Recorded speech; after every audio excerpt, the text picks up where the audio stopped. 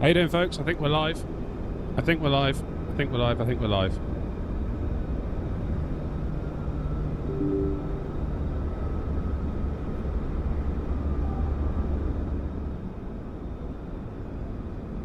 Right, let me just fire up the old TikTok stream and I will be right with you all.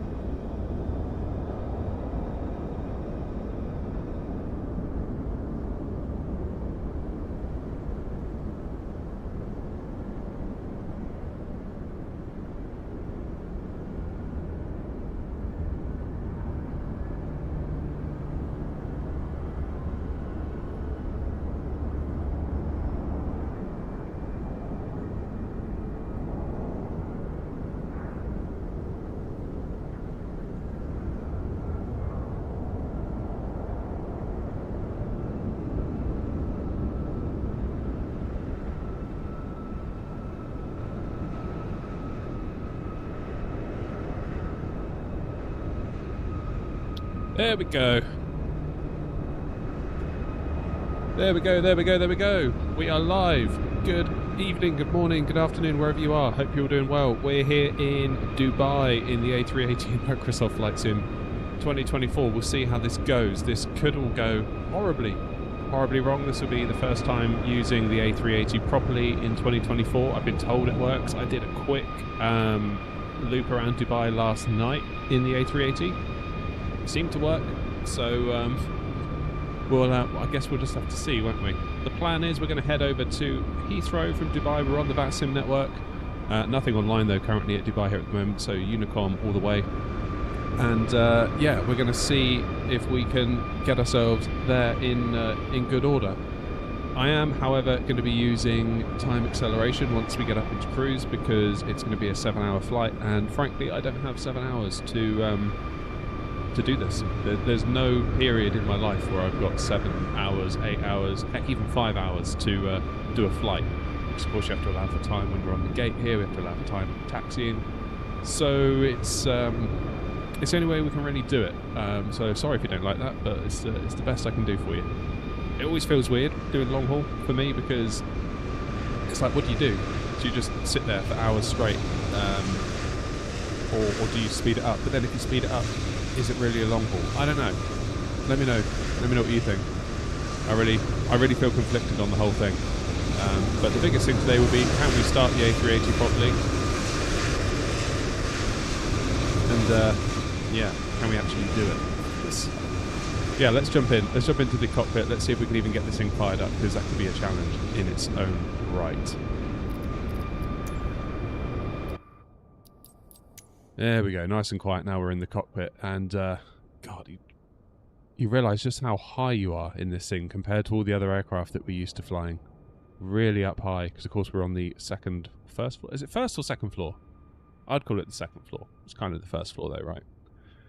Yikes, okay. I'm not intimidated at all. Who have we got in chat then? We've got Philip, we've got Wasp, and we've got Polarized. Nice. In Lopez in TikTok saying, is that any build scenery? Yes, it is. So I disabled the default scenery by Gaia. I've also done the same for Heathrow. So I've just got the scenery from Indie Builds for both. We've got Dubai and Heathrow from Indie Builds. Hopefully, when it loads in at Heathrow, we won't get a crash to desktop. That'd suck, wouldn't it? God. Could you imagine if that happened? That'd be the worst thing ever. That'd be so bad. Never mind. Pope, how you doing in Twitch? Nice to see you. That Frug is in YouTube Vertical. Nice to see you all. Thanks for coming along. Yeah, so spoiler alert, this could just not work. We don't know. We're kind of in uncharted territory. It's a long flight. There's a long time for it to break. There's a... yeah, there's a lot that could go wrong. So we will... we'll see. We'll see. We'll see what happens. Ah, dear. Hey, Punch is in Twitch as well. Which aircraft? We're in the A380, Punch. We are not messing around today. We're in the big dog. Where is it? There it is. No mucking around today.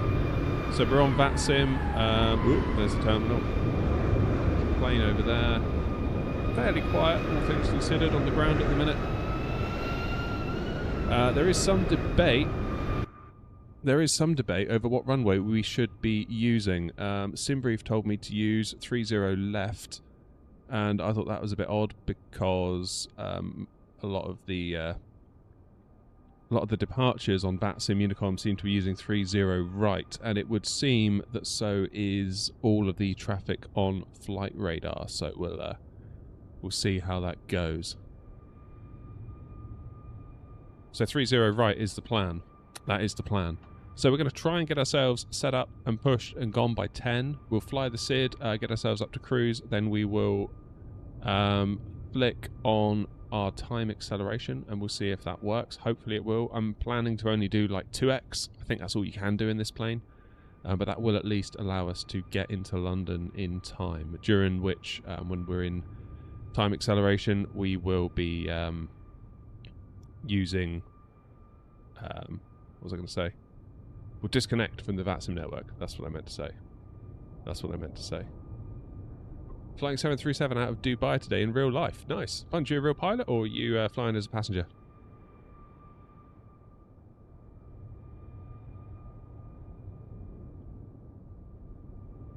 This is so different, isn't it?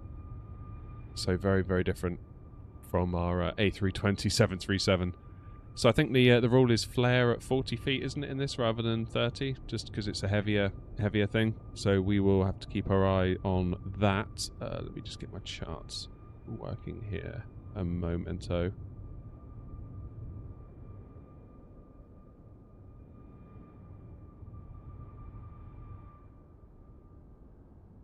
So 30 right, the ride app to Foxtrot departure is what we're looking for.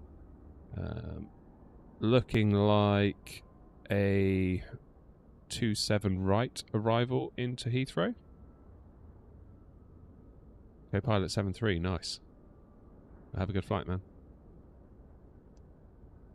And we'll transition at Lambourne into Heathrow. I mean, this is all very preliminary, of course it could change. It probably will change. I'd be surprised if it doesn't change.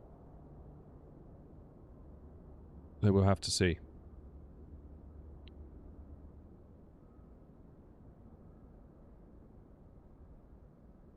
Yeah, still nothing nothing on the go here at Dubai in terms of ATC. There's 3 of us on the ground currently, 5 of us on the ground currently, so we'll have a go. This is also going to be a good practice for the A350, of course, because I know they're different planes, but they're not actually that different in a lot of ways. Similar but different, I think it's probably fair to say. Oh, right. Okay, I can't put this off any longer. Let's see if I can start the plane. Alright, let's look up top. So, batteries 1, 2, 3 and 4, and we'll turn on the 7,000 external powers. And we'll get our navs on. 1, 2 and 3. We'll turn the node mobile switch to on. Emergency lights. Crew oxygen supply is on now. We'll fuel the plane, then we'll do fuel pumps. But I think that'll do us for now. We'll put logo light onto auto. I guess that can't hurt. And we'll leave it at that for now. Yeah, again, it's similar but different, all of this. Similar but different. Got to keep our wits about us today. Okay, the plane's coming to life nicely. That's good. Morning, Dan. Okay, so IR align in 6 minutes, hence we've got nothing there on the ND, but that's okay. Right. Let's wake up the EFB, see if we can get that sorted out. Click spot, click on it doesn't feel too good. It feels like you have to sort of click to get it to actually do the thing you want. So let's import our Simbrief data. There we go. Dubai to Heathrow. Fuel and payload is imported as well. So yeah, here we go. 30 right, the ride app to Foxtrot departure. Then out we go in on the Logan 2 hotel into Heathrow. Again, that's just the plan. That could all change. That could all change as we get into Heathrow. Obviously, it's a lot different in a minute. 1018 is QNH here at Dubai at the moment. So let's just quickly set that in 1018. That's done, then we don't have to think about it. And now we've got the the delights of this, which is very different to what we're used to, isn't it? Wow, wow, wow. Okay, so if we go to init, I think, and we do company flight plan request. I feel like a fish out of water here, I really do. Too much time in the A320-73.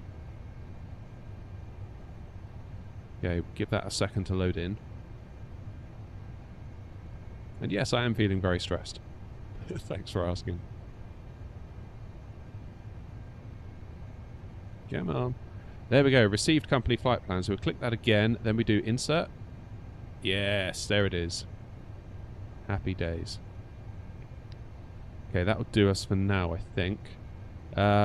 We need to work out our calculations, don't we, for our takeoff. So if we go to the performance page, obviously we need to fill all this stuff in. However, there is no departure calculator built into the plane, so we're going to need to use SimBrief's departure calculator. So let's drag that over.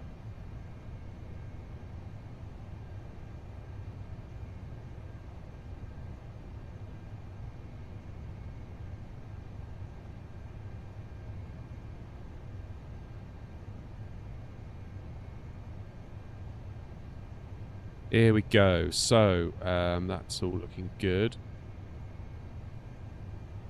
So it's dragged in our flight plan for us from the SimBrief flight plan, which is handy. So aircraft type A380, that's fine. That's fine. 30 right is fine. We should be all good. Total takeoff weight is in. Flap setting optimum. Everything's looking okay here. Everything's looking okay. So if we calculate...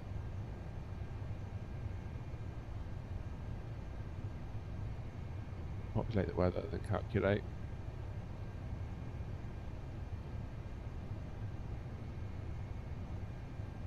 Okay, so this is what I want to pay attention to. We've got a flaps 1 for takeoff, and then we've got a select temp of 66. V1144, 157, 162. So, flaps 1, V1 was 144. 157 and 162, wasn't it? Yep. And we'll do a flex takeoff with our select temperature of 66. Whoops, wrong button. Happy days.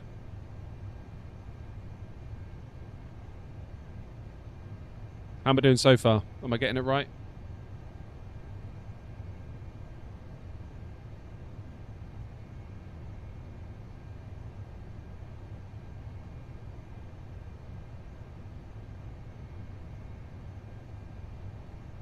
Now. THS FOR is... what is that? That is something stabilizer, isn't it? I forget what the actual abbreviation means. So we need to load the plane, which we will do using SimBrief.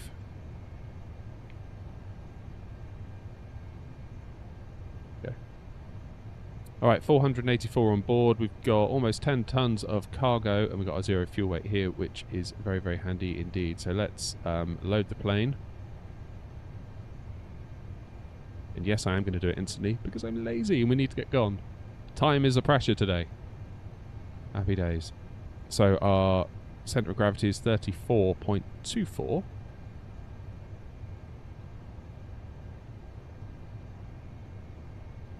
And it wants a THS of 30.9. Help if I could type. 30.9. Happy days. Which also means we have to then set this to match, I believe. So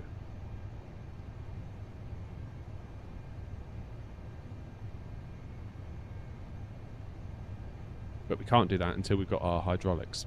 I've remembered that. Oh man, this is stressful. Right.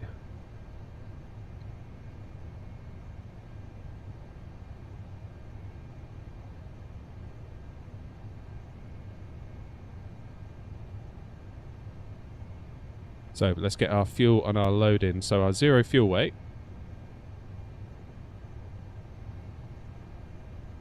is 350,343. So that's going to be what?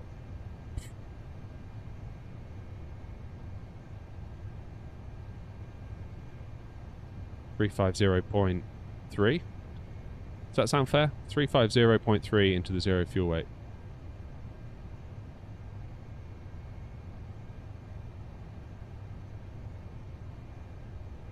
And the center of gravity was 34.24. 34.24.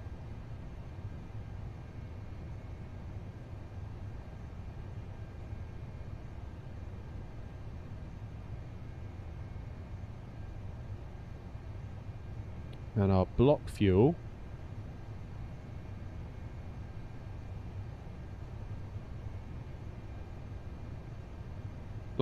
is where am I looking?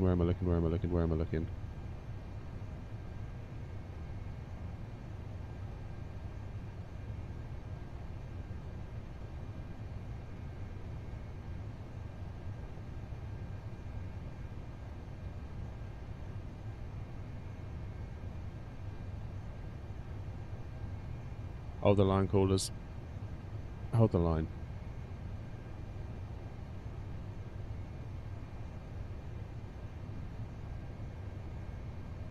Let's close that. Block fuel 97.938. Okay, so hence it's, yeah. So SimBrief is saying we got a block fuel of 97.938 kilograms, and SimBrief has pulled it into the plane at 98,000 kilograms. So we'll go with that. Do a refuel time of instant because we're lazy. Now then, has that changed anything here? No, it hasn't. So 98,000 kilos can go in here, which would be 980 tons. Wait.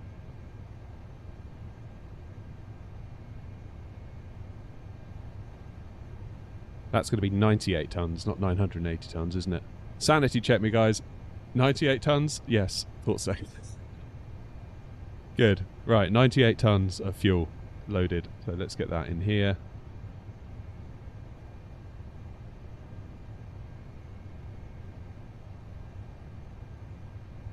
And it's worked out we're going to need 1.5 tons just to taxi. That's crazy, isn't it? 1.5 tons of fuel just to taxi. That is, that's wild. That's absolutely wild. Yeah, okay, so now we're loaded. Our THS, we only don't need to change it that much. We need to go to 40.3%. We're currently at 42.7. So that's fine. Blimey. Just the numbers that we're dealing with here are so different to what you get in a 7.3. Just absolutely worlds apart, aren't they? Absolutely worlds apart. Okay, so we've done the performance page. We've done the fuel and load page. Done our init page.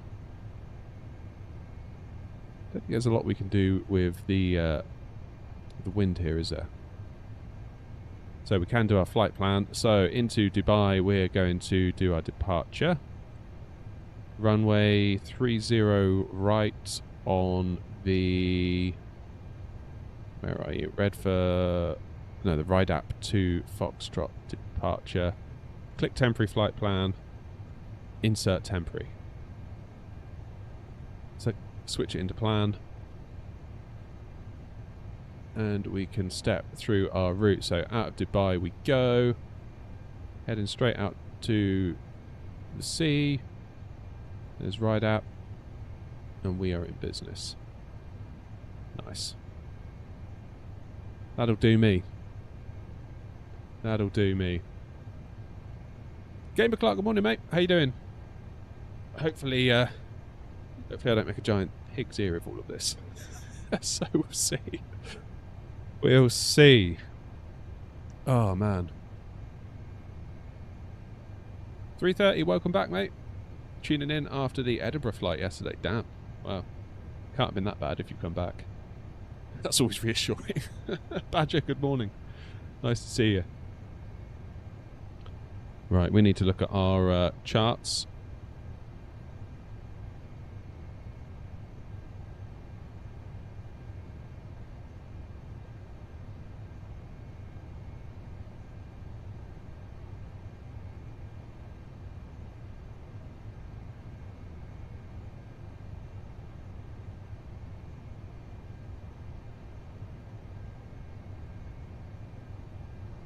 Okay, just looking at our charts real quick. So the plan is out of Dubai on 30 right, and we're going to head straight out to sea. We do have speed restrictions. We've got a minimum of 180, minimum of 190. Then we've got a maximum of 220 at Delta Bravo 585. Then we head on a bearing of 265 out to Orlad. Then we finish up at Rydap, which has got no altitude restrictions. So we could, I suppose, put our cruising altitude in straight away, because there's no restrictions and there's no ATC online. So that could be all right.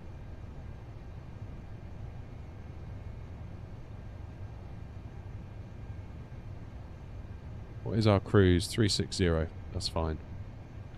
So then on that basis, I guess we can put 360 in the window up here.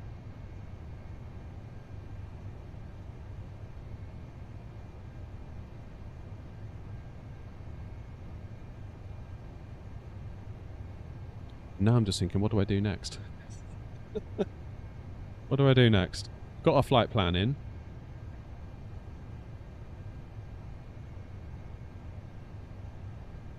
Yeah, okay, so what do we do next? We've got our flight plan in. We've set our window here. We've done our init page. We've done our perf. We've done our fuel and load page. Let's have a look. Yeah, Phillips. Yeah, step climbs is a good shout. Come on.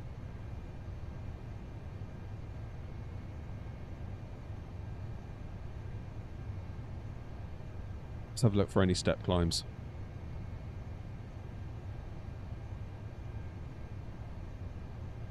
Where is it? Weights.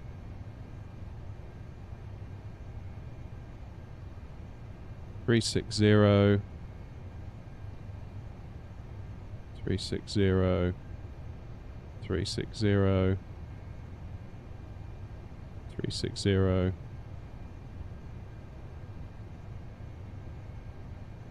Staying at 360. Ah, 380. Yeah, so at Namdi, it wants us to get to 380 at Namdi. So we'll need to keep an eye out for that.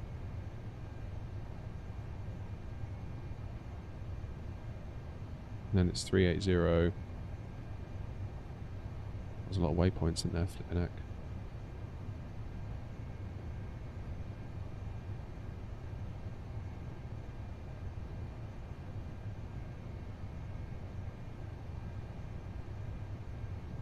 And then it's descending at just after Abned. Yeah, okay, so we've got one step climb. One step climb.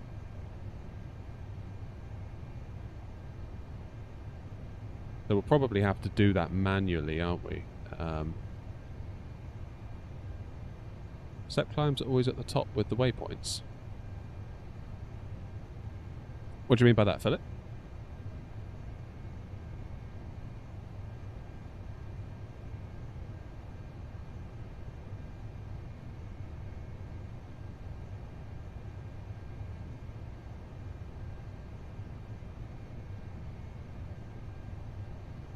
Up here, maybe.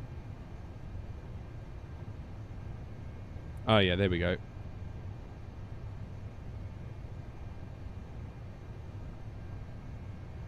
Set 20380.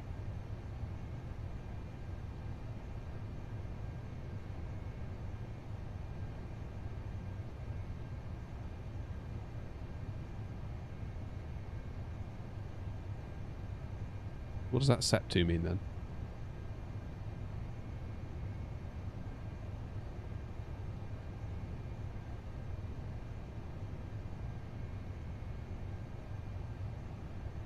Ah, yeah, SEP 2.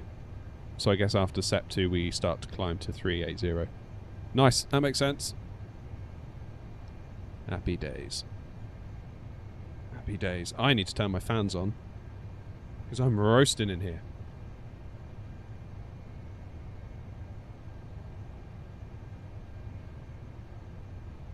That's better. Nice bit of air. Oh, okay. So I feel like we should probably get the APU on, and then probably not a million miles away from thinking about, oh, shall we? I feel very hesitant. I feel like I'm forgetting something. So we'll get the several million fuel pumps on.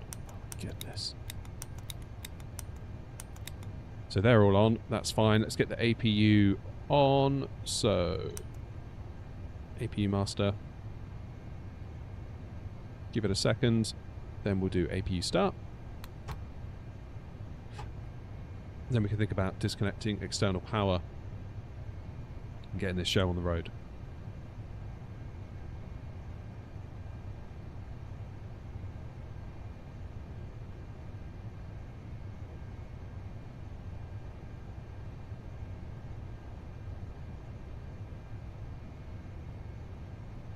Checking on VATSIM radar.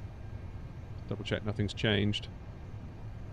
In terms of coverage, no it has not. And yeah, lots of people using 30 right for departures. Anyone coming in? Yeah, it looks like people are going to be using 30 left for their arrivals. Too bad we don't have any ATC this morning. That would have been nice. What are you going to do, eh?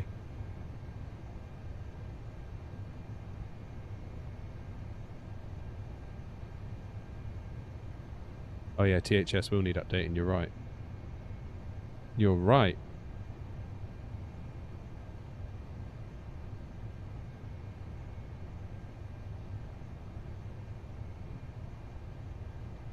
And yeah, let's do up here, isn't it, for serve. Yeah, I mean, we're on standby at the moment, so that's fine. Put it into auto. Then when we get to the runway, we'll go into Tara. I guess we'll do Squawk 2000 for now, because there's no ATC online to tell us what to do, is there?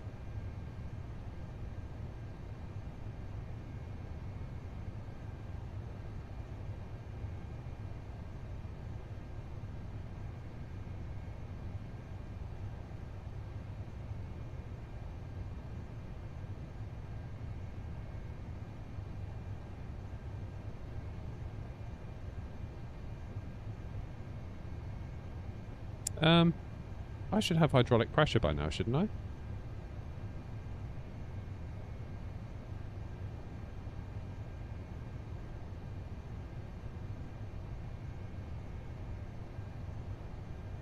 Just struggling to set my THS.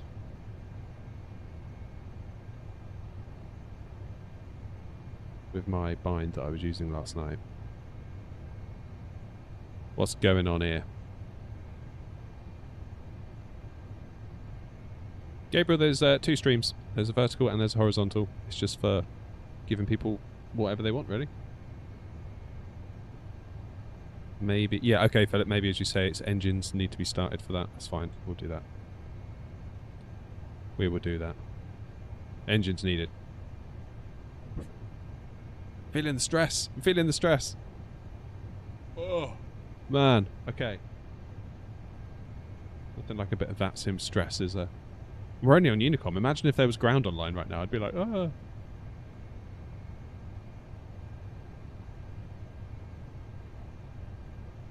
Horrific.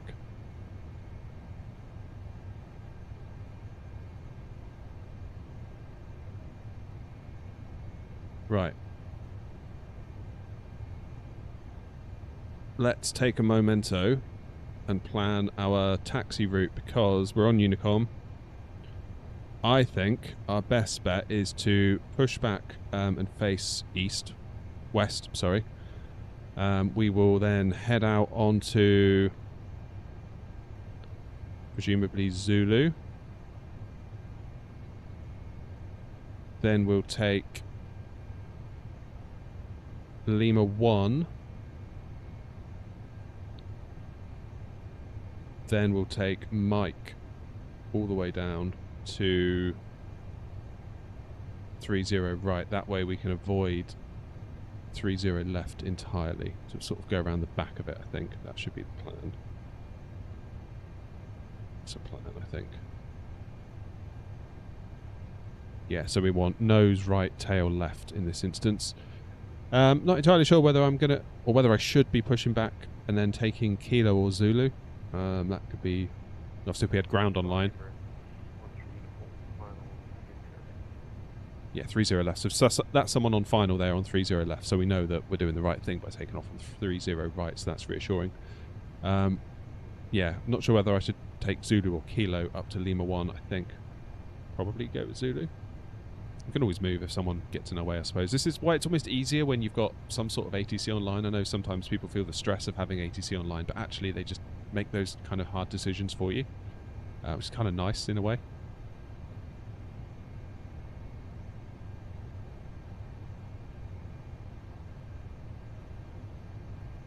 Good. Right. Let's get the passengers strapped in because we are about to get ready to push.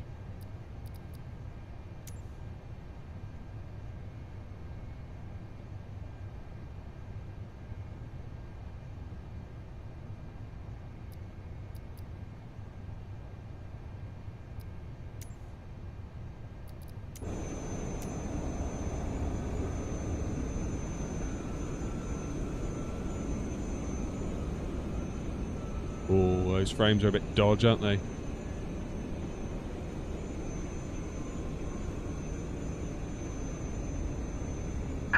Hello, Captain. We are ready for pushback. Should be on live weather, yeah. Unless it's turned itself off. Yeah, live weather.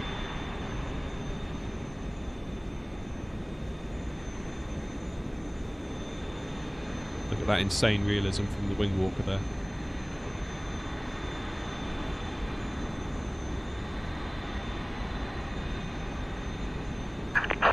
Departure checks completed. Bypass pin inserted.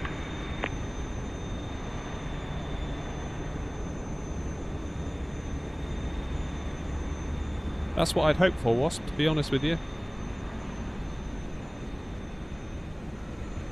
But what can you do?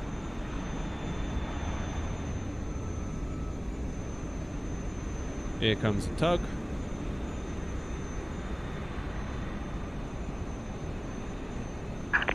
Locking gear.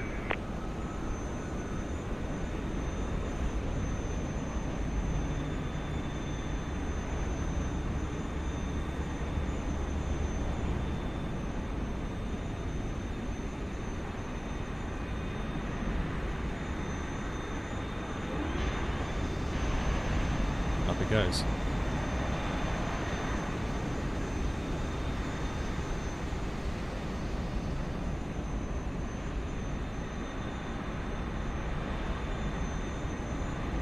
Right, nose right, tail left. Release parking brakes, please.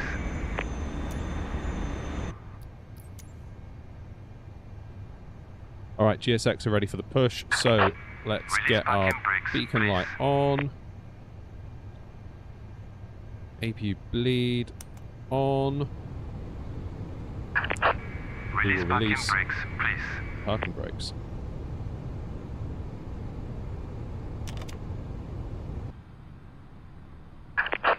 Release parking brakes, please. Commencing push. All engines clear. Start at will. Oh, those frames are a bit dodge, aren't they? Oh my goodness. Let's support that push a moment.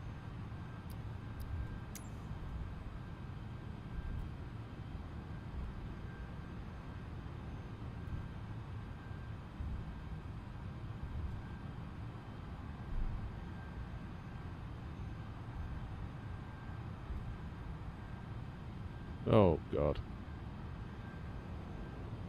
Didn't realise that one was there.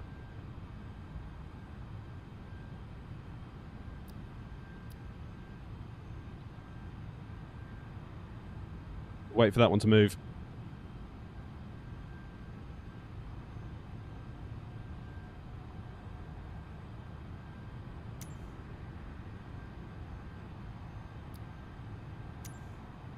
Why are my frames in the toilet?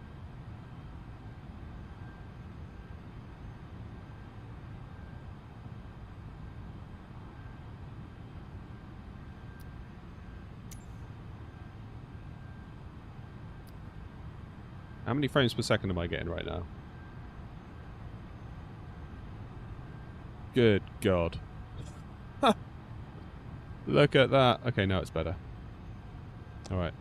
That A380 is en route.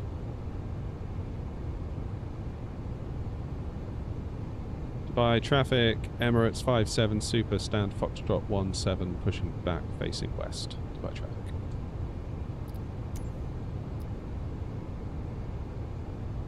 What? What the heck is it doing?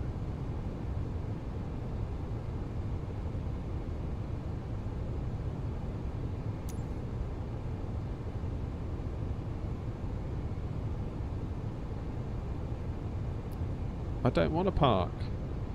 I want to push. Oh, GSX, how I hate you.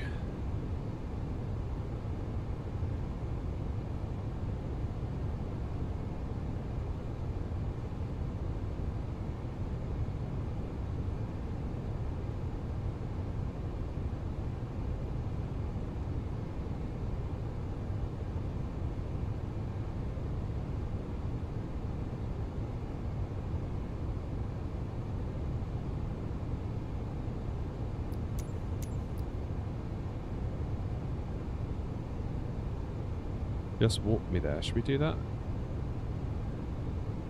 Okay, we're back here. That's good.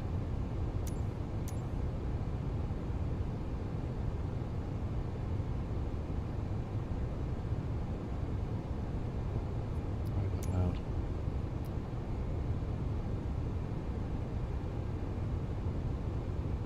How can I restart it?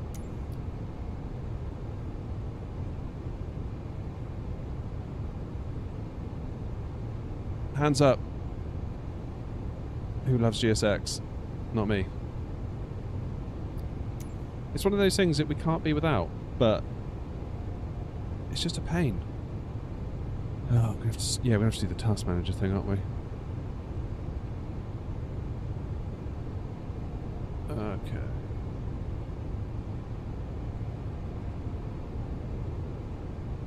What's it called?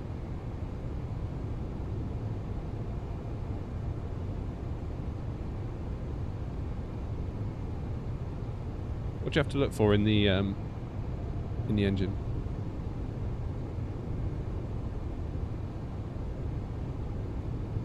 Got loads of like Kutul 64.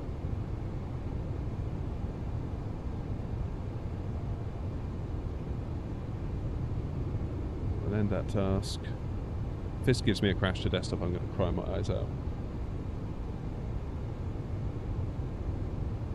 It's my fault, Philip. I had to stop the pushback.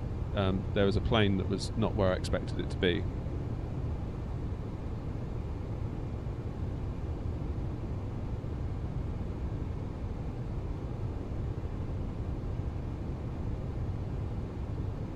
Alright, so now...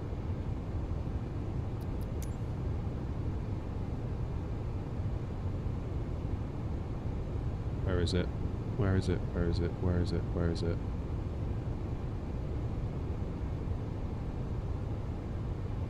Can't see it.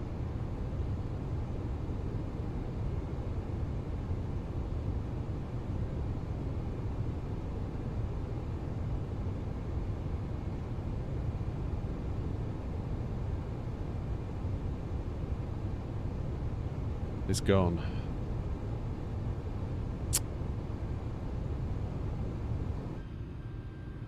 Alright, let's just check before we actually push this time, shall we? Dear stuff. I'll tell you what, let's use the built-in pushback system because I'm fed up with GSX. Honestly, if there was a way to just get rid of it, I would take it in a heartbeat. I'm just fed up of it every single time.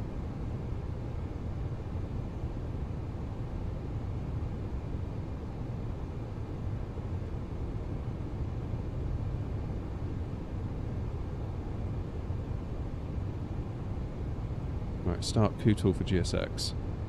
Try it.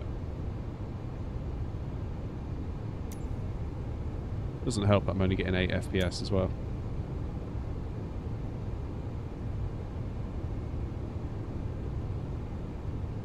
And breathe.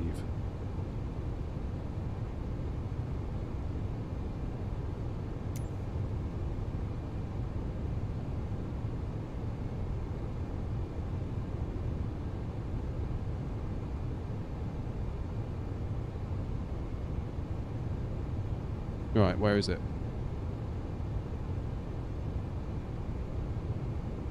It's not, is that it?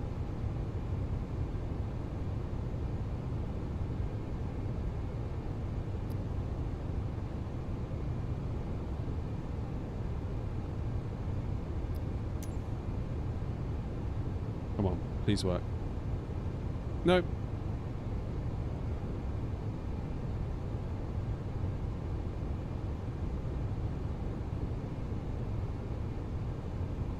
Right, let's exit it. We'll go C. Program files. Add-on manager. Google 64. We'll try again.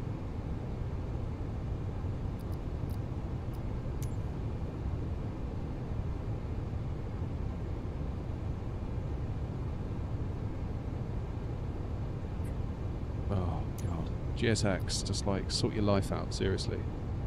Such a piece of junk. It just baffles me how as a community we've made this the default. Like, it's so rubbish, but we're all like, oh yeah, you gotta have GSX. It's like, why do we? It's so bad. Alright. We will use our own pushback system.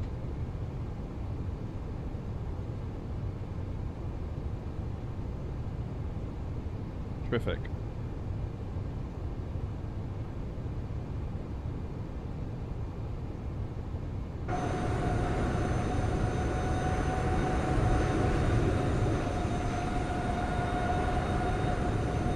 Well, it says the tug is attached.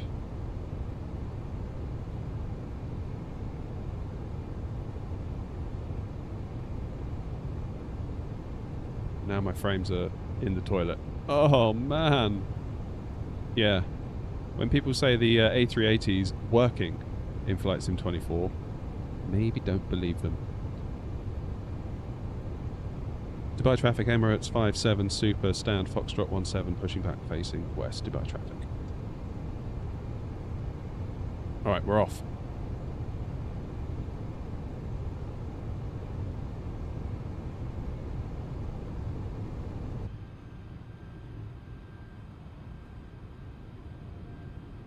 We are off.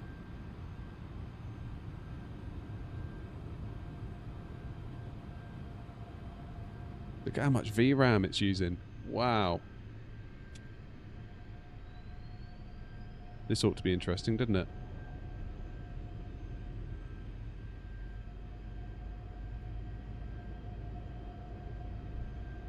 You and me both, Judge.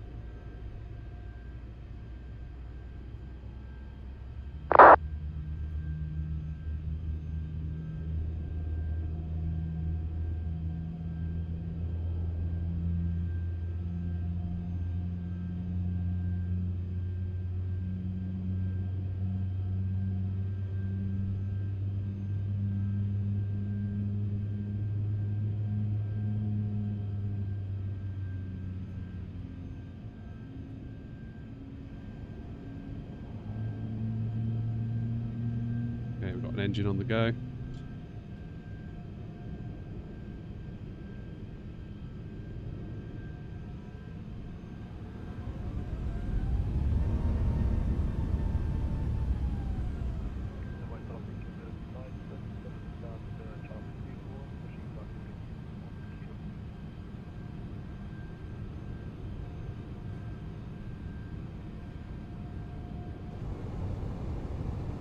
Can we speed this up a bit, I wonder?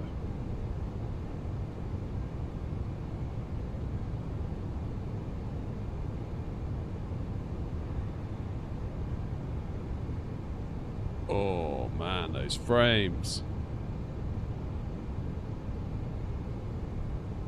Okay, let's start engine number 2. Possibly starting the engines in the wrong order, can't be sure. Not an A380 pilot.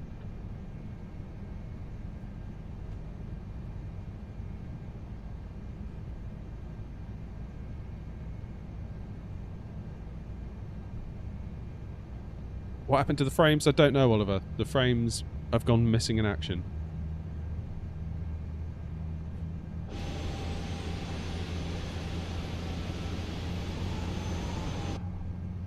Oh, let's turn ourselves now, yeah?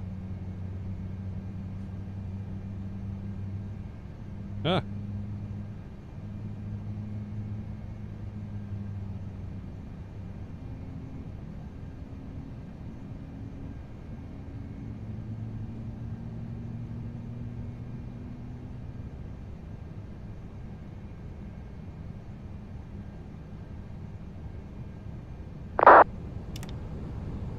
Start engine 3.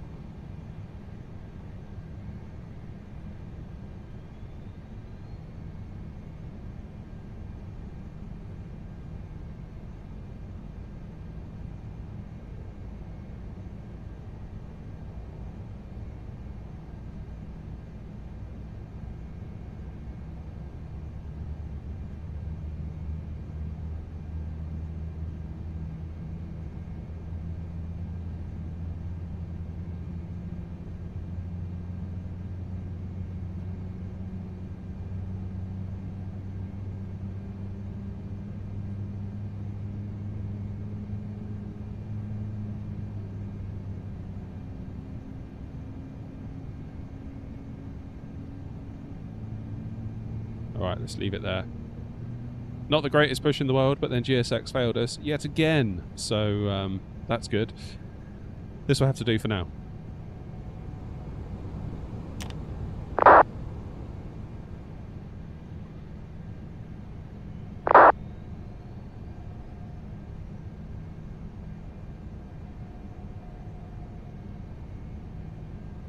Alright, now our engines are started, we can hopefully do our trim. Or THS, I should say, so 40.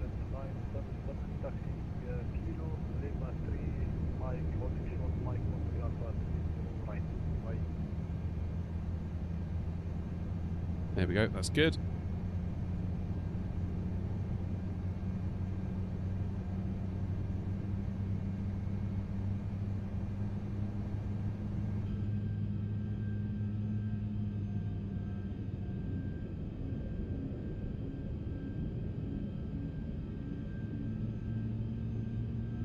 What? Right, watch this. Watch this. If I pull my stick to the left, look what happens. Doesn't make any sense. Alright, let's get rid of the tug.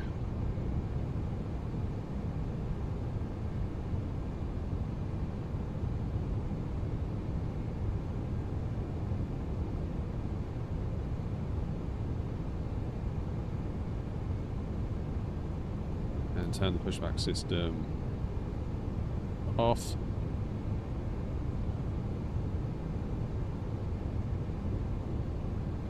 Okay. Let's just straighten ourselves up a bit, shall we, before we taxi?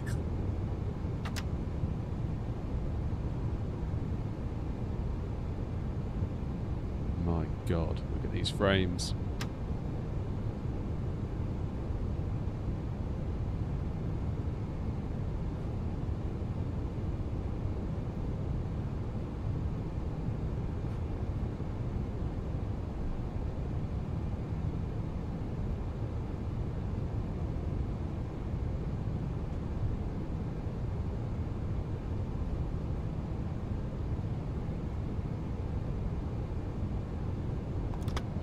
Good.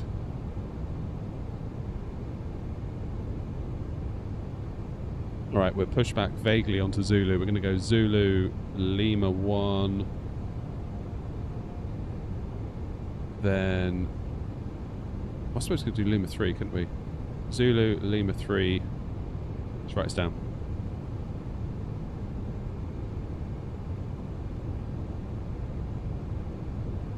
Then we'll head down to...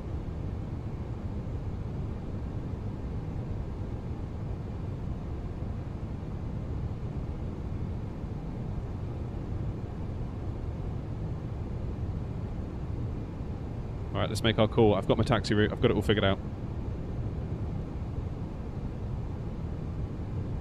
Dubai traffic, Emirates 57, super, taxiing to Mike 15 Alpha for 30 right via Zulu, Lima 3 and Mike, Dubai traffic.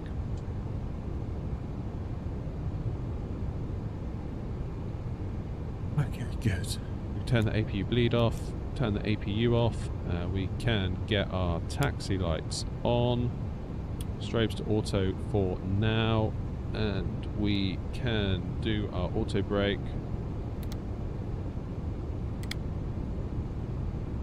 To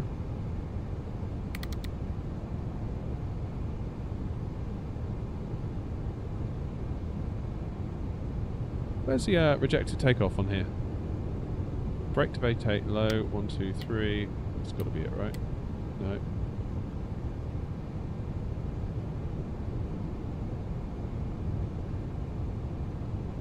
Ooh, arm the flaps.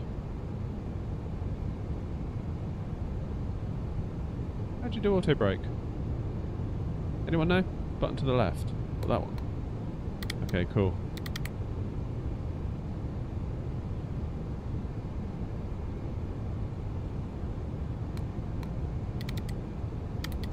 What's it doing? Okay, that's better. Flaps 1. Takeoff config.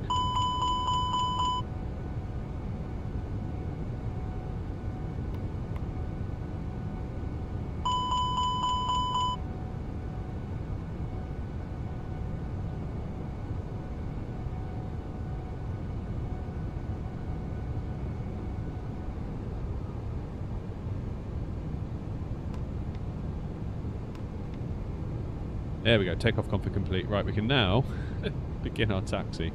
Finally.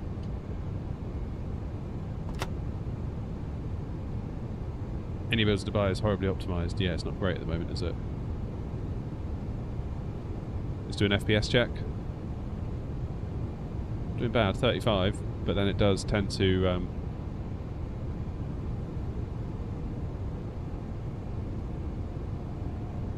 does tend to dip.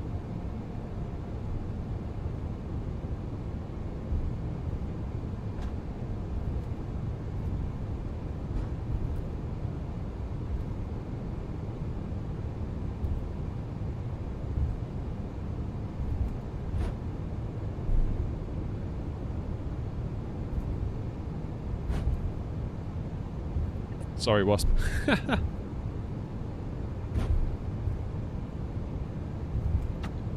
Yeah, we'll see what we get when we get into Heathrow, because you never know. Could all go horribly wrong with FPS once we get there. 10:15, we're running a bit late.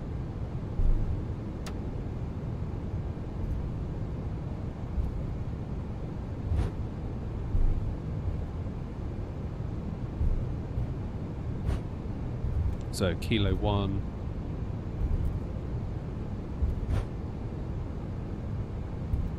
So, second right after this one.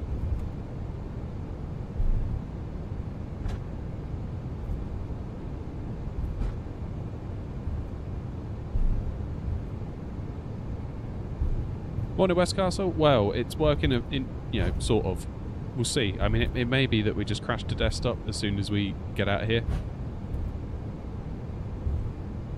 That is a very real possibility. But I wanted to try it.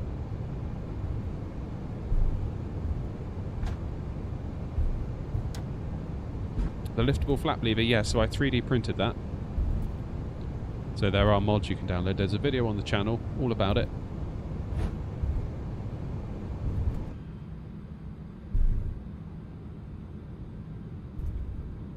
That's a big old wing, isn't it?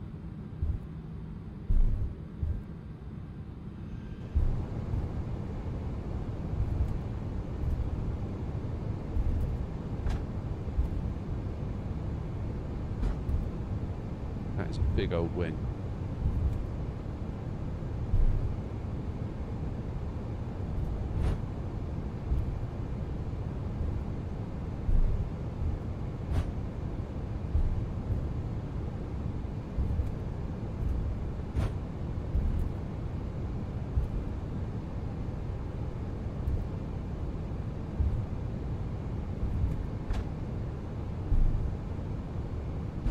Okay, so we couldn't go down there if we wanted to. That's blocked. I'm going to go Lima 3.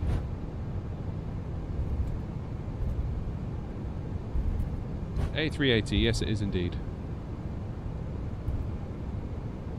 We're just gently trundling along here.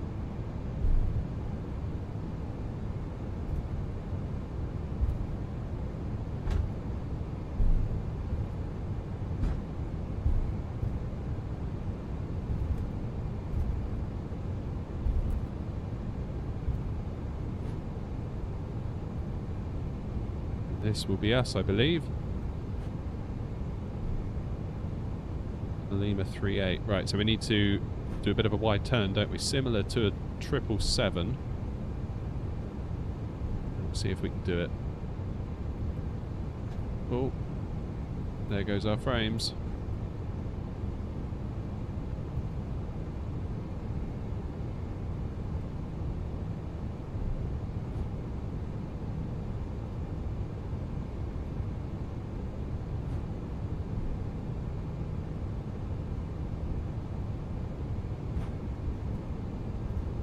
To Lima 3. Then next right onto Mike, then we just follow the runway down.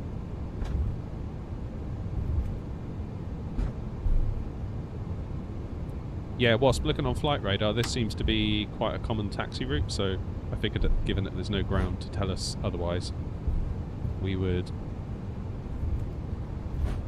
do this.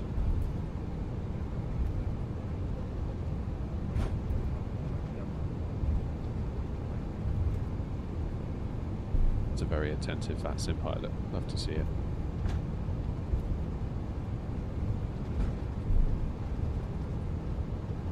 Yeah, all the way down, Mike.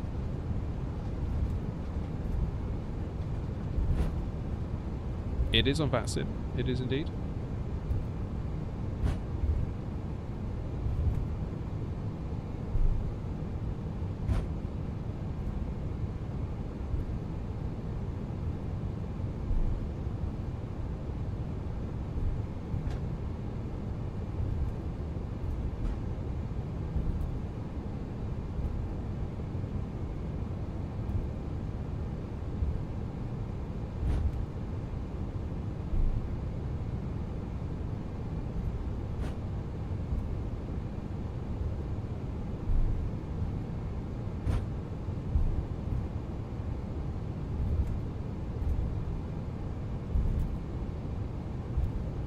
See if we can get a view of that plane taking off that's on the runway now.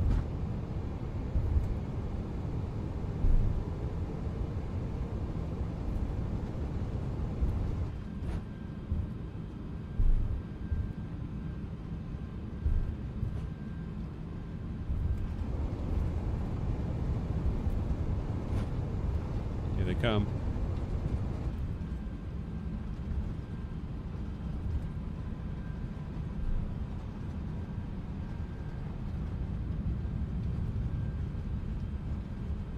There they go.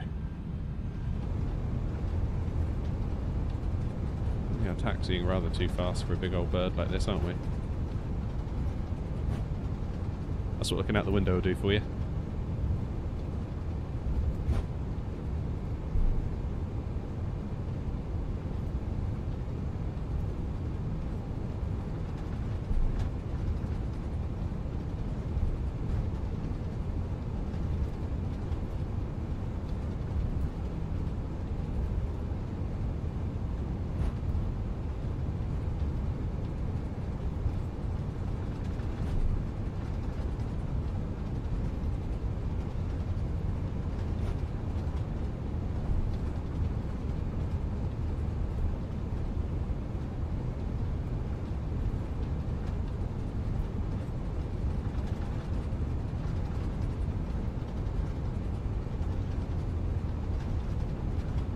Right, frame check.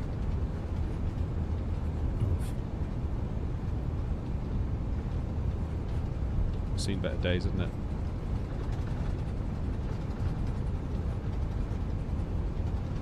That's seen better days.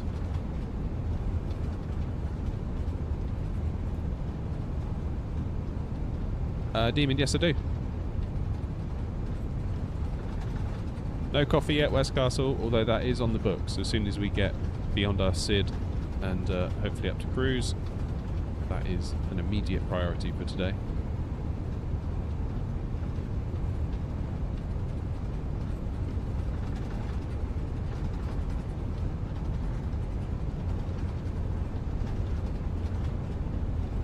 In general, Paul, most of the time, yeah.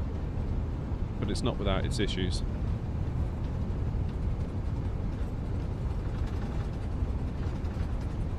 Hopefully Sim Update 1 helps us out to some degree.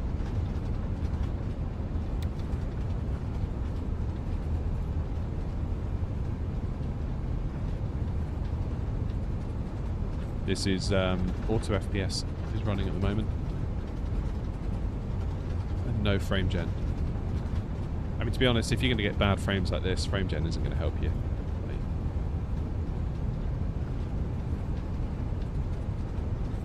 You need to have a good solid 30 or above before you can even really consider getting the benefit of frame gen.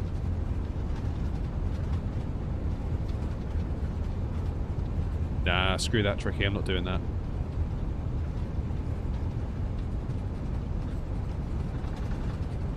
I will be on Sim Update 1 when it's good and ready.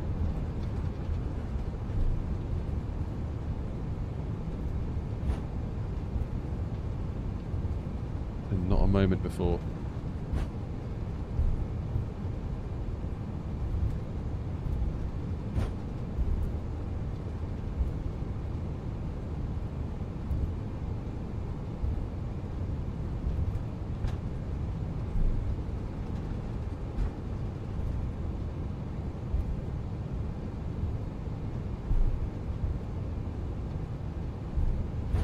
It's not Boeing, we're in an A380 today, mate.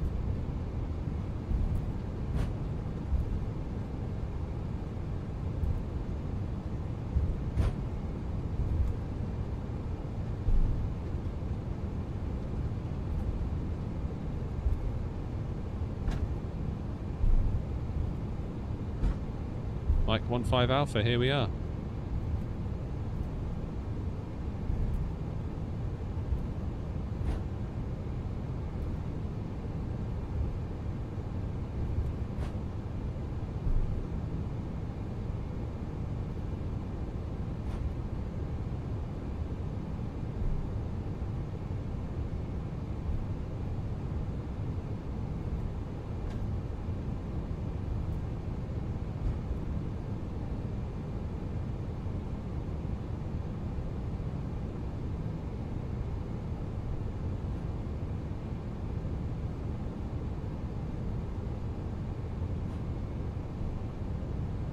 Right, we'll do parking brake on here. We'll just get ourselves all set up.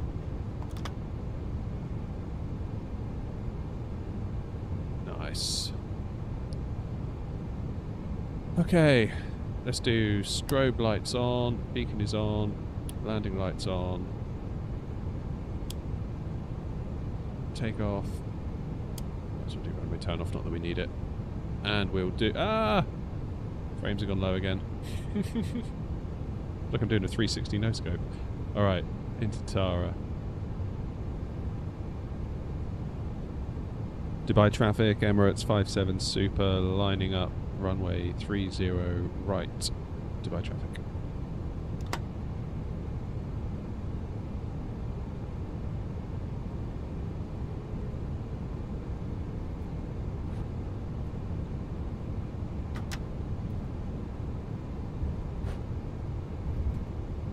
How you doing, 707? I must admit, we aren't doing an authentic long haul. We're going to do time acceleration once we get up to cruise.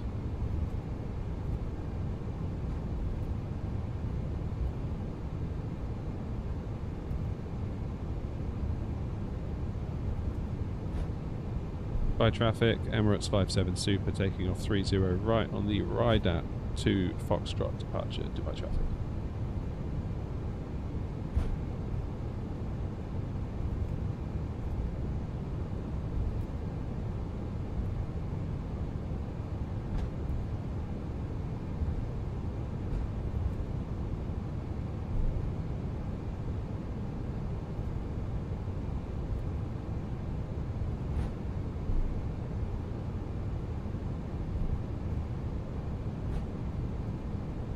Beautiful. Right, let's go. Let's get ready to go.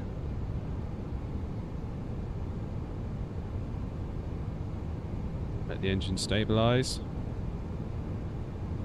Which they have. Hold it on the brakes.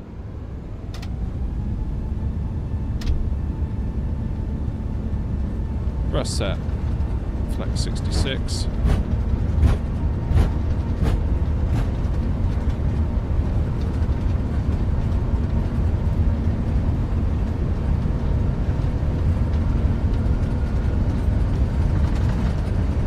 This thing accelerates quick.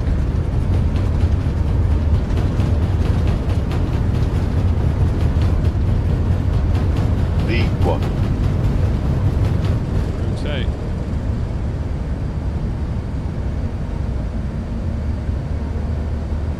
Positive climb. Gear up.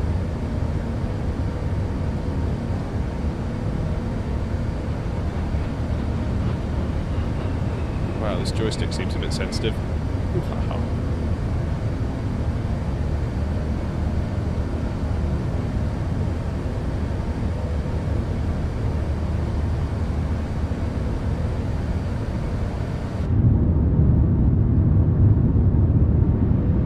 And away we go.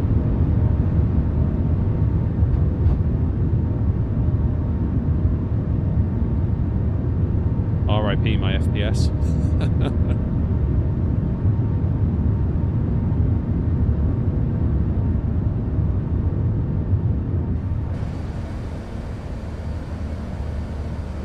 Okay, into climb. Dubai traffic, Emirates 57 Super airborne, 2,000 feet on the Rydap to Foxtrot departure, departed 30 right, Dubai traffic. Alright, dare we look. Yay! Incredible scenes.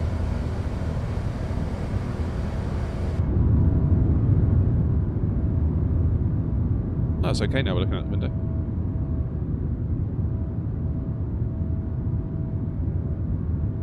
There we go, say goodbye to Dubai.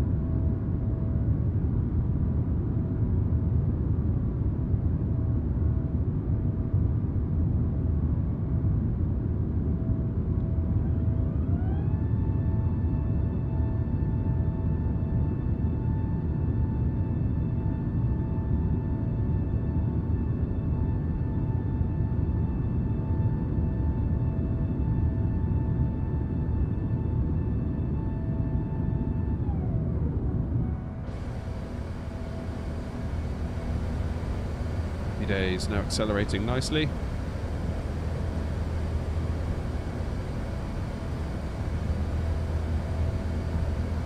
It looks like they've fixed the crazy thrust climb issue. It looks like that's a bit more reasonable, though it's still climbing, isn't it?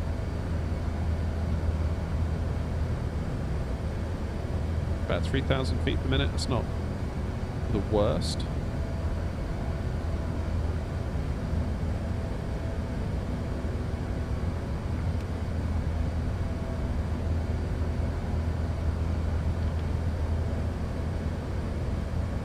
Not the worst. I'll take that. So we've got a speed restriction of 220 knots at this waypoint here, Delta Bravo 585. Then once we make our turn, we should be able to power through it.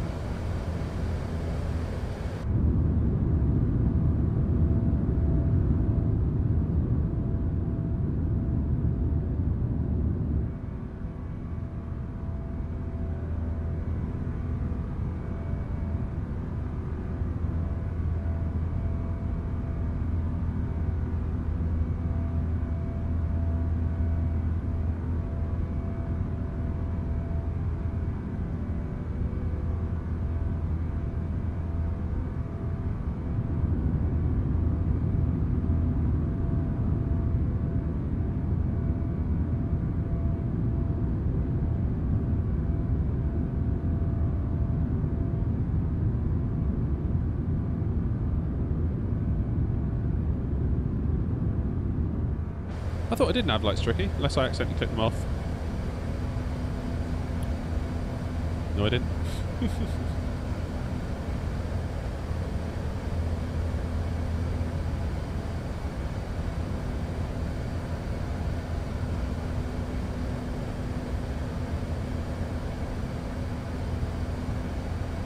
There we have it, look. Almost straight line all the way to London. We are, of course, going to try out the 2,000 feet. Let's get lights off. Why can't I set standard pressure? Oh, there it goes.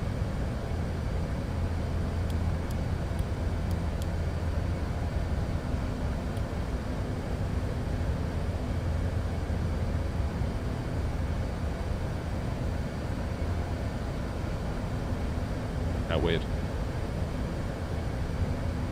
Does controller work on 2024? Yeah, I mean, it will work. Wouldn't recommend it, though. Does the weather change in the sim? Yes, it does. It is live weather that we're using right now. What country are we flying to? We're flying to London from Dubai. Although, as much as I would love to do a long haul with you all, like a proper long haul, I don't have time. And I never will have time. Just the way my life is. I don't have that amount of time free. So this is as good as we're going to get today, because we're going to use time acceleration. We'll get ourselves up to cruise, and then we'll get cooking.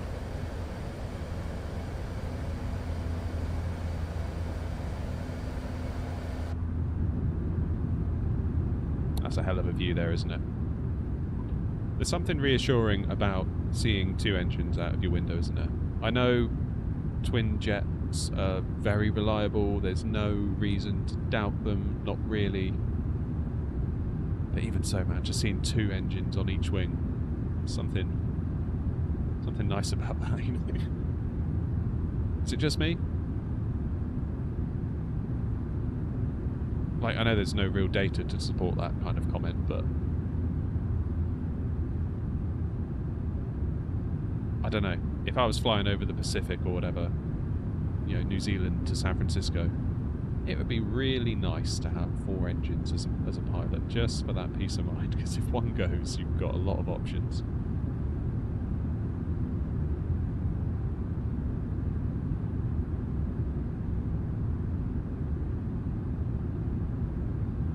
You still in 2020, Badger, are you? I can't say I blame you, in a lot of ways. My thing, I think, is PMDG. I love the PMDGs. They're some of my favourite aircraft, period. And if I want to fly them, I need to go into 2020. And whenever I stream it, people are like, why are you in 2020? It's like, because I want to fly PMDG, damn it. Like, that's why. Like, there's no other way to do it. Although, it does seem that maybe they've been unblocked with their whole issues that they've been having. So, you never know.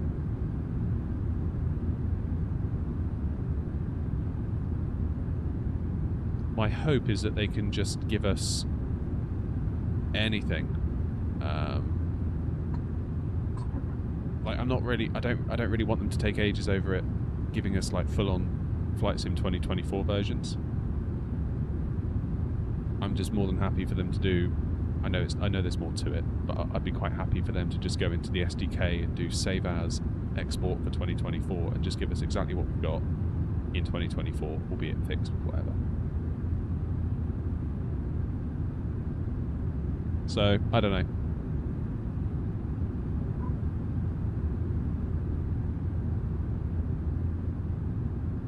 I don't know. Because really, I just want to get off of 2020 now. Because I've got the only reason I've got it installed is for PMDG. So if I can get PMDGs into 24, I think at that point I'll be ready to potentially think about uninstalling 2020. Not because I hate it. I've got no beef with it. Like, it's been the most wonderful simulator for us all. It's changed my life, that's for sure. Like, never in a million years did I think that I would not be at work today and doing this instead. You know, that's what the sim has allowed me to do. So I'll be forever grateful for it for that. But it's obvious that 2024 is the way forward. whether you like it or not, really. So I think the quicker we can start embracing that, the better.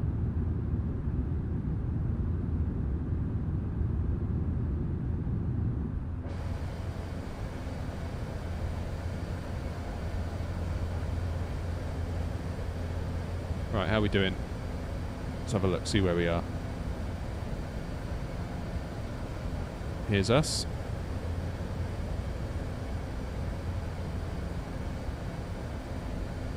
Still nothing on in Dubai. I'm surprised we didn't have any coverage in Dubai. I mean, is there anything on anywhere else? That's the trouble this time of day. It's just crickets, isn't it? I mean, Gatwick, Heathrow Tower's on, but like, highly doubt they're going to be there by the time we arrive. Likely to be a different controller. But yeah, there's just nothing much, is there?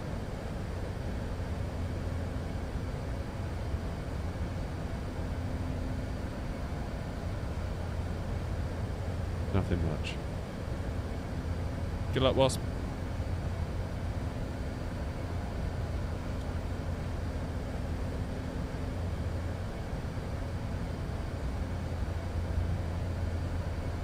So what we're going to do, I'll let us get to cruise first. I'll let the plane do the climb. We're only a few minutes out, really, for the climb.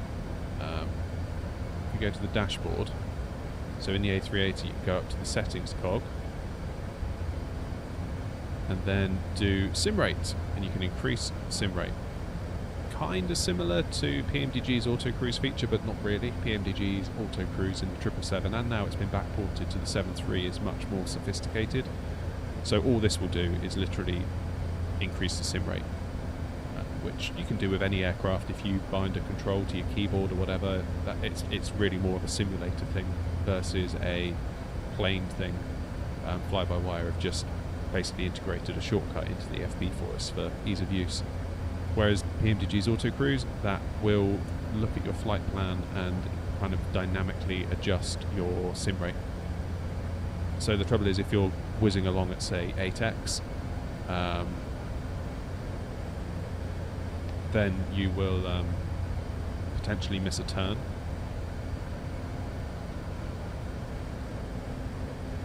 That's the problem. You could overshoot. Garlic, why would you say that?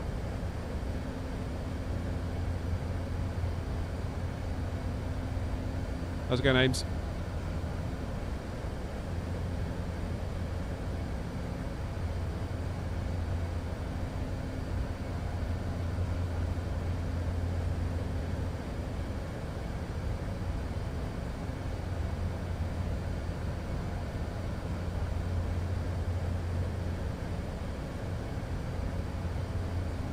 It's easily dealt with. Morning, Lee. How you doing?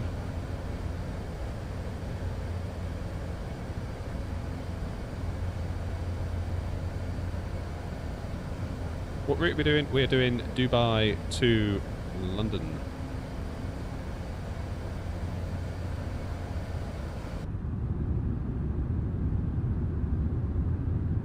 See you, Tricky.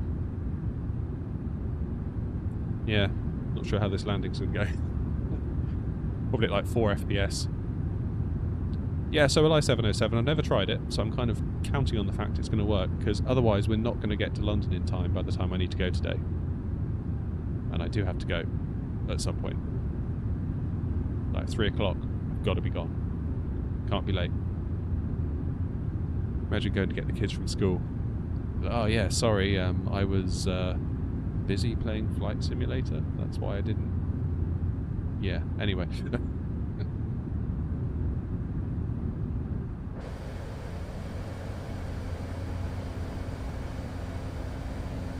Cool, it's got about another 10,000 feet.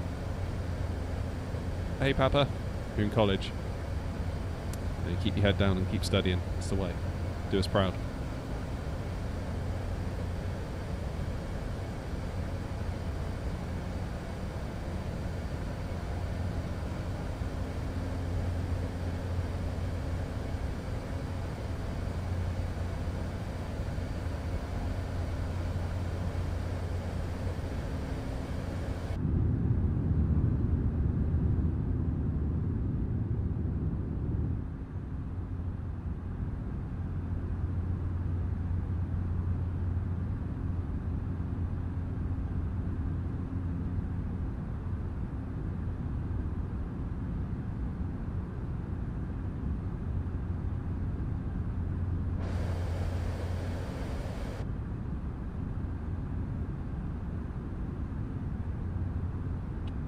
That's better. Just fine-tuning my views. That one's alright. That one's alright. That one's alright. That one's alright. I like that one. That's a cool view. How did I install the A380 into 24? Literally, I installed it into 2020 using the fly-by-wire installer, so the way you should do it. And then you just copy-paste the folder into the 2024 community folder. Now, fly-by-wire don't support this. They don't say, you know, this works. They, you know, you're on your own, basically, which is fair enough. But as you can see, it does work. Kind of. Obviously, the FPS issues that we were having could have been more related to the scenery at any builds. I mean, look at this now. Look, we're getting like 50 odd FPS. No frame generation, 4K, TAA, ultra-ish settings. That's pretty flipping good, really. I mean, if I was to turn on frame gen now, we'd be way over 60. And DLSS 4 comes out tomorrow, officially. I know people have been fiddling with it. I would rather try it in its official form. So hopefully we'll get an update to the NVIDIA app tomorrow, and then we can enable DLSS 4. Which would be very cool. I joined from your short videos. Nice one, man. Welcome. Good to have you. Call sign is Emirates 57.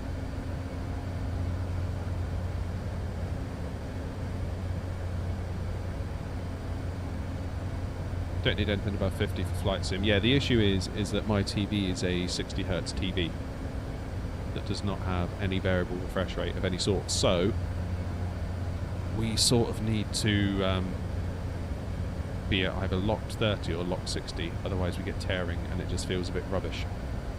So as long as we're above 30, I can frame gen it to 60 and then lock it. Restrict it in the NVIDIA app so that it doesn't go above 60. No. DLSS 4. You're thinking about the multi-frame gen technology, which I'm not honestly that bothered about, to be honest. It's like, they're not real frames.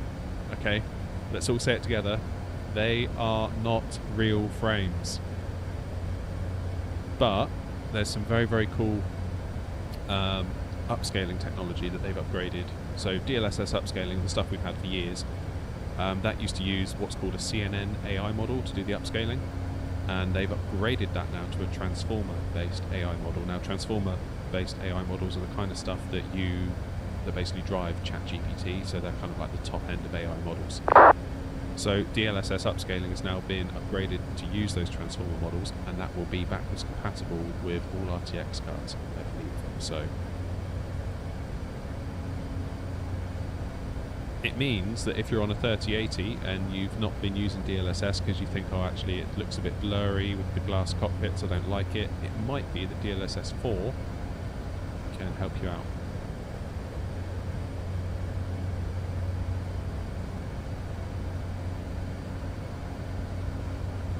Now, there's only so far that'll go because, of course, we'll be CPU limited probably, but occasionally, like on the ground there at Dubai, we were GPU limited. So my main thread is running, yeah, it's flicking between main thread and GPU, main thread and GPU. So my system is actually kind of quite balanced at the moment.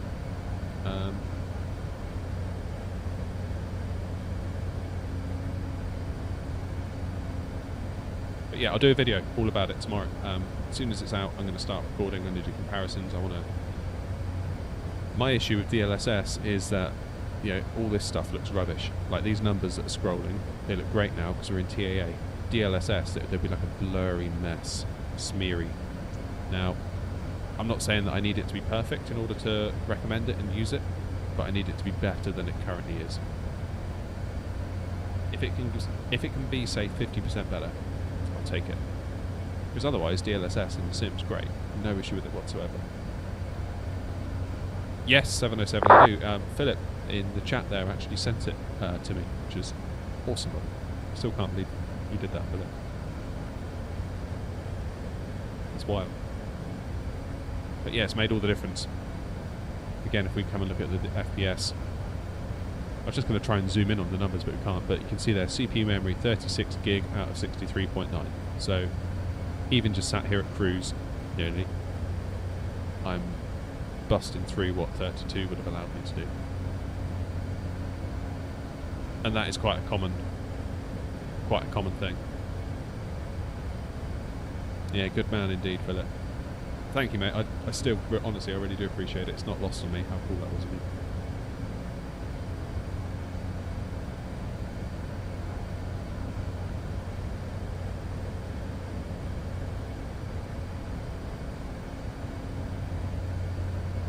Philip, if you could just send us a 9800X3D next with a X870E motherboard, that would be ideal, mate.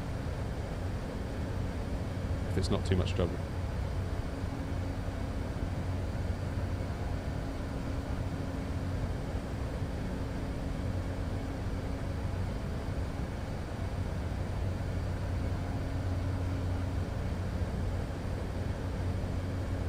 Yeah, 9800X3Ds all around.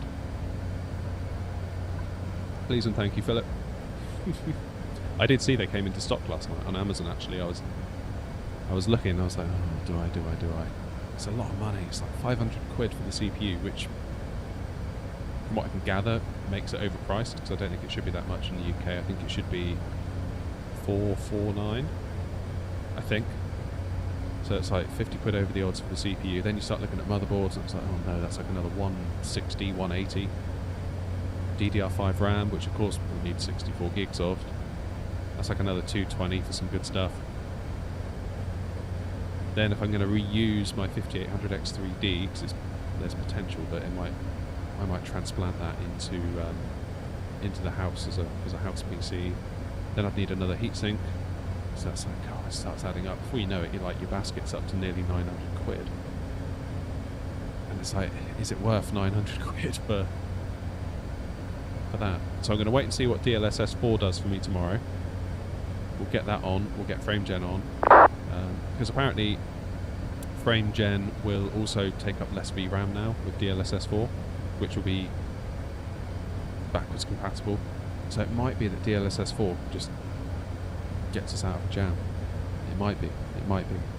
But yeah, we'll be doing a testing video anyway, so like and subscribe, get subbed, ring the bell, all that good stuff. Right, we are 15 miles nearly. Well, not 15 miles. 10 miles from our top climb, which will mean coffee time, and then we'll speed up the sim rate. Asked my wife for extra RAM and got kebab. How does the sim rate work with that sim? So, Fizzy, that's a really interesting point. Weirdly, and I can't believe this, time acceleration, if you're in uncontrolled airspace, or if the controller allows it, is loud. And I can't believe that's a thing. Like when the 777 came out, I went onto their forums and I said, could I do this? Because I said I haven't got time for long haul, but I'd like to fly to some interesting destinations. So could I say, join VATSIM at Heathrow, get my score, get my clearance, get all that stuff, do the takeoff, fly the SID, get up to climb, get up to cruise.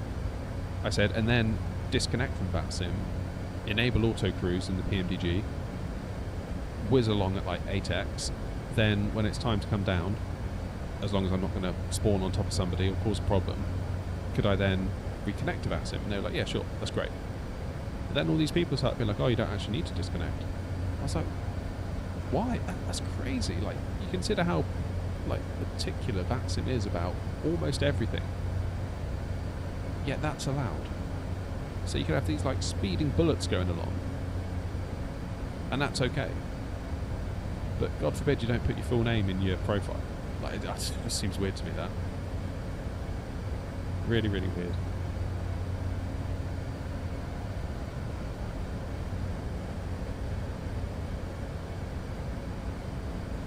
Dan says, spend the money. This is your hobby, which you dedicate a good amount of time to. The amount of people spend on fishing gear. Yeah, I suppose. Yeah. I mean, like I look at my parents, they've got like a camper van, and they wanted... Apparently you can put legs on them, so that when you get to the campsite, if you're on like a bit of a slope or whatever, you press a button and these sort of legs come out and they auto-level the van for you. And I looked at the price and it was like, I don't know, 5, 6, 7 grand. I'm like, for legs? For an add-on to something that's already really expensive. And it's like, damn, my little CPU addiction. It seems quite cheap now by comparison.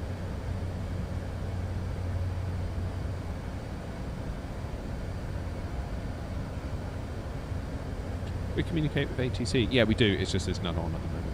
But we are on that sim. Walkie thinks better FPS. Yeah, so would I. They, I think, would disagree. Right. Let's enable time compression. In fact, let's disconnect from BatSim first before we do, because I know it's allowed technically, but I think it's dumb and we shouldn't do it. Disconnect. We are no longer on BatSim. We'll just let it reach climb, because we're so close we might as well try and remove all variables for problems. Try buying a set of golf clubs. Yeah, they can get expensive, can't they?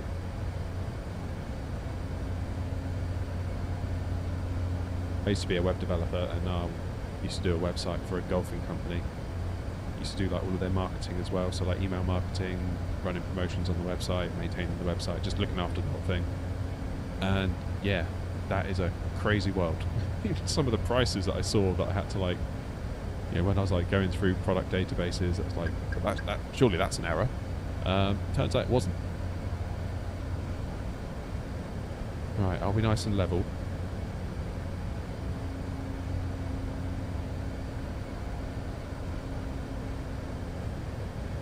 Seems like it's happy. Alright, so in the interest of not sitting here for 7 hours, let's increase the sim rate. Keep an eye on the FPS. So currently at like 50 something. Oh. Didn't like the sound of that.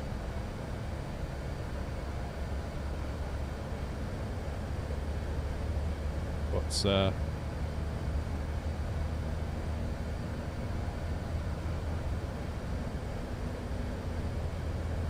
It's weird. Did you just hear that engine dip?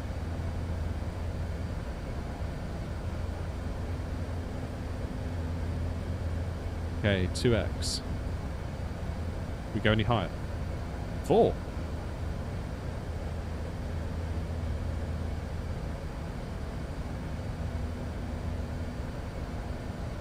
I didn't think we could do 4. That's quite good.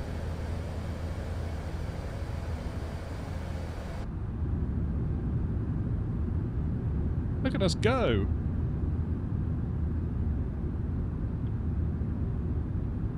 So on that basis, we should be in London pretty damn quick.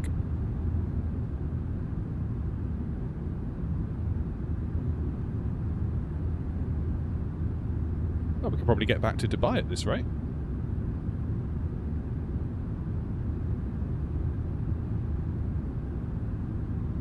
Now, have we got any turns coming up? Because it can be that if you've got a turn and you're running at 4x, the plane will overshoot, and then you end up sort of doing this. The plane's just constantly trying to catch the flight plan, and it just can't. That's where PMDG's autocruise is a bit more sophisticated. Paul says 50/90 prices will be scary. Yeah, I mean, what's that? MSRP is like $2,000, isn't it? But you just know the street pricing. I mean, the street price of the 4090 has been like 2.5, but not an insignificant amount of time. And once you start factoring in like all the overclocked AIB models, I wouldn't be surprised if prices we see approaching 3,000. Wouldn't be at all surprised.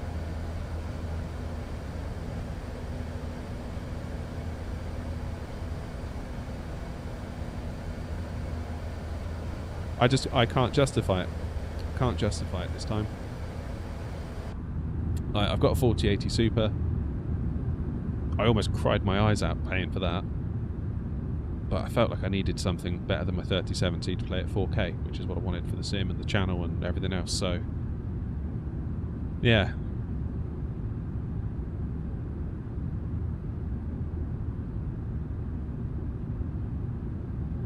I am not on Volanta 707. No, you probably saw me because I was on VATSIM on Volanta. So I guess Volanta was just tracking VATSIM. So I've disconnected from VATSIM. Now we're running at 4x speed. Hence we're whizzing along so fast. Currently using a 3070. Well, it'll be good for you. DLSS 4 will be good for you tomorrow, potentially, because you'll be able to use upscaling and get higher quality.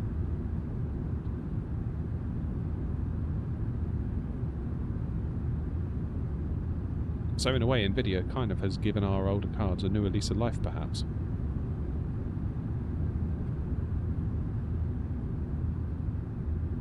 $4060 and a full C600G. Yeah, you would be CPU limited. You would be. That's AM4, isn't it, Ryan? So you could potentially... I mean, the 5700X 3Ds are really cheap and they're really good value.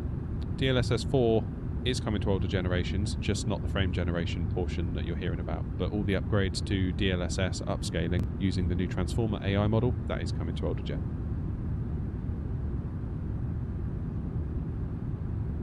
It is indeed. Right, there's only one thing for it. I need a cup of coffee. It's almost 11 o'clock. It's the rules. Almost the rules. I'm going to go get a coffee. I'll leave you guys with the views.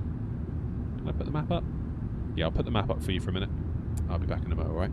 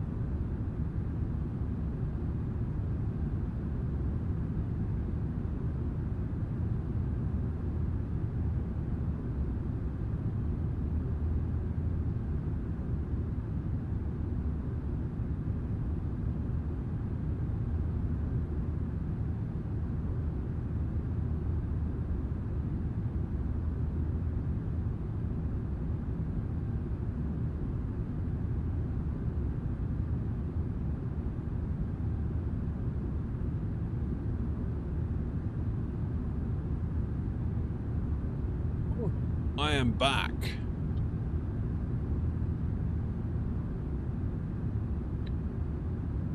How's it been going? I see we're still in the air. Part of me was like, am I going to walk into a crashed desktop?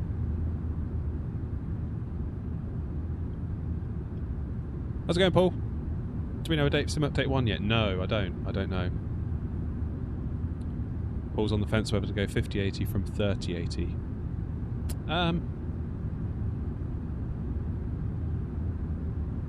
I mean, obviously wait for the benchmarks, wait for the reviews, but I would say 30 series to 50 series, I can see why people would want to upgrade. I can get behind that. I can understand it. 40 to 50, I'm struggling to justify that to myself.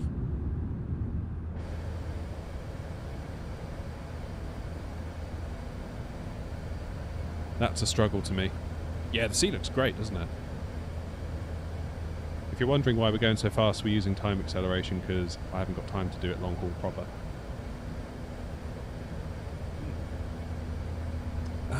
Cheers, everybody. Airnot mugs available. shop.airnot.co.uk. Get yours today, don't delay.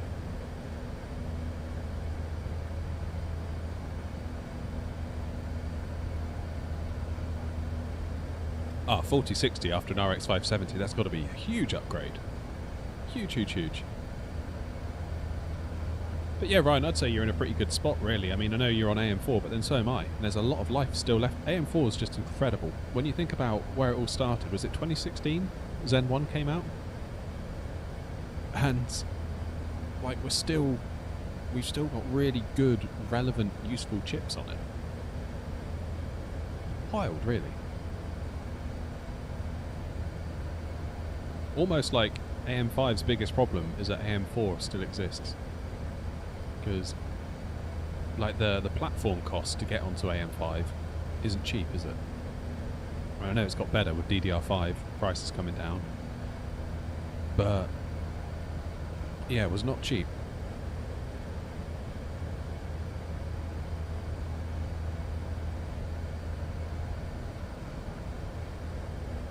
Now, my question is, because we're using time acceleration, yeah, so the sim knows it's 11:05.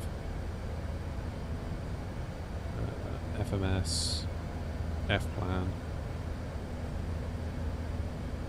What's our arrival time into... Yeah, it still thinks our arrival time is going to be like 5 PM. Which isn't going to be the case, is it? So this isn't factoring in the time acceleration.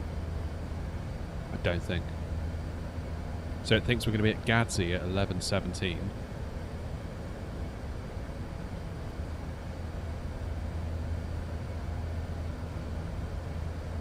Or sorry, Tamsi at 11:10, and it's currently 11:06. And you can see how quickly we're whizzing towards it.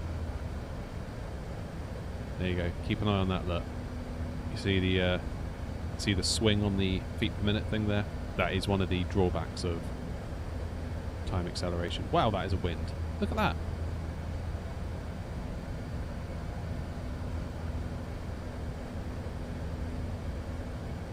Anyone know why my sim can't accelerate more than 1x? Have you bound the keybind to it properly? Paul says is 32 gig of RAM enough for the new sim? Not for me. Not for me. So we're at cruise and we're using 36 gig. Now, if we only had 32, obviously it wouldn't be able to use 36 gig, but the point is that it clearly wants to.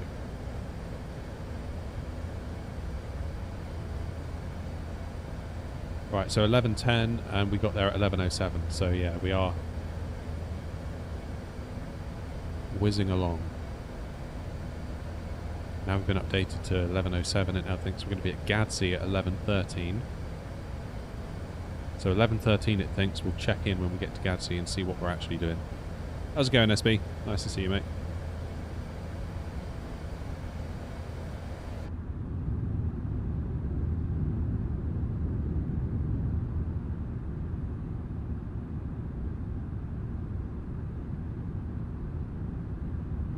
What do I mean by sort by?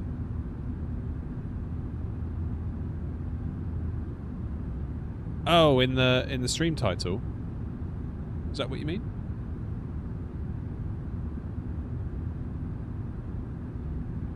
Can we open Task Manager and see what it's using in terms of RAM? Let's have a look.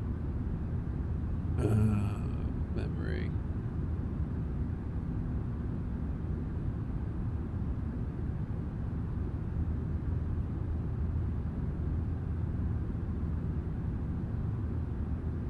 Have a look.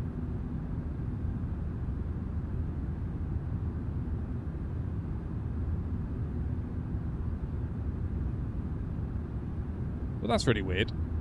Look at this. Flight Sim 24, 7 gig. And that's clearly not the case, is it?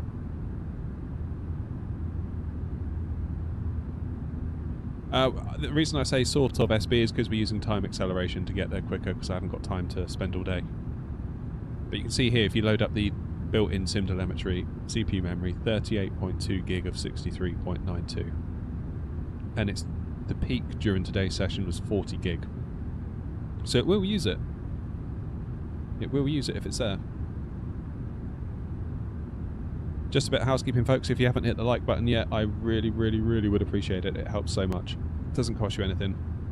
And it basically tells YouTube maybe more people would like to join us in the stream. Anyone who doesn't press the like button may find their luggage gets lost at Heathrow. Just saying. Newark to Singapore with that. Yeah, alright, SB, I'll jump right on that. I'll get right on it. What is that screen showing the stats from? That's directly from the sim, Cody. So if you go into the settings and you enable developer mode, then once you bring your mouse up to the top, you see you've got this black bar. That's the developer toolbar. If you go to debug, display FPS, then this is the sim's built-in telemetry, and it tells you what component you're limited by. So a lot of people I've spoken to have been saying to me, oh, I need to upgrade my GPU.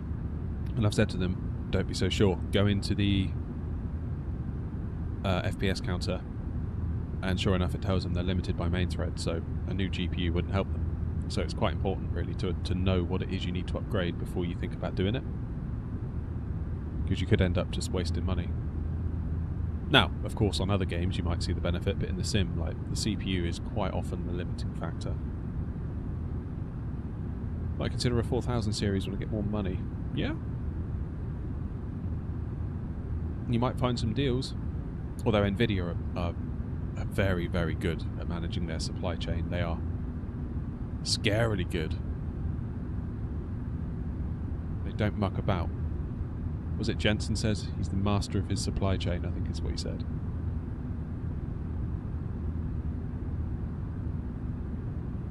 Alright, so Gadsey, they said we're going to be there at 11:11. Oh no, wait, 11:13. We're already past it.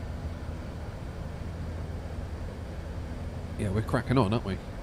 This is good.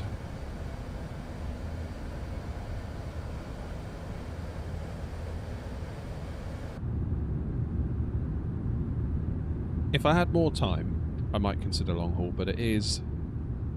I mean, I just don't have the time. Like, I basically have a period of time between 9 and 3 when the kids are at school, but by the time I get set up, it's like 9:15, 9:30. I really need to be landed at the gate by 2:45 to get everything shut down and, you know, get myself ready to go grab the kids again. So, I mean, what's that? That's like 5 hours at best. 5 and a bit. So we can either do lots of short little hops in that time, or they eat up the time because you've got the turnarounds and like VAT sim and all that stuff. So really, like, you'd be lucky to do Alicante and back, or I would be. That would be pushing it. We did Ibiza and back, and I think we landed back into Gatwick at like 2:52. Luckily we had a nice easy taxi to the gate, so I literally got there, like, I've got a hard out at 3 o'clock, like I have to go. Like,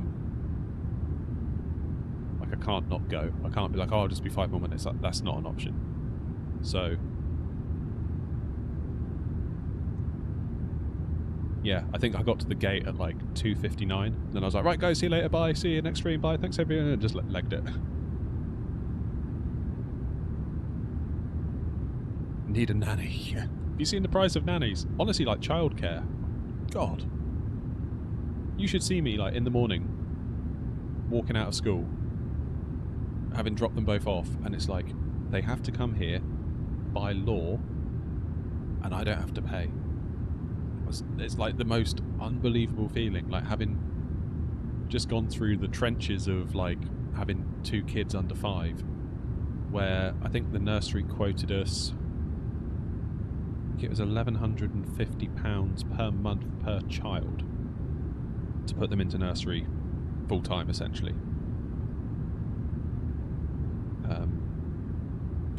Yeah. Madness. Like, how people do it, I don't know.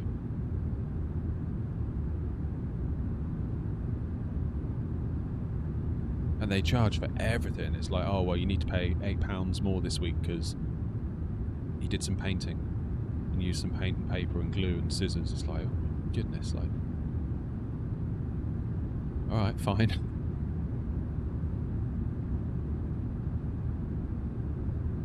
Goated stream, thanks, mate. Can you not save a game mid-flight to continue later? I suppose I could pause it.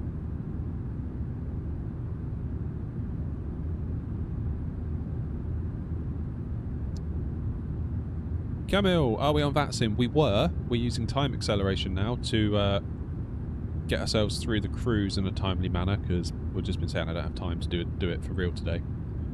So I've disconnected from VATSIM while we are doing time acceleration, but we will reconnect when we get closer to London.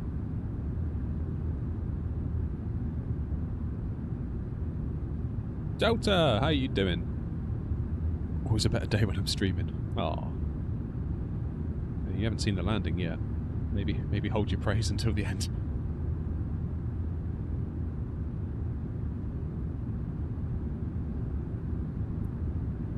Yeah.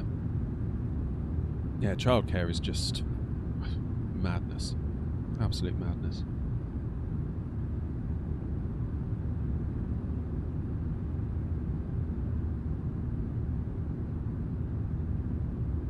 When you start to have a conversation with yourself where it's like, am I better off to not work? That's... yeah, it's wild. Ground textures are looking good. Yeah. That's 2024 for you though, isn't it? Like, I know we all like a good moan, but when it works, it flipping works, doesn't it? This is Delta, yeah, it's the fly-by-wire. So I've taken the folder from my 2020 community folder and I dropped it into 2024. It seems to be working.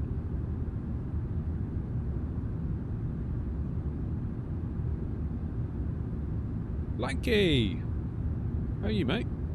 Did you decide to ditch the Logitech comms gear, or have I got it integrated into my setup? Let me show you.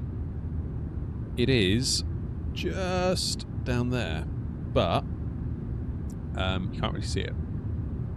So I'm thinking about getting a different camera for yoke cam up here. So this camera, which is weird because you've got I've got a Sony A5000 currently looking at this stuff here, which is a pretty decent camera. Bit old, bit long in the tooth, but pretty good. And actually, I was using it as my face cam until a couple of days ago. So I've changed now to my Elgato face cam for my face cam. And it looks so much better because my Sony A5000 just made me look like a beetroot. And I'm not a beetroot. But I started to worry that maybe you thought I was. So I've swapped them over. But I'm tempted to get like another Elgato face cam Neo, which is a slightly lower grade face cam than what I've got currently. I've got the Mark II on me at the moment. But for 70 quid on Amazon, you can get a face cam Neo that I could just pop onto yoke cam, and be done. And when I get it, I might reposition it. Maybe I might move myself up a little bit higher, so I can kind of point down at the setup a bit more, have a bit more of a steep angle.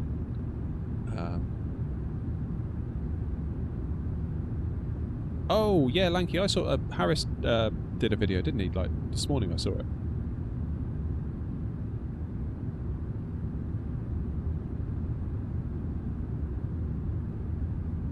I'll have to look into that. I didn't watch the video, but I will.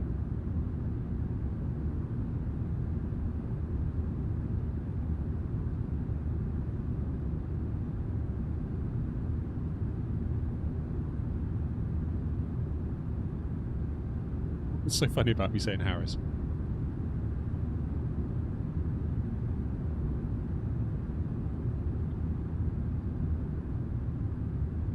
Is that the TCA officer pack? Sorry, is the TCA officer pack good with the side stick and throttle? Yeah. Love it. People give me quite a lot of stick because they're like, the most common comment, particularly on TikTok, is bro is using Airbus throttle with Boeing yoke, with like the little skull emoji or whatever. First of all, when somebody starts their comment with bro, normally I'm ready 90% of the time to discount everything they're about to say. But it seems to trigger them like crazy. And then you actually reply to them, and then they're like, oh yeah. The reason why I do it this way is because with the Airbus throttles, you get the climb gates, so it's great for Airbus flying, so the click, click, click for like the climb gate and the flex gate and all that stuff. But when you're flying a Boeing, and you're on final approach, and you're doing like a manual throttle, say in the 7.3, all of your movement that you're going to do manual throttles is beneath the climb gate, so it doesn't really matter. And I've done a mod on it, so I've got like a lifty thing here for the throttle levers, and I've got these little kind of indents all along here that I've printed, 3D printed, so they are much better for Boeing. So you've got all the different positions for a 737. And I've 3D printed new inserts for the detents as well. So the climb gate is now further up on the throttles, which gives you more of a range for manual throttles. A, when you're flying Airbus, and B, if you're in Boeing, it just means it's more out of your way, so you're less likely to encounter it.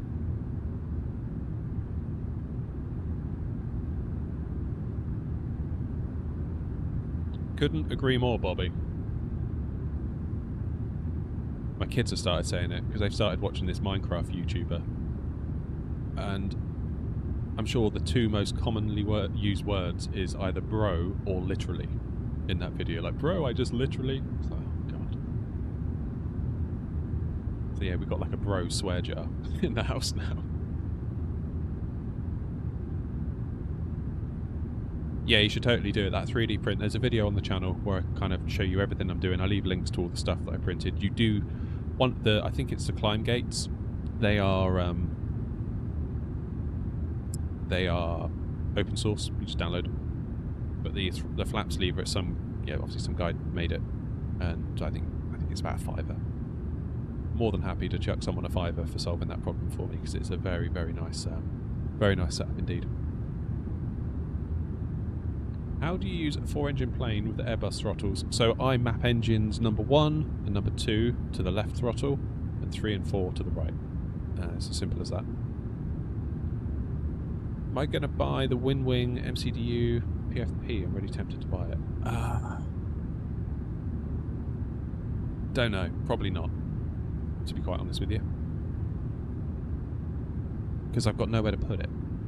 I'm out of room. The shed is full. I think it was Lee that said last stream, because you need a bigger shed. So, maybe. There is an adjoining shed back there, kind of behind me. So kind of back there, there's like another shed, so I could potentially punch through that wall and increase my space. So that's a possibility. I Grew up in Northern California, dude. It's probably punctuation. Right, let's check in. Oh, we got a turn coming up. This is fortuitous timing because I want to see how the plane handles the turn, because I'm concerned that it might start kind of, you know, doing all of this where it starts left and right, left and right. Yeah, Lanky, actually I got an email on Sunday. I woke up to an email from them on Sunday saying your stick's nearly ready to go. We just need you to pay an invoice, and they sent me an invoice and I paid it and emailed them and I said I paid it, and they've said cool, we'll send you a tracking number when the time is right. So any day now maybe.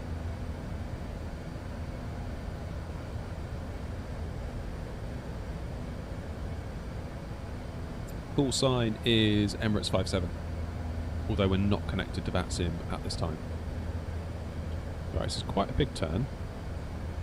It does seem to be managing it quite well, doesn't it?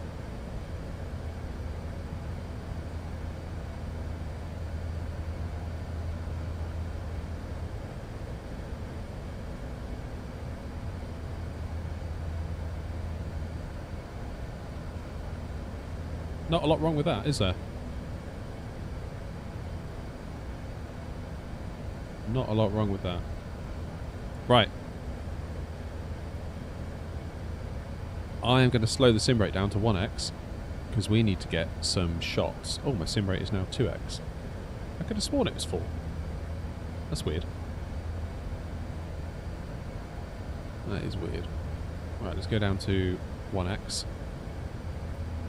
Because we are going to do some camera work.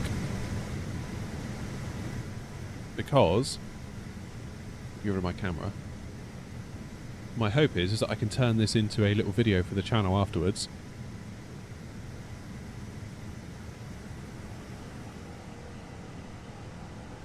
So people that can't make the live stream or don't want to sit through a whole live stream can still enjoy the flight.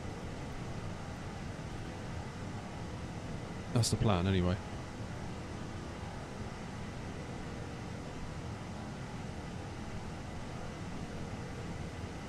Drone speed will set to 5, 2. Oh yeah, that works.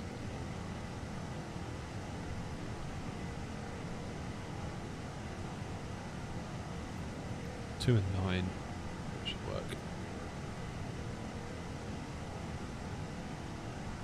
Could be dynamic. I hadn't thought of that, Lanky. I thought, though, that it wasn't.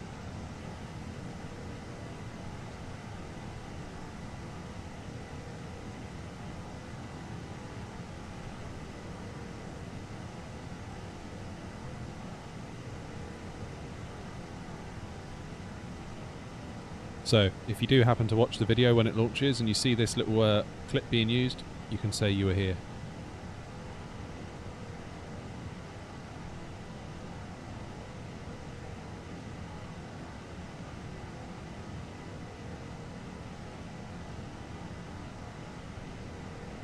Looks like we need to zoom in just a touch more.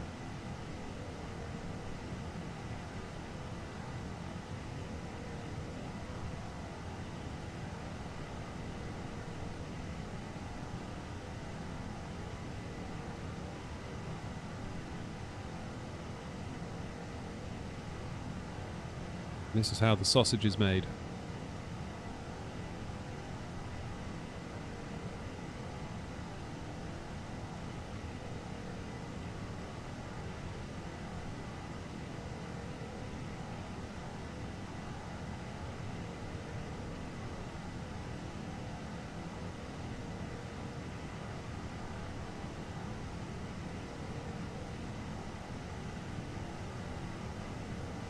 Ah, the sort of means we're using time acceleration.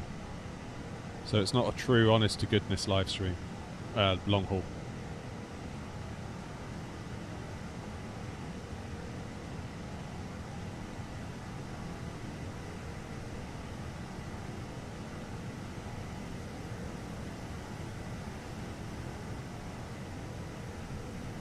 Right, let's get an underbelly shot. We need to get that Emirates. They do Emirates on the belly, don't they?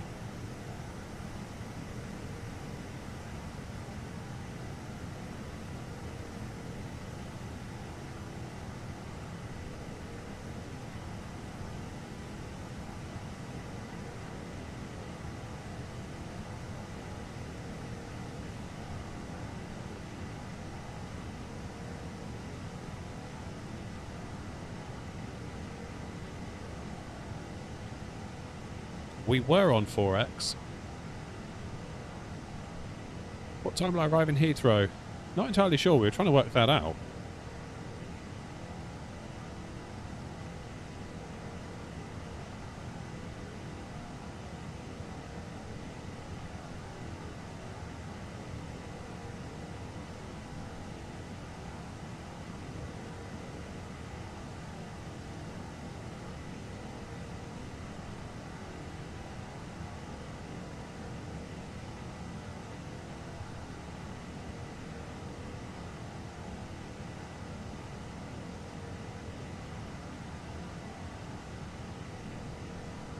Not that sim at the minute, Hamish, because we're doing time acceleration. We've disconnected. We were at the start while we were on the ground in Dubai.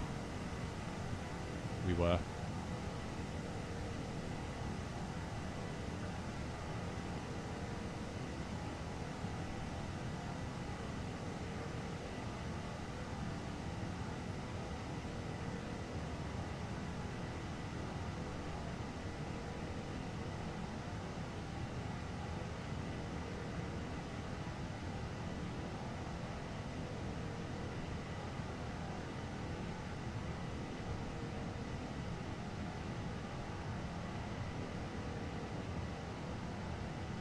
Yeah, I'm trying to do one flight a week.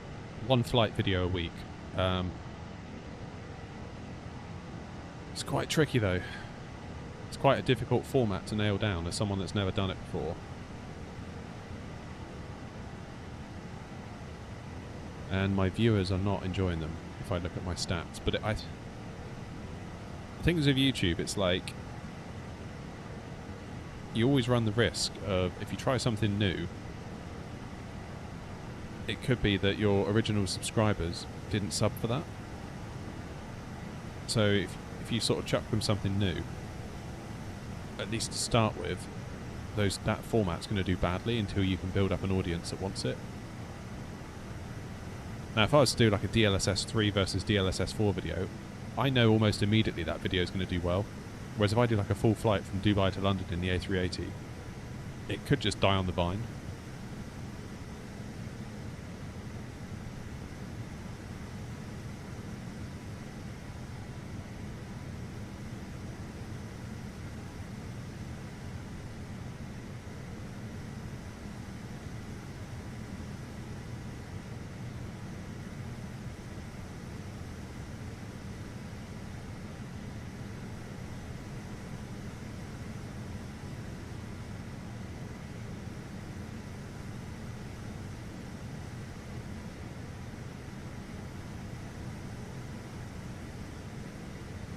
Right, that'll do for now. We'll get some shots over Germany maybe where it's a bit greener later on in the video. Remind me, over Germany we need to do that. Let's have a look on the map, see where we are.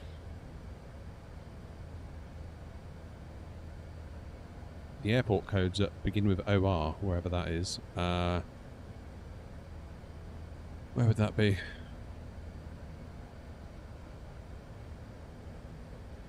Don't know. Is the honest answer. The country that is north of Saudi Arabia, I believe. My geography is now failing me. Turkey's coming up next though, so we are getting there.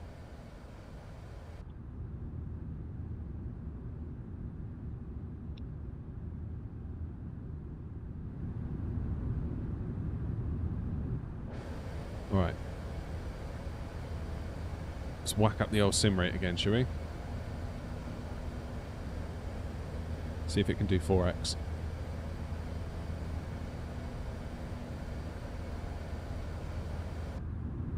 Oh, by the way, great news. Oh, Iraq, of course. Duh. Duh. Check it out. I went into the cupboard when I was getting my coffee. Are we descending? No, just from that angle it looked like maybe we were. And I found these mini cheddars. Oh my god. This could be one of the greatest days of my life.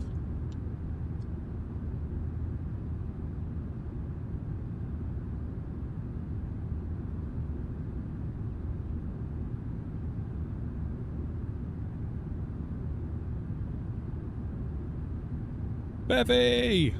Bevy's in the house. How you doing, Bevy? How's it going, mate?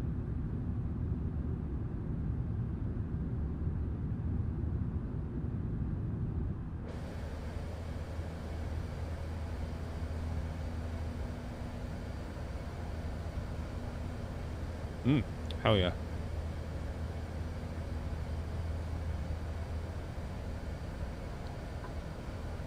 Doing alright, Bevy, thanks, mate. Yeah, slightly apprehensive about what we're going to find in London. So if I had to guess, I would say we're about 1/5 of the way through the flight. Now we are using time acceleration, so... What have we got online? What's on at Heathrow at the minute? Anything or nothing? Heathrow... Ooh, Heathrow Director, I do believe. But nothing else at this time. I mean, we're a long way out yet, so... Hard to say whether they'll be there or not when we get there.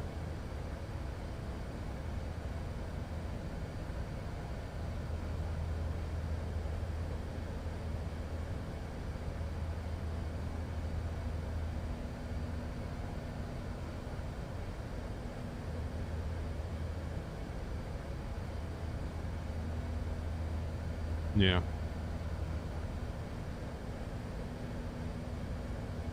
Well, that could work for us, couldn't it? That could work. So, assuming then that we land on 27 right, which I think is probably what's going to happen. Do we vacate onto Bravo or Alpha? Let's see what this one does here. And where do Emirates A380s normally go? Because I'm guessing they're going to send us... They're going to try and be realistic, aren't they? How you doing, Chris?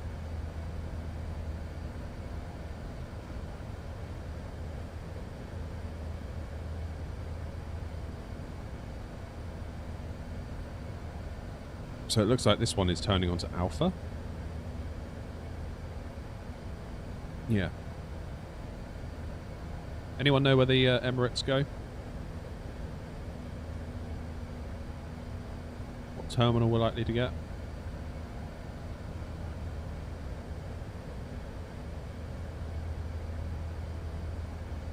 Ah, Bobby, you say that. We're doing that exact same thing. I'll chuck the charts up on the screen a second.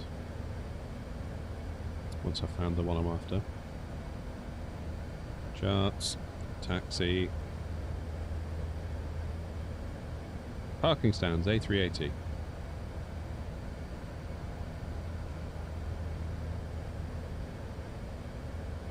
So the A380 can go most places, can't it? Terminal 3, you reckon?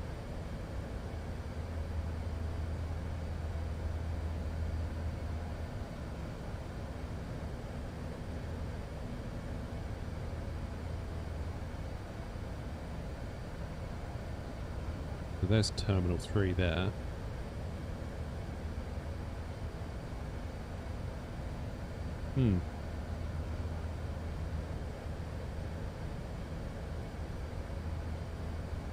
So obviously we can't go in... Can't go into Pier 5.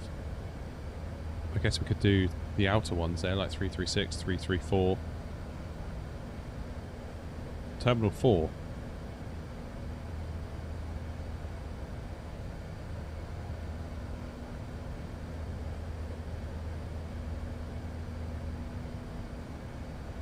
Is that where Emirates hang out? Is it Terminal 4?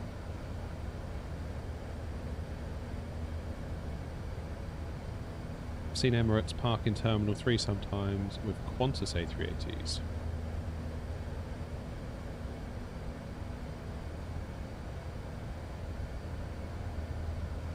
The one that landed last parked at 307.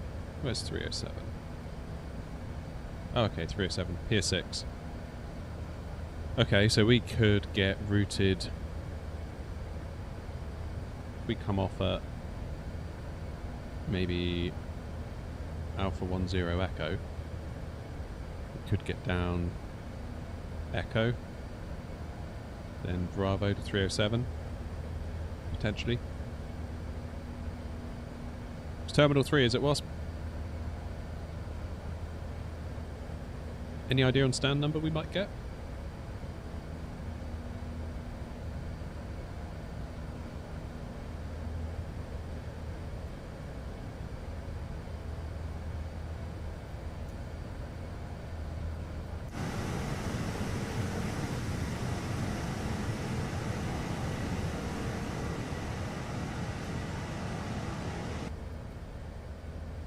Oh,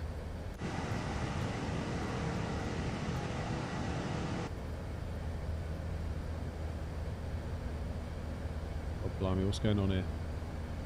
Right, let's turn the sim rate back down to 1.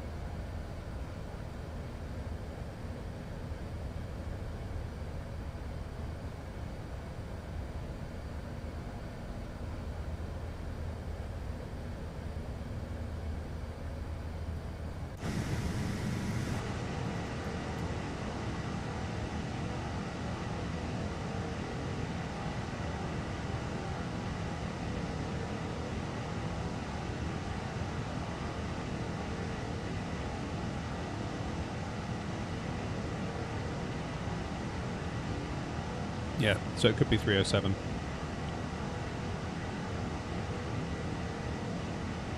Where can I get these sheets? You're talking about the charts, so you'll need a Navigraph subscription, or if you want to try some free ones, you can use ChartFox.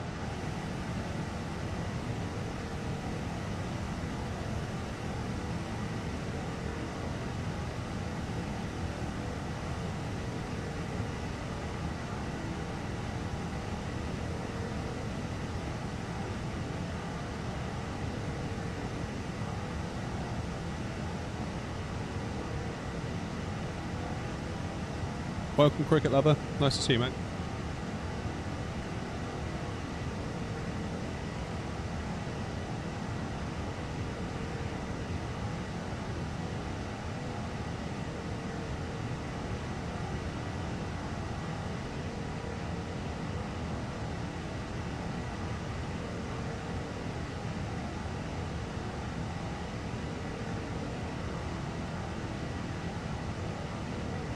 Oh man, my coffee's going cold.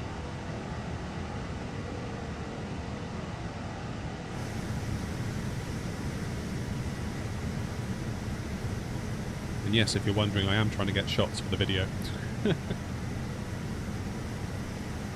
When you see it, you can say, oh, I was in the live stream when they did that flight.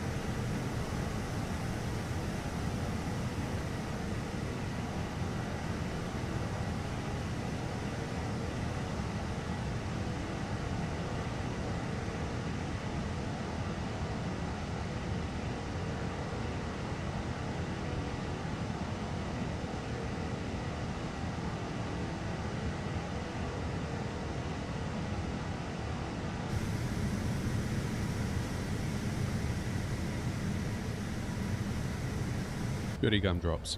Right. 4X again. Let's rock and roll.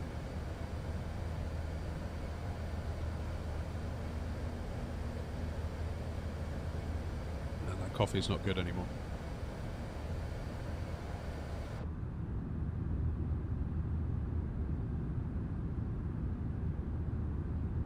Wasp, do you normally vacate onto Alpha or Bravo from 27 right?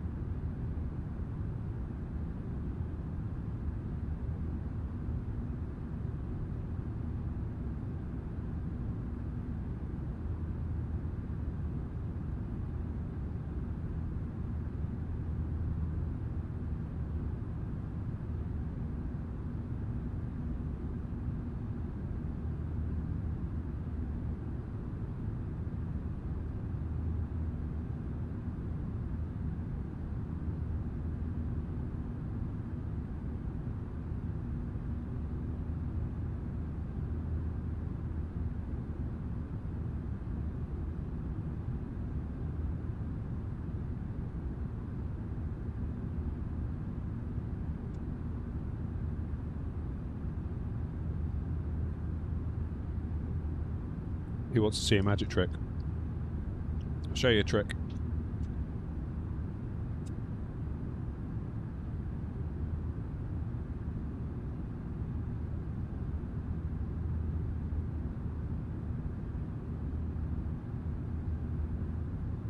Da da da da.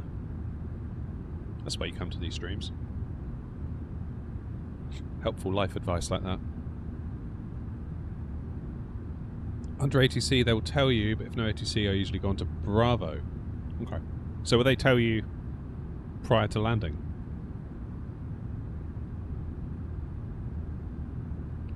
I really don't want to be in a spot where I'm like awkwardly there, if you know what I mean.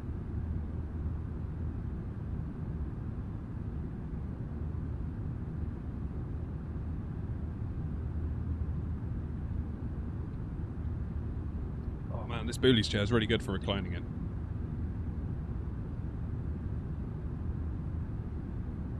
I've never actually landed into Heathrow on that sim, I don't think. If I have, I can't remember it.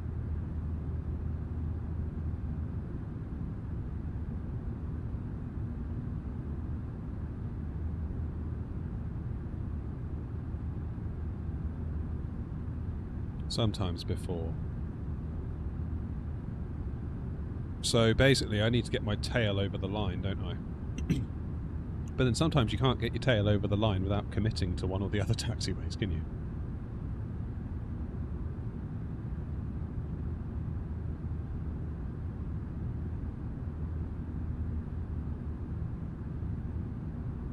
For example,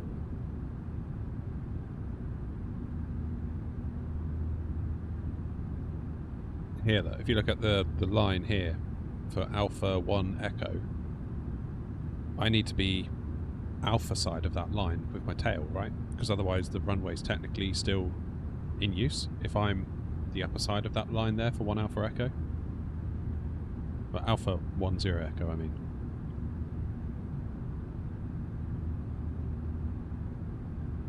It's usually a massive mess. Okay, I look forward to it.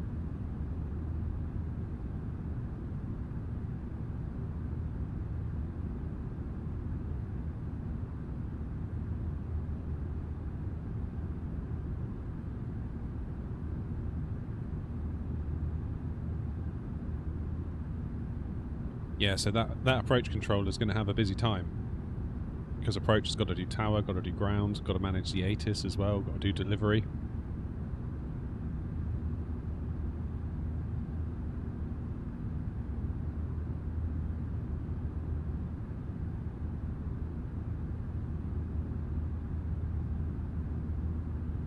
Right, so where are we now?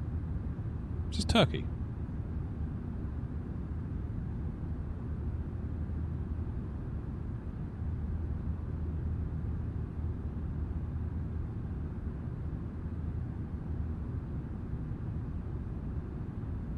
Where are we?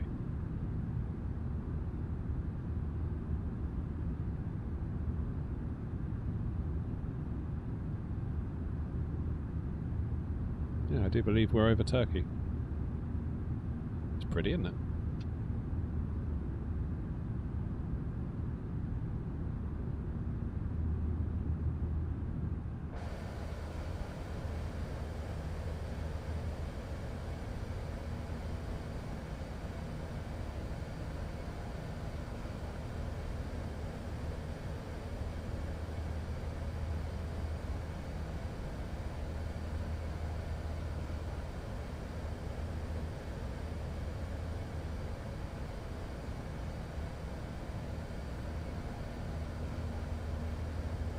So what's your thoughts on these style of streams? Because heading into the new year I made a decision that I wanted to do more full flight videos on the channel. People keep asking for them, albeit they haven't done that well so far, so I do wonder if people really do want them as much as they say. But my initial plan was I would just not stream those flights and just do the flights on VATSIM but not streamed. And then during the editing process I kind of thought, well, maybe I could have streamed this. So the plan today is to try and get something that I can turn into a full flight video.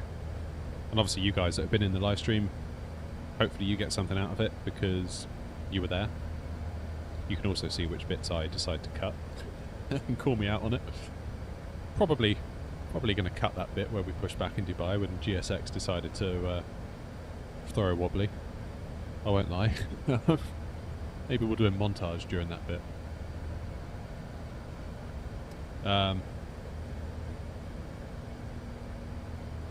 But yeah, I'm very aware that there's a big part of my audience that is not around for the live streams, or just doesn't want to watch a live stream. Like, live streams are an acquired taste. Like, those that like them really, really like them. And all they, you know, there's a subset of my audience that I'm sure would just have me stream 5 days a week, 9 till 5, and they'd watch every minute of it. But that isn't the majority, I think. I'm not sure, but I think.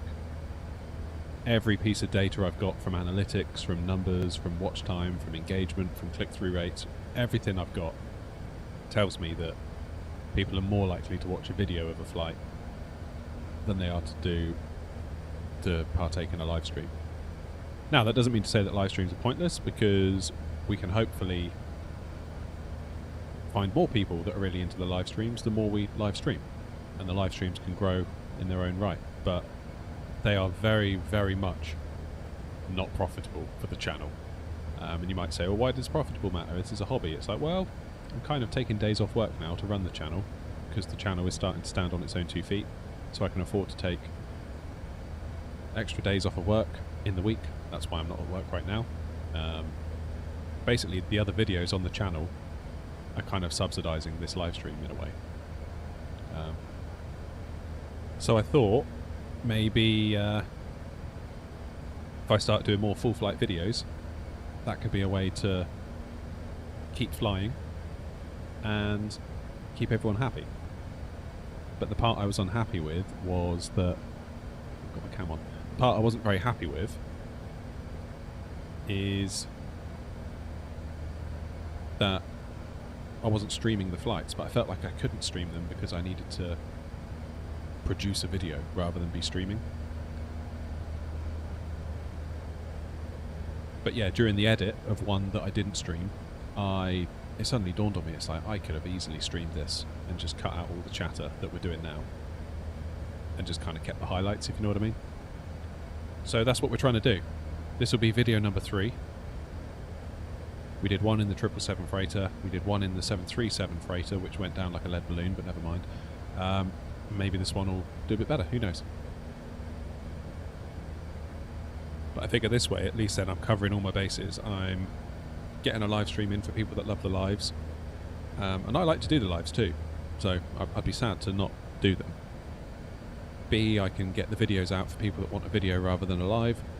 And C, I can clip the landings and make YouTube shorts out of them, which also helps to grow the channel. So it's all like this thing that hopefully one thing feeds the other, that feeds the other, that feeds the other. That's my hope. That is my hope.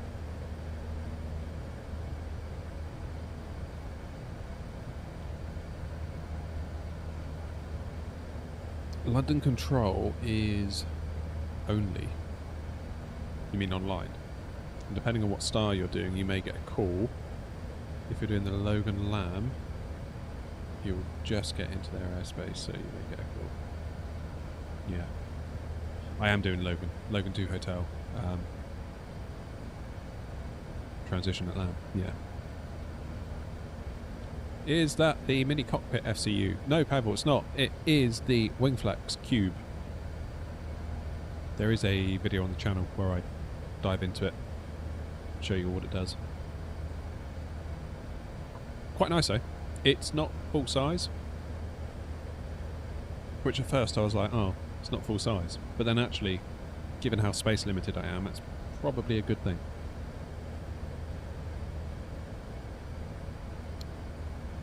Step climb. Step climb was at... When was it? What was it called?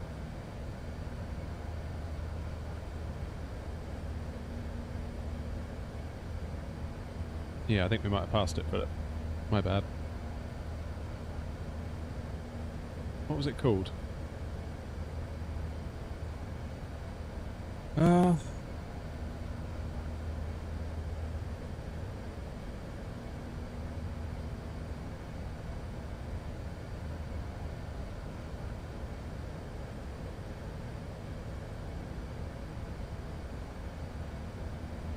Oh, this is horrible to scroll on. Come on.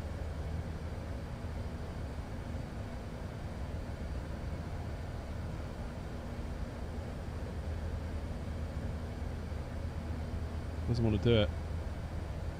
Oh, there it goes. Nearly. Sep2. Sep2. I think we might be past it. In which case we'll...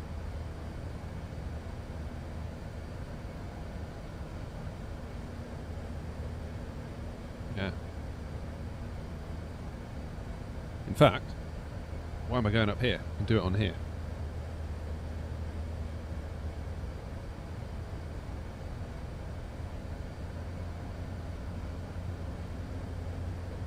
Now, how do we re-cruise? Or does it already do it? Because in a triple you'd have to re-cruise the box at this point, wouldn't you?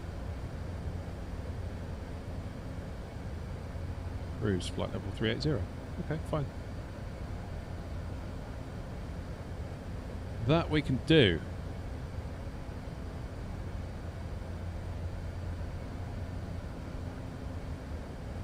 Exactly, Dan. That was the mistake I made initially, was thinking that in order to get a good video I had to not be distracted by the stream, but I think I can do both. I think I can do both. So we'll see.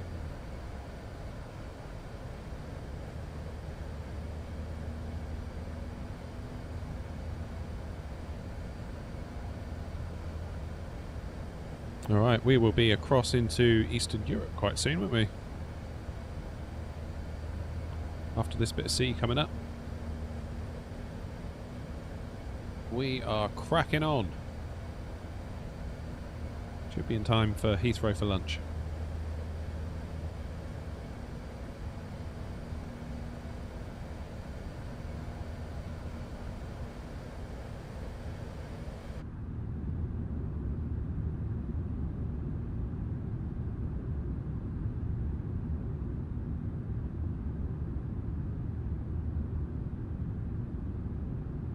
Yeah, 24 looks good, doesn't it?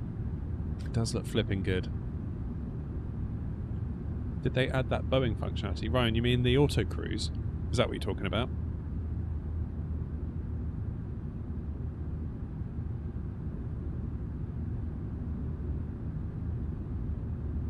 If so, not really. They've just added a sim rate function, which is baked into the sim, but the buttons in the EFB are really just a shortcut to save you having to bind a key to your keyboard or your yoke or whatever it is you want to use for it. No, Fizzy, we're not connected to VATSIM. We're staying off it.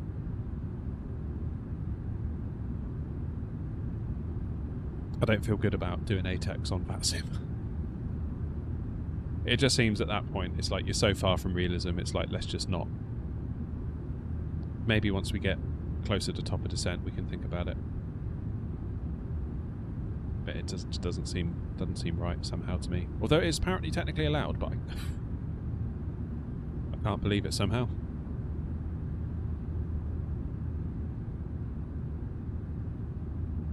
Oh, the Wingflex cube thing. I haven't looked into it properly yet. I couldn't see it in spad.next when I looked. I was hoping maybe there'd be a profile for it. I'm probably going to reach out to them actually and just ask the question. They're very good, they're very responsive, and clearly know a lot of stuff, so I will have a word. But I would do another video out of it for sure, because it'd be awesome if we could get this working with the Boeing. Like, for example, if you want to go into LNAV, push the heading bug. If you want to go into heading select, pull it. If you want to go into VNAV, push the heading button, or knob. If you want to go into open climb or whatever, or altitude intervene, pull it. Like, there's all sorts. You could easily map most of the Boeing autopilot functions to it. Hey, Sweet Pea. So yeah, I think it could be really great. Again, like, I'm not interested. I appreciate that as you look at my setup, you're seeing Airbus throttles and Airbus thing there, soon to be an Airbus joystick over here. But don't be fooled. Like, I'm not particularly in love with my, or rather, I don't really care if it's Airbus. I don't really care if it's Boeing. If it's Boeing, I care if it works across a range of planes. That's always been the goal. Like, to build a to build some kind of Boeing-only cockpit, I think, would be a mistake. Because by the time I get it all sorted, I'll be like, oh, I want to fly the A380 or I want to fly the A320, and then all your stuff's like all Boeinged out. So I choose my components based on what I think will be the best fit across all planes. Manny to Heathrow. Nice. Very nice. What's ETA? It's hard to say, Oliver, because we're doing 4X at the moment, and the FMC, MCDU, whatever, doesn't account for it, so it's not really telling us. In terms of how far we are, we're over halfway.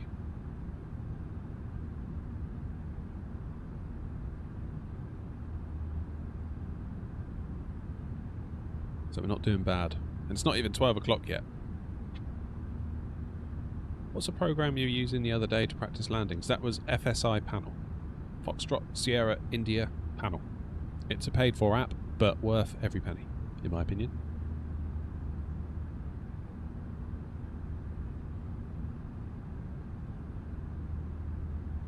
I was using it to try and land at Madeira, and JP, the developer, came into the stream and basically saw I was struggling, and obviously he's a pilot in real life. It just like gave me all these tips, and immediately I just became so much better. So much better. Yeah, it would say that, Philip. It's very primitive in how it works it out.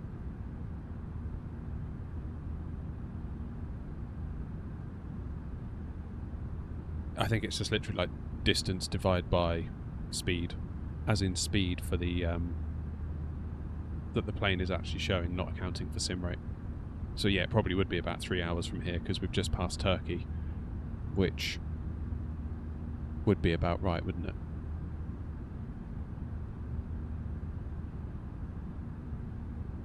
Need to practice some RNAVs. Yeah, me too. I rely too much on ILS.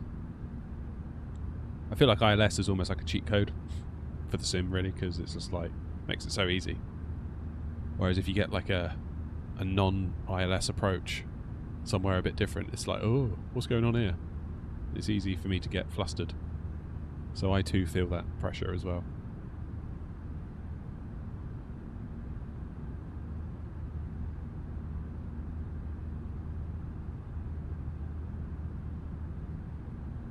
Right, I'm going to go and warm up what remains of my coffee.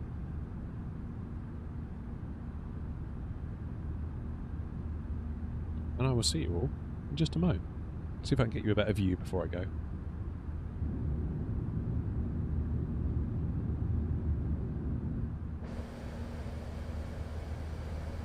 That'll do. Right, I'll see you in a minute.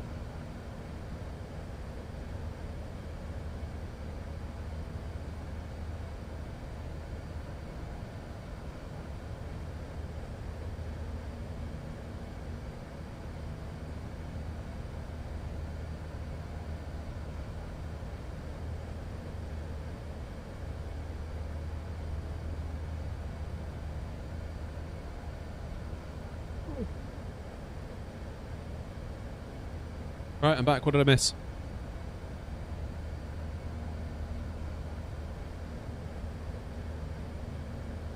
No, is it still at 4x? Yeah, it is.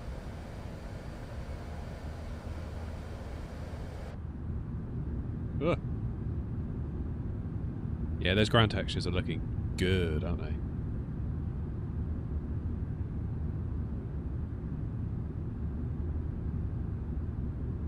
They are looking good. If any of you are interested in watching on Twitch, by the way, I'm trying to grow the Twitch a little bit. We are multi-streaming to Twitch. We do multi-stream there every stream now. Yeah, it would be cool to grow to. Twitch is a funny one to grow on because it's like the big get bigger and the small remain small. What I need, Wasp, is, if you allow me, I need a little Nespresso machine just in there. That's what I need.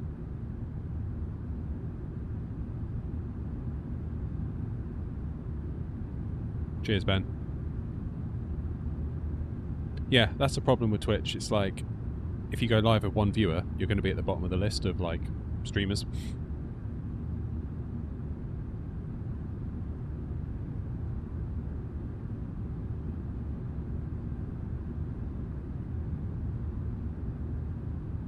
That is the problem.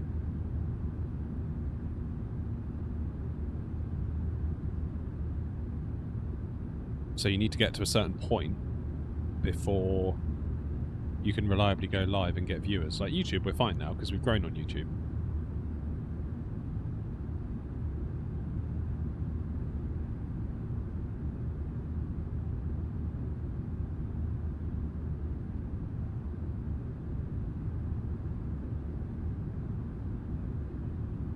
Still in maths? Oh, gutted.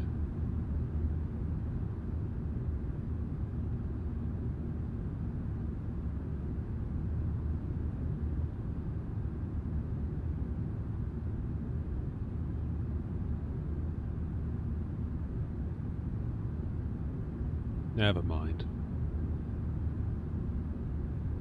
Right, where are we now?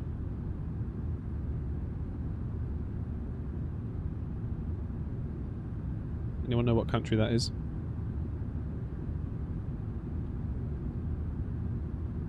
Oh, page reload. Let's have a look.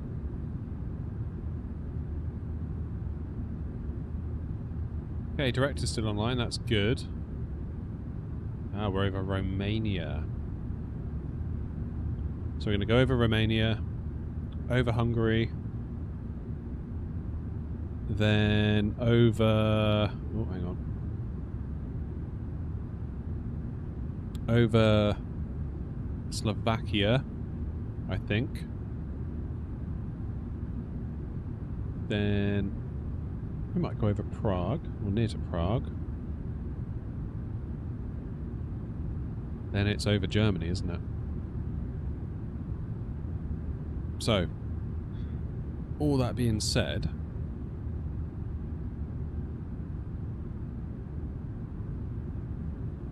oh, we're over Bulgaria, are we? Are we? I thought we were over Romania. Oh, we've just cleared into Romania. I'm sure we have. We were in Bulgaria. You're quite right. We just scooted across the bottom.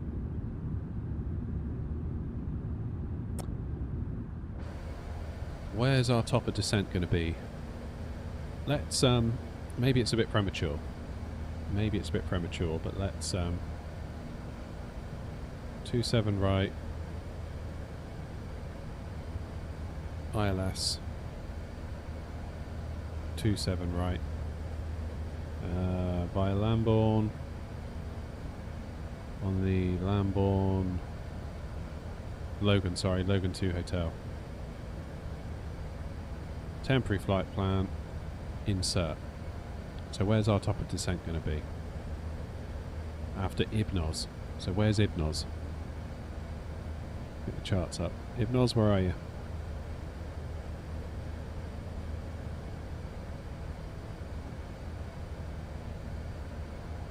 So it's going to be this one here, isn't it? Just after Abned.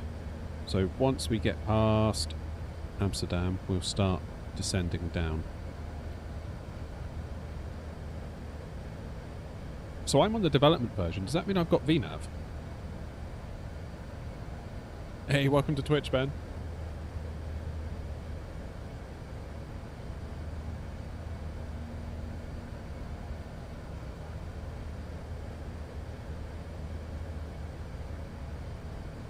Get some shots of these mountains for the video, shall we?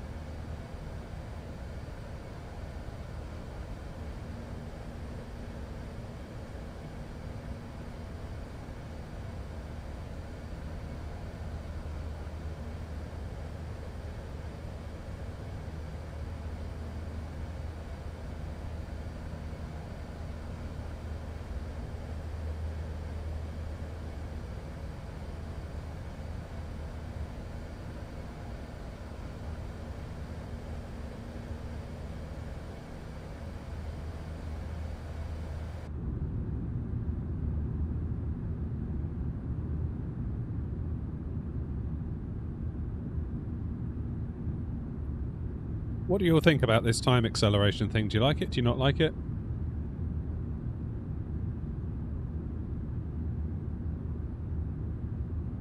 I don't know what to make of it.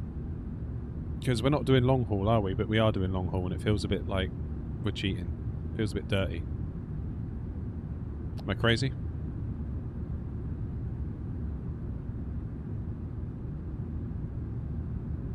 It's the only way we can do longer routes.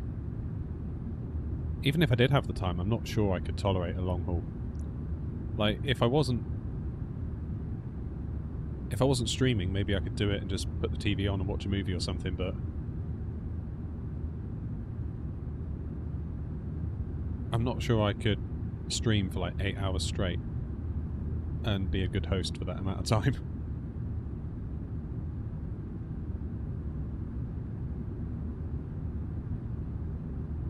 Cheating but sitting there for 8+ hours is soul destroying. Yeah, exactly.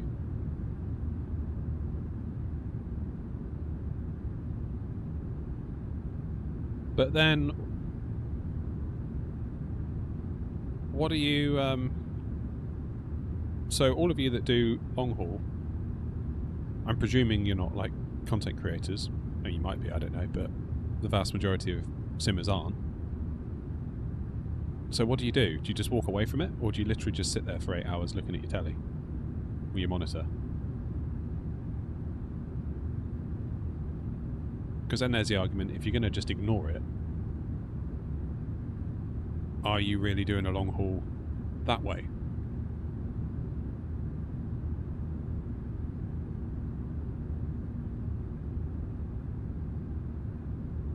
Yeah, I don't know.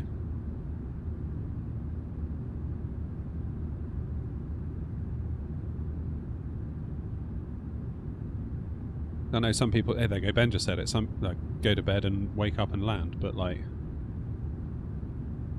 if you're just going to sleep throughout it, you could argue that even then you're not really doing a long haul, you've just set it and forget it.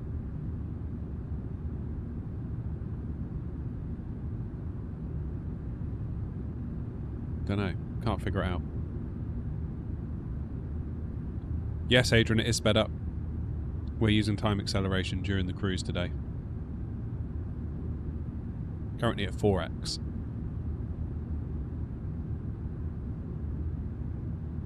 So it seemed to me that no matter what you do, unless you're going to sit there like an actual pilot would, are you really doing a long haul? Don't know.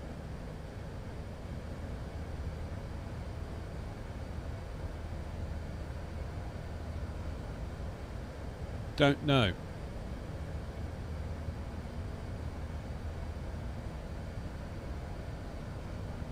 Where are we overflying? We are over... We're just about to go into... what did I say we were going to go into? Hungary. Just about to go into Hungary.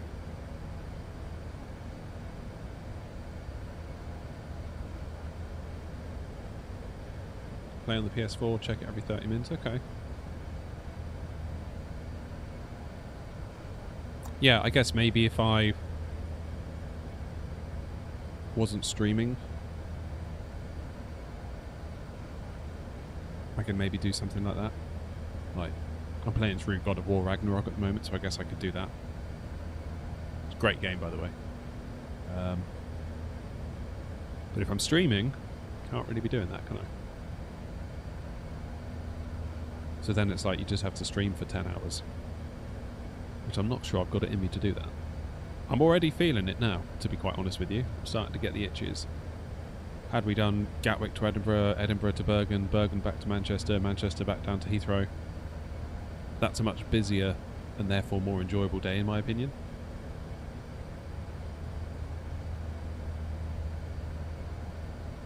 Copy your dad's long hauls. Nice, that's a nice idea.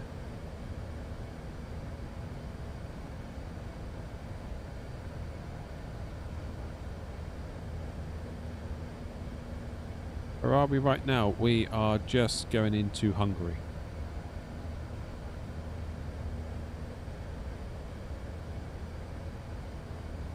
So you can see we're 2/3 of the way there. So we're actually making pretty good progress. A little bit apprehensive about the landing because I haven't flown this plane in a very long time. My stick sensitivities are default, I believe. So I don't know if fly-by-wire have any advice on that.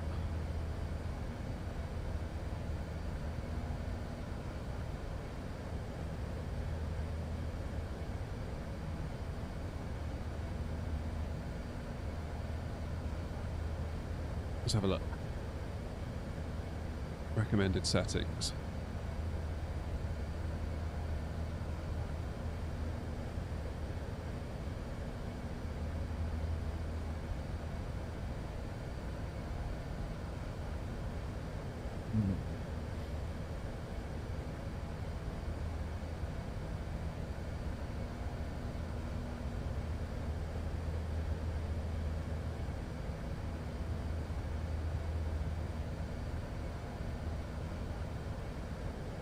We highly recommend using a joystick or flight stick when flying any type of aircraft in the simulator. Keyboard or controller buttons simply do not have the range of sensitivity.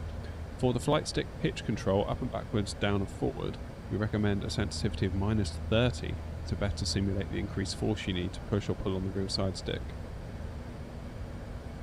Alright, so what have we got?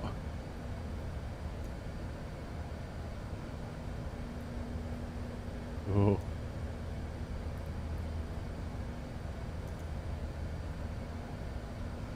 So we're on... Alright, let's go to 30 then.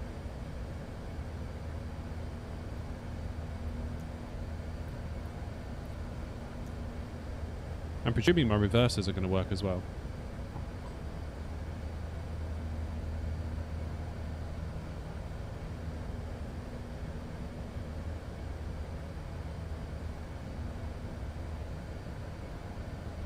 The rudder, which by default also controls the nose wheel, we recommend a bit of sensitivity, although linear should work fine. Right, maybe we'll leave it at linear for now. I don't know, Wasp, it seems to vary by aircraft.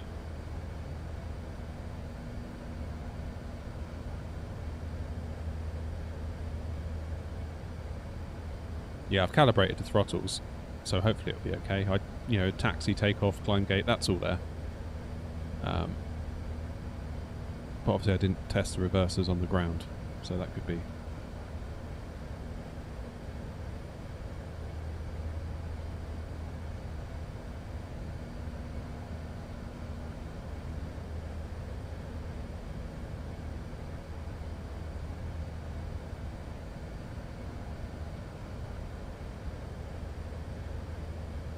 Who knows?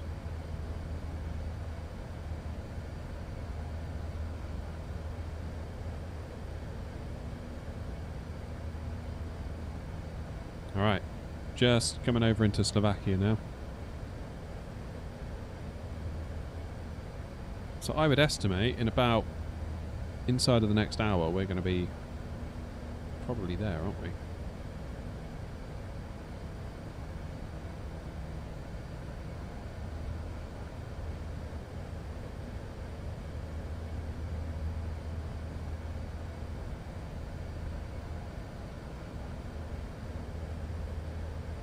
Yeah, I think the plan will be we will reconnect to VATSIM over Holland.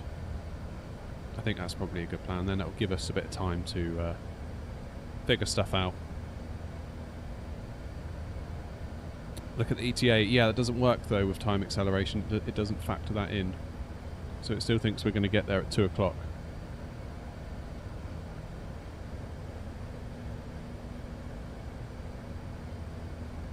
Which we're going to get there a lot quicker than that. But if we were to do real time, it would be 2 o'clock from here. So about an hour and 45. Is that okay to go off VATSIM mid-flight and then reconnect? Yeah, so I asked on the forums, and they said it was.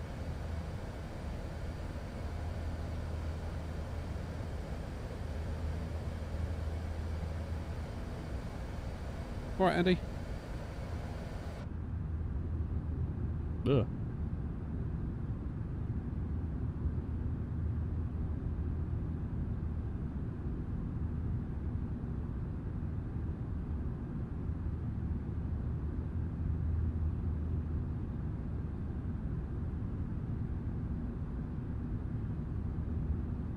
It's a very cool livery, isn't it? Very cool.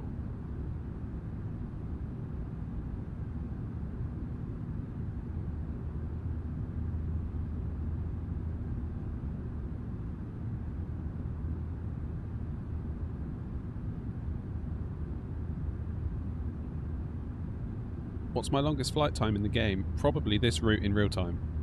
We did it in the Headwind A330 once when we got to 5,000 subs. I said to everyone, we'll do it when we get to 5k subs. We did, and it was awful. I won't lie to you, I didn't really enjoy it. It's good to say that we did it, and I felt a sense of accomplishment once we had done it, but it was a slog. An absolute slog, I thought.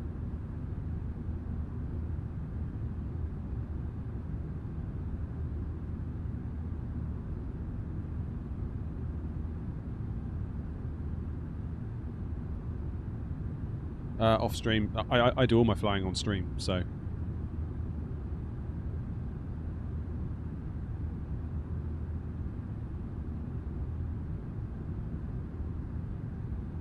If I'm going to fly, it gets streamed or recorded. So I don't have a lot of time to fly, not really. I don't have any like weekend time really because I'm busy with like family and kids and work and all that sort of stuff, so.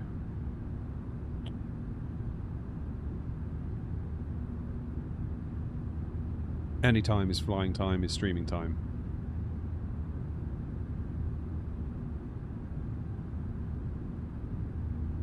$16 hours, man. Like, what do you do in that time? That's what I can't figure out. And if the answer is something else, it's like, well, did you really do it? It's a weird one.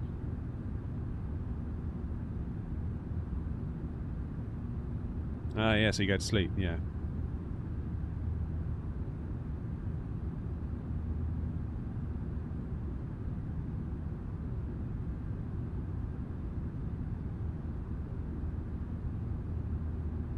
Commentator, how you doing? Yeah, I don't know how I feel about the going to sleep thing. Because... yeah. Because you're just unconscious for it, aren't you? So... I feel like that's not a lot different than using time acceleration, because you are accelerating time just by being unconscious, aren't you, really?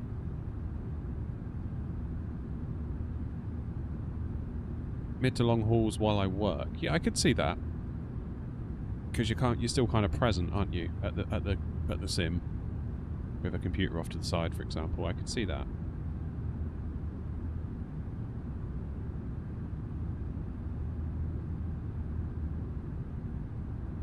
Yeah. There's no good answer, is there? Unless you're going to do it.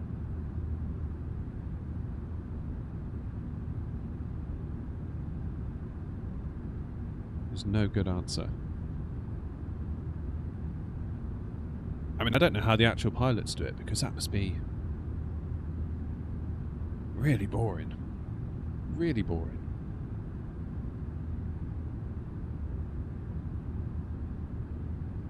Imagine if you're doing like that New York to Singapore route. That's just... I know you get breaks and there's relief crew on board, but it must be a massive challenge for the industry to, like, relieve pilot boredom.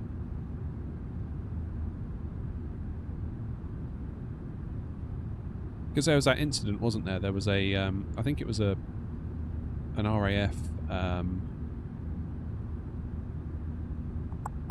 Voyager, which is, I think, a converted A330, and I think the pilot got bored and took a camera on board, and the camera had like a neck strap thing with it. So the pilot decided, oh, I'll take some pictures, you know, out the window, and the strap got wrapped around the side stick. So when he grabbed the camera, the strap pulled on the side stick, disabled autopilot, the plane starts going all over the place, and I think people in the back like had like hot drinks spilt all over them, like burns, that sort of stuff. And I think the result of that was, like, you know, that was ultimately pilot boredom, wasn't it, that caused that? Really. That's kind of the root of it.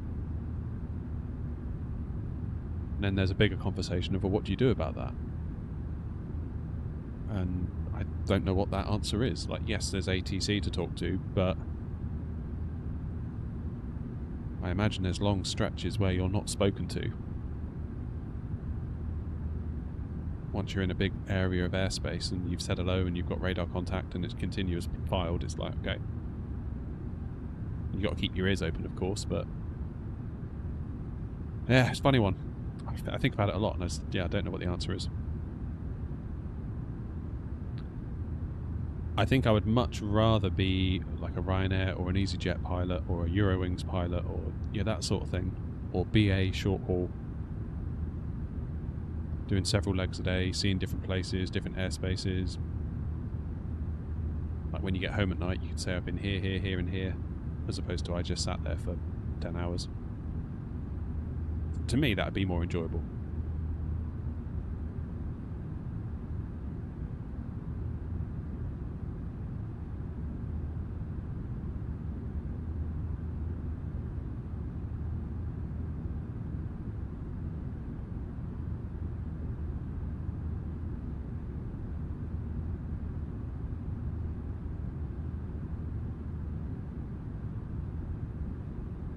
Time to ask Captain Steve, yeah. Oh, those clouds are looking good down there, aren't they? Look at that.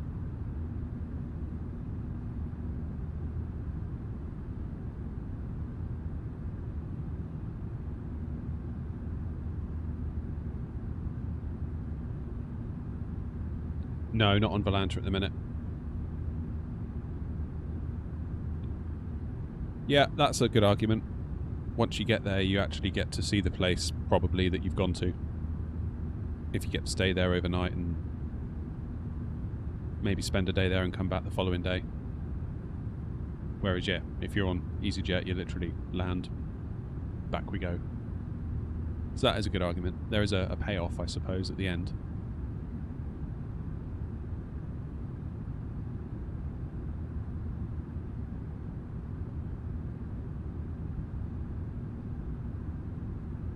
Alex, we were on VATSIM. We've disconnected because we're using time acceleration, but we're going to reconnect when we get over to Holland, I think.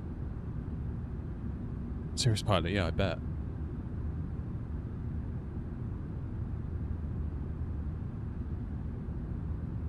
Was that in real life?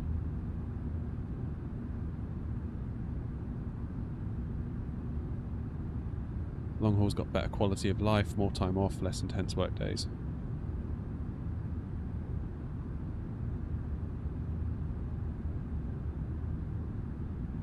Yeah, I suppose the argument is Ryanair, EasyJet, you're going to be running around, aren't you? Like, go, go, go, go, go, go. Starting at ridiculous o'clock. I think back to when we came back from Rhodes. So the plane that came out to get us left Bristol at like 6 in the morning. Picked us up in Rhodes, which is 2 hours ahead, at like half 12, 1 o'clock. So they'd just done a 4.5 hour or like a 4 hour flight to get to us. And then they turned around and went back. So 2 4 hour legs. That's a long day. That is a long day. You could argue it was almost like doing a long haul, albeit punctuated with a landing and a takeoff.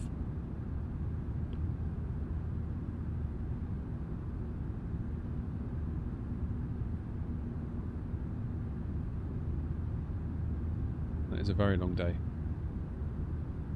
And we landed back in Bristol at about 5:15 in the evening. So for that crew to have started at 6, they must have had to have been at the airport at 4:30, 5. Get back at 5:15. That's a heck of a day, isn't it? That is a long old day. Oh, my TV's going to turn itself off unless I press a button. Don't do it, don't do it, don't do it.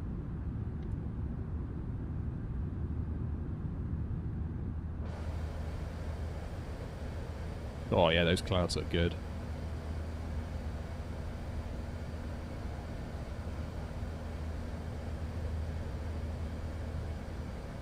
Four sectors of reporting time being at 10:30 PM.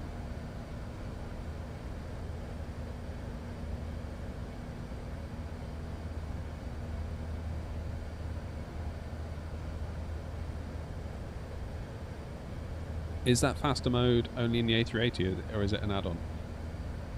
It is just the sim rate. So you can do this with any plane in the sim, you just adjust the sim rate and everything speeds up. However, I think all fly-by-wire have done, well, not to disparage what they've done by saying all they've done, I've gone down to 2x. Let's go back up to 4, please. They've given you some little shortcut buttons here to increase or decrease the sim rate. Now I did have it on 4x, but it seemed to have dropped down to 2.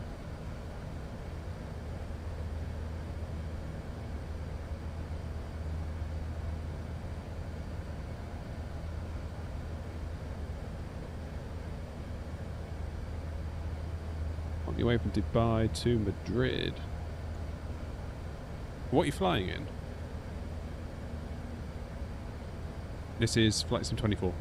Hey Ben, you're on YouTube now. You're everywhere.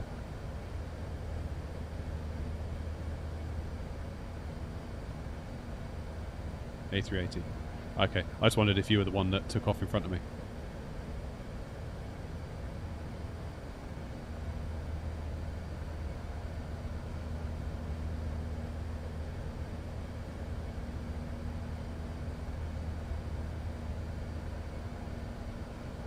Right, we are very soon going to be over German airspace. Now, tempted as I am to go back into real time and reconnect to the network, there's not a lot of ATC online other than Frankfurt and the approach around Frankfurt. So there's no real incentive to come out of this increased speed at the moment.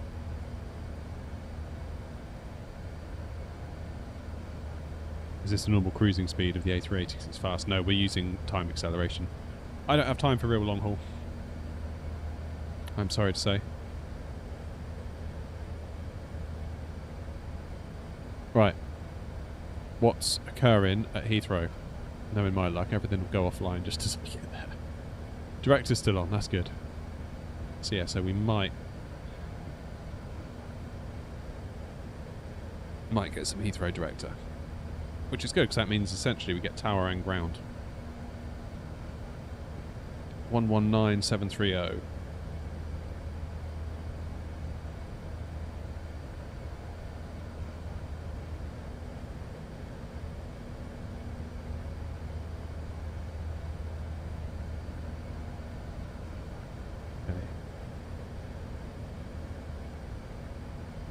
119730 is dialed into the standby frequency. Love it. Sim rate's gone back down to 2. It doesn't like being at 4. Gets a bit upset, then it drops down to 2. That's alright, we'll do 2x, that's fine. We should be in time.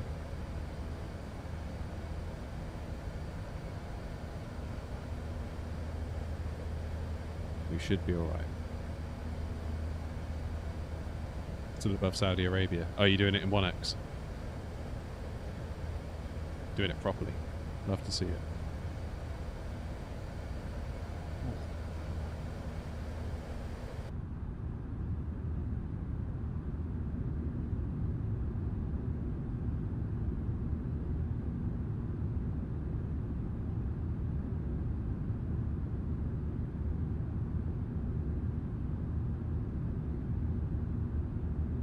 Not cheating like me.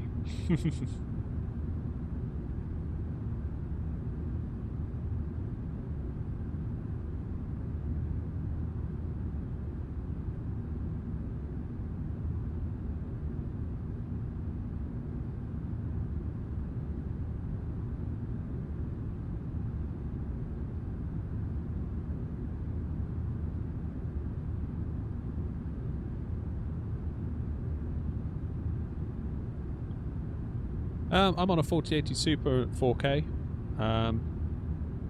Maybe it's the stream making it look crisp, I don't know. Are you running DLSS, Jeff, or something like that maybe? Could be it.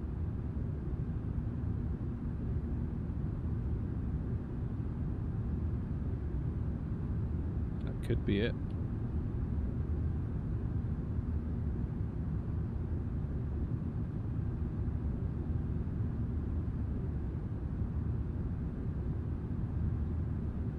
If you are using DLSS, rather than turning it off, wait until tomorrow. Update your NVIDIA app, and you should be able to use DLSS 4, which uses a more advanced transformer AI model to do the upscaling, and it should look better for you.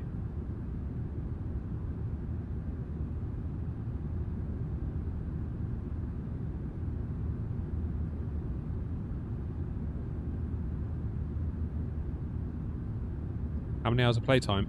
Well, not that many on 24 because, of course, it's quite new, but we had well over 1,000 on 2020.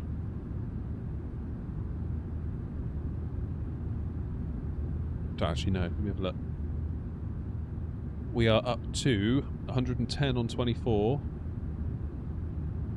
and 1,170 on 2020.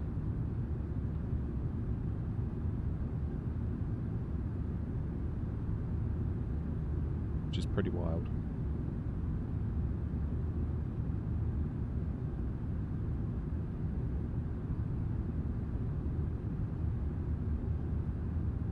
Can't afford 24. Well, maybe just sit it out for a while because it's not without its issues, is it?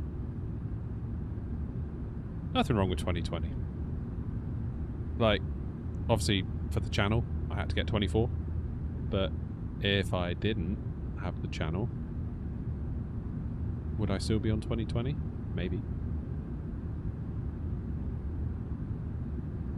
I mean, sooner or later, it's going to happen. Like, we're all going to need to get onto 24. But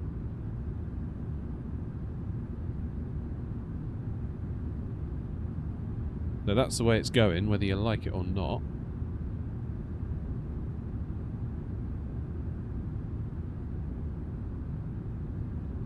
And there's always Game Pass.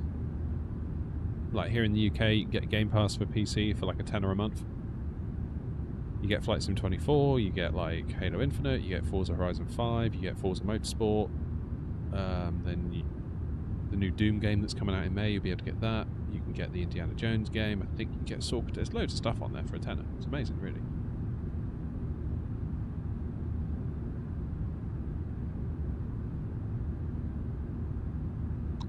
Oh, I'll tell you what, I am glad that we've used time acceleration because we're coming up on like 3 hours.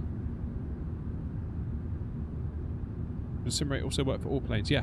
Yeah, so the sim rate it's got nothing to do with the planes, it's just you can tell the sim to increase its rate.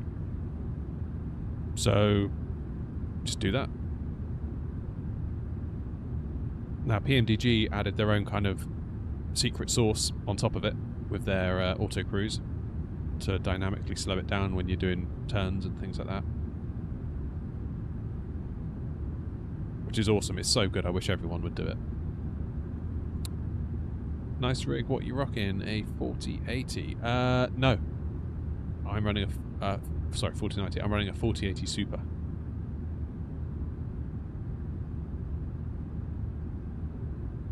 Yeah. How much time to approach? We are currently over Germany. So we're running at 2x. I think in about an hour we're going to be there. Like actually on the ground. Done. I'm going to go back to 1x speed over Holland. And we will reconnect to VATSIM and try and bring ourselves down.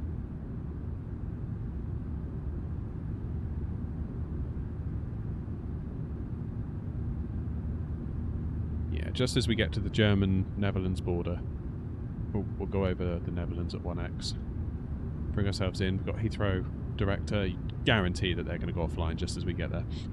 So maybe they'll be there, maybe they won't. Who knows? What CPU? I've got a 5800X3D. In fact, let's do a little FPS check. It's not bad, and we are limited by the CPU. Limited by main thread at the moment.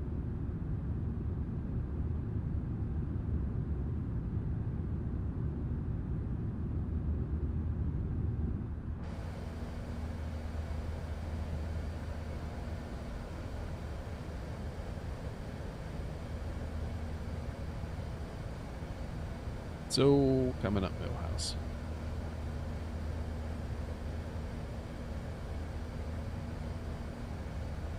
Right.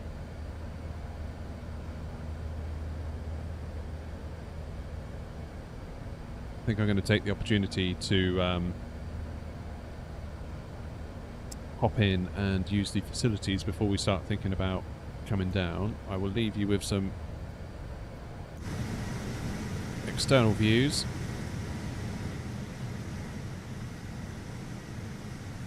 And I will see you all in a couple of minutes.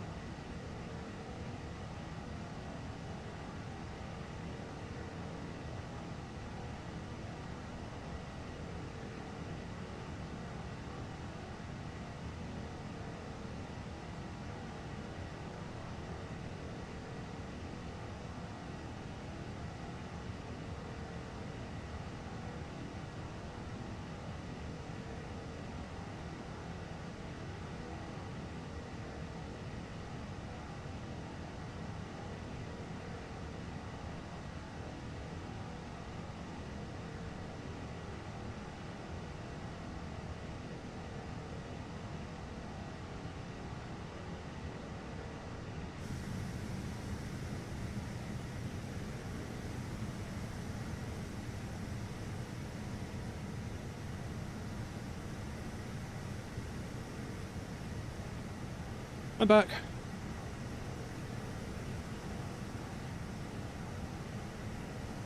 We are back.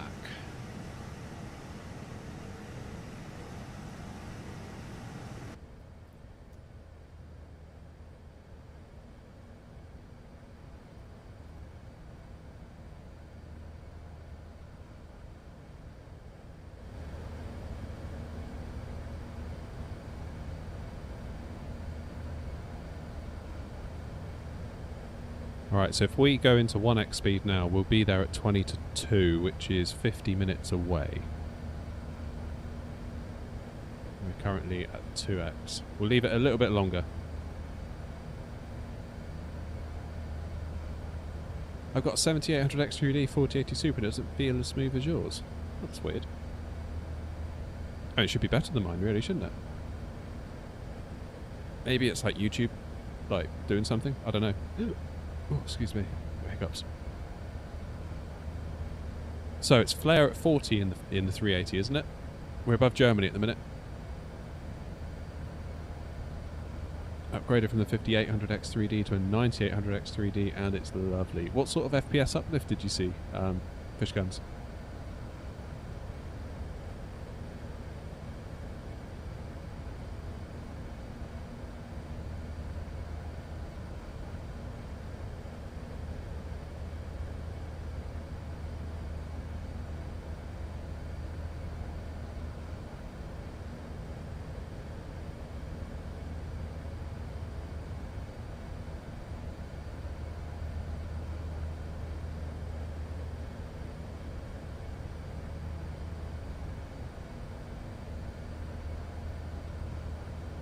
I'm on a Ryanair flight and I'm back in the gate doing an inspection on the front landing gear. Oh, that'll be all the hard landings. That's what that is. That's what that is.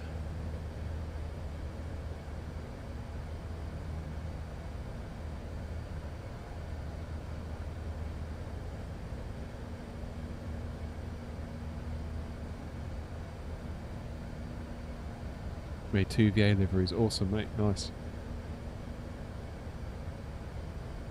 That's very cool. Could it be a faulty CPU? No, I doubt it. Have you enabled XMP on your RAM? A lot of people forget that. You'd be surprised.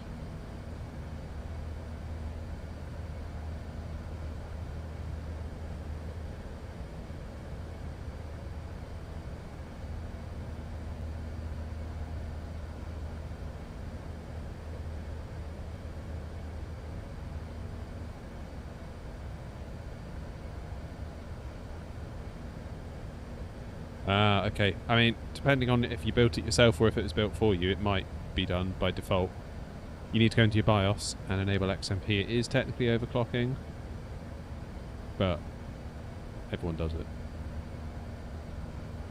So the Infinity fabric inside your CPU, your RAM speed directly affects how fast that Infinity fabric runs. So I'm on 3600 megahertz DDR4, and by default my RAM went to like 2166 or whatever it is. I had to go into the BIOS, enable XMP, then my RAM ran at 3600, which means my Infinity fabric runs at 1800 because it runs at half of what your RAM is. So when it was at 2166, obviously it was running at a damn sight lower than that. So maybe check that out. Might be just what you need.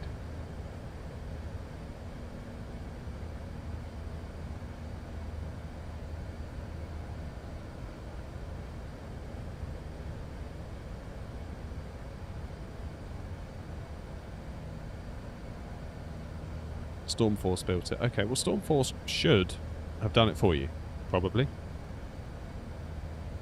Only thing you got to be careful of with pre-builts is that they might say it voids your warranty, because it is technically an overclock, but yeah, it's a tricky one.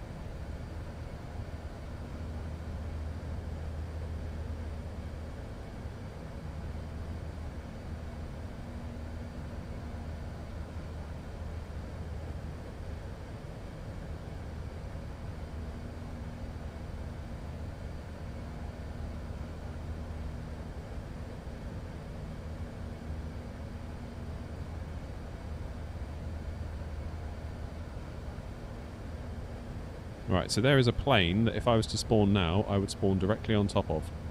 So I need to get past that plane.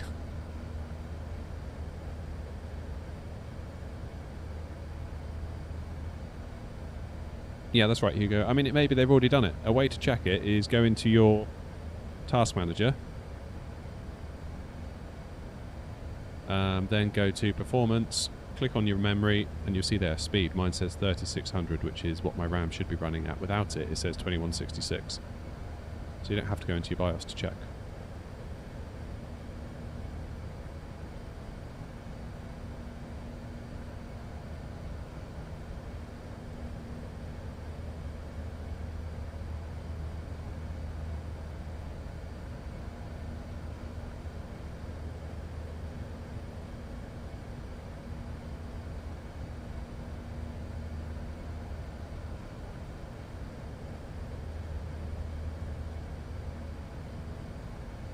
Right, I'm just going to go to 4x to get past this plane.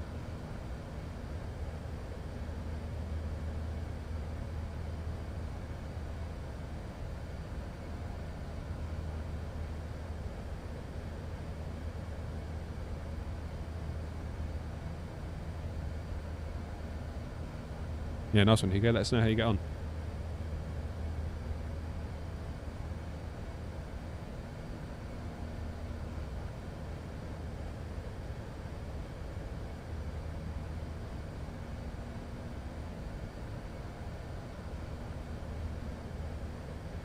For some reason there are pink and purple squares in the cockpit. That's possibly a livery issue. Normally I get that if I've messed up on a livery.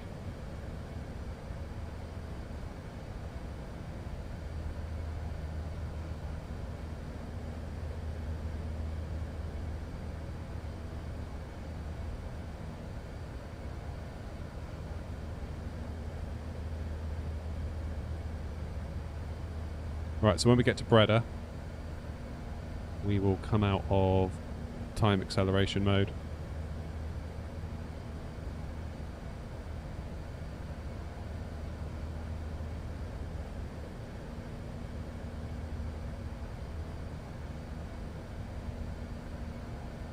Don't know then.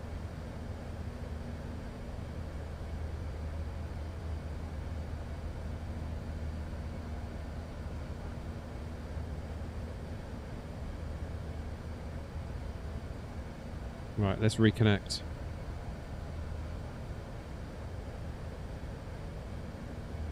Shall we? Right, we're back on the VATSIM network.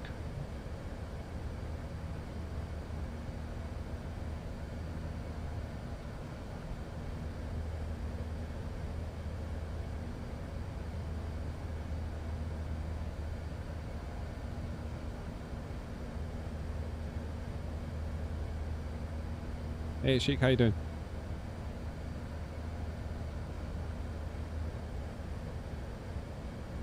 You take off when cruise disconnect.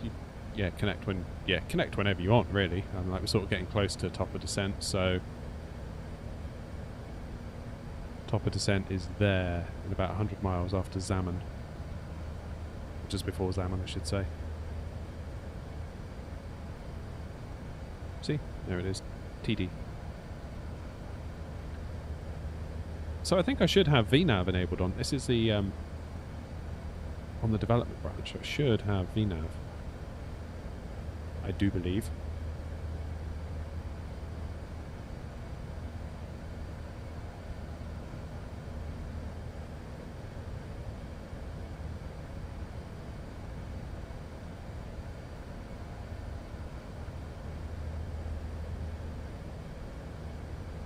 Okay, Lamborn, we need to be at 7,000 feet, so I think my plan will be to get us down. We need to be...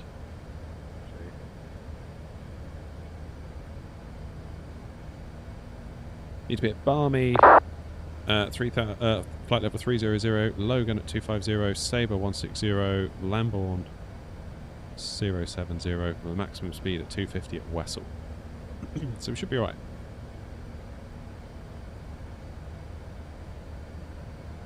We should be alright.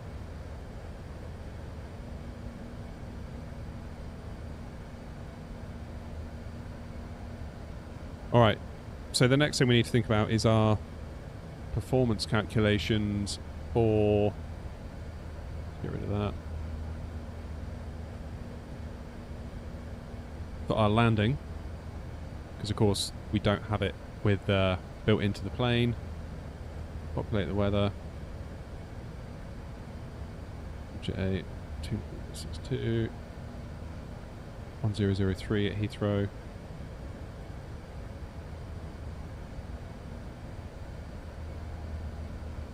Okay, the weight is at VREF add 5, flaps full, brakes auto, reverses yes.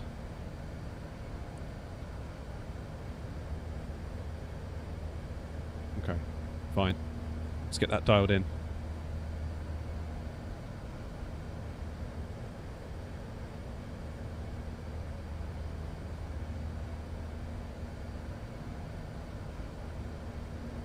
So where do we go to do that? That's going to be performance. So cruise is fine. Descent. Approach. Outside air temperature is 8 degrees.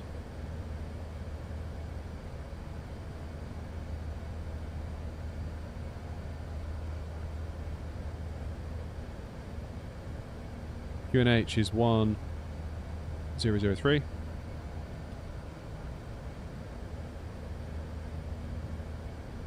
Wind is 250 and 2.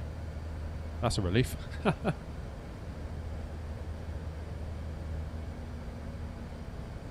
250 and 2. Flaps full landing. VLS 132, add 5 137. And our minimums...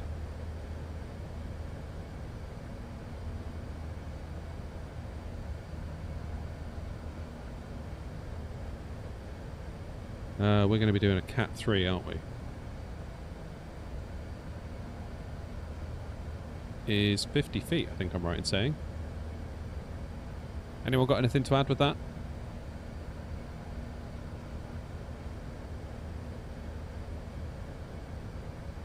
What? Why don't we have a flight plan? Definitely filed a flight plan.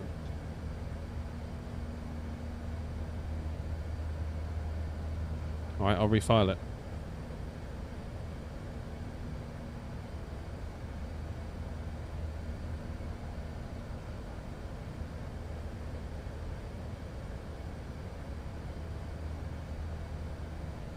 It's expired. Oh, because I was disconnected.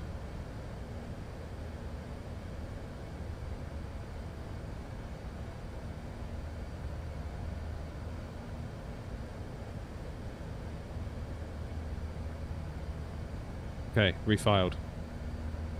Wasp be able to check that that's gone through. 50 feet, isn't it, into Heathrow?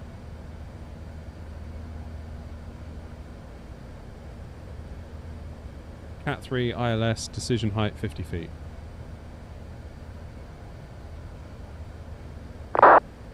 We are a Cat 3, right?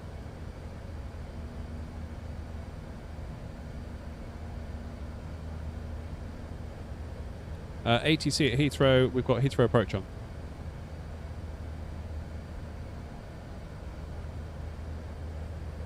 Okay, that's something to be aware of then, isn't it? Is that if you go offline for any period of time, your flight plan may expire.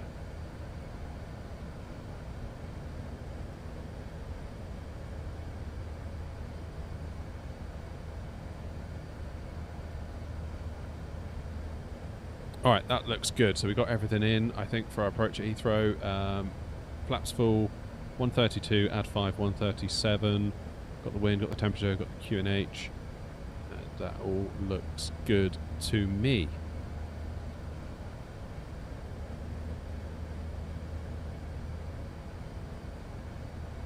After 2 hours, okay. That's worth knowing. Particularly if you intend on doing a lot of this sort of stuff.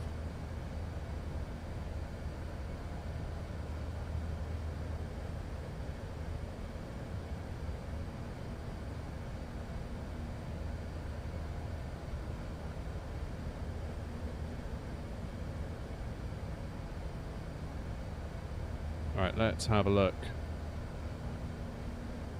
at the ATIS for Heathrow. Information Romeo. Let's make some notes, shall we? Arrival runway 27, right, that's fine. Runway condition, transition level 75. Surface wind calm, visibility 10 meters, no cloud detected. QNH 1003.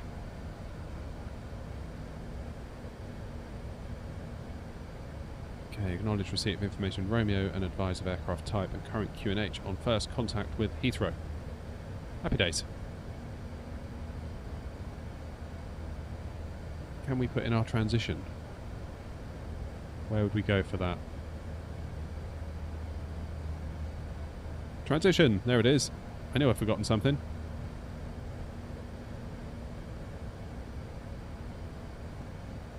Happy days.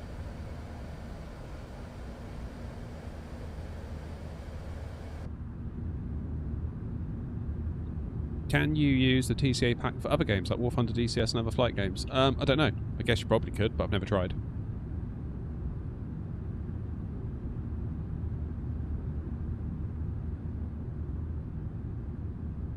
Never tried it.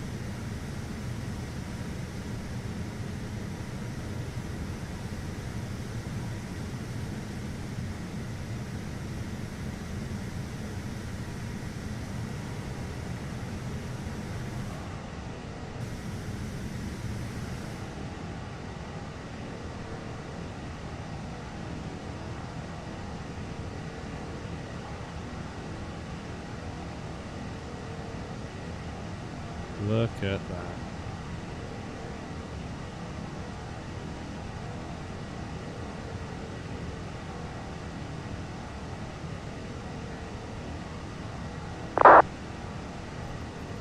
Perfect.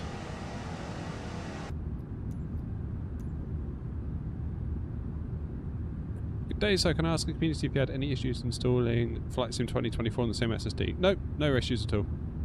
Absolutely fine.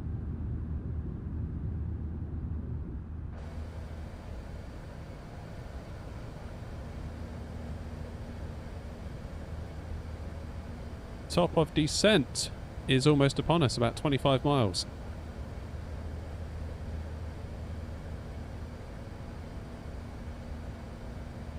"25 miles to top of descent."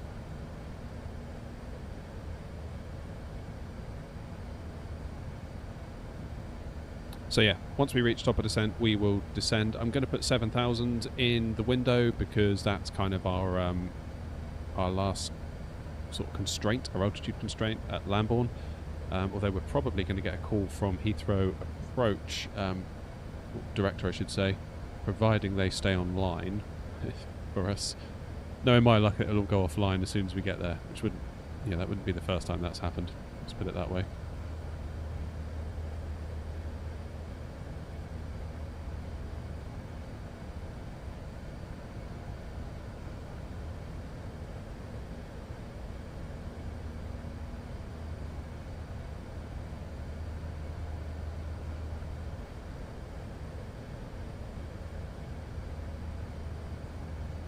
Yeah, they're still on. Let's just refresh the page. I know you shouldn't have to refresh. There we go, here's us, look. QAE 57.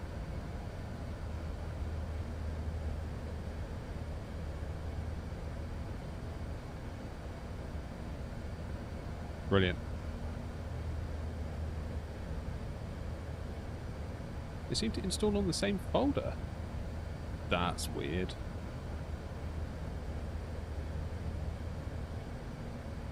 Don't know what to say about that, Gav. Hey, well done, gas lamp. Your timing is impeccable. Oh, you know what I didn't do? I never started the chrono. Amateur hour. Amateur hour.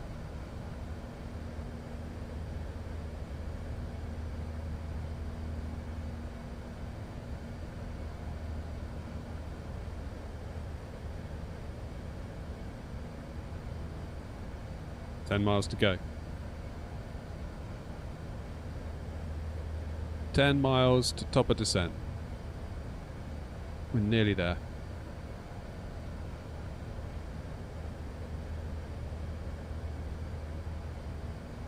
Another A380 has spawned behind you and in between another A380. Oh no.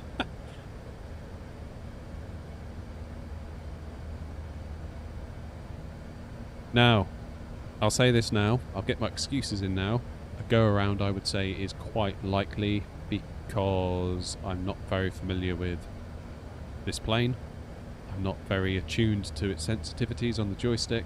I've adjusted my sensitivities based on what fly-by-wire I recommend. So we'll see. Best case scenario, we get down, but I can't imagine the landing's going to be that pretty, so just calm down if you're kind of here expecting a really good landing. So I'm not sure I'm going to be able to give you that today. Right, here we go.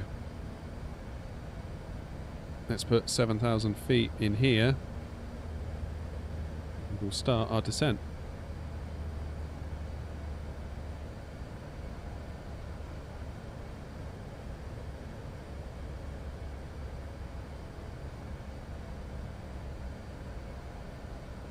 There they go. Engines rolling back. That's what we want. That's what we want.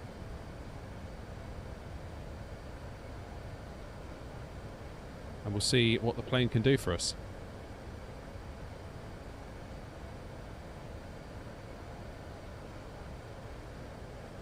Already going off profile. Love to see it.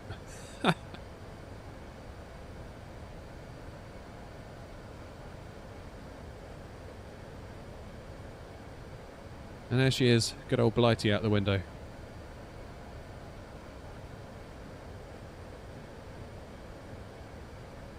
Now, can we set up our brake to vacate?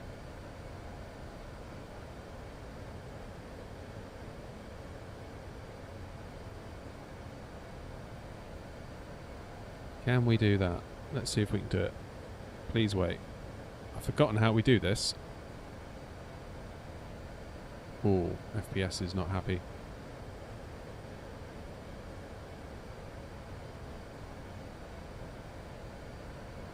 Oh, the real plane's landed.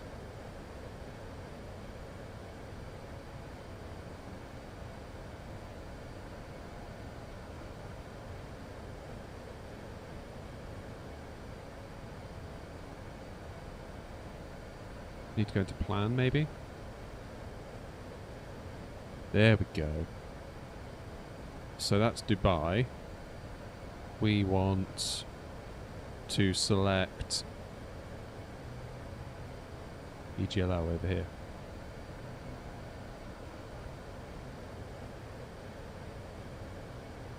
Come on. See if I can remember how to set up brake to vacate. Wow, we are descending at quite a rate. 3,000 feet per minute. Are you serious? Okay, so 27 right is selected. Then we're going to go for... Then what do I do? Is that it?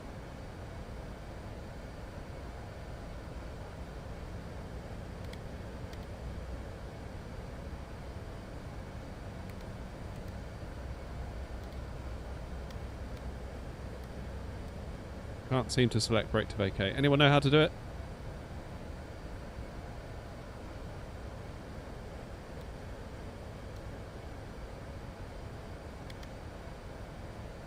Seems that my binds are getting in the way. Okay, we might have to ditch that idea. Sort out my control binds another time.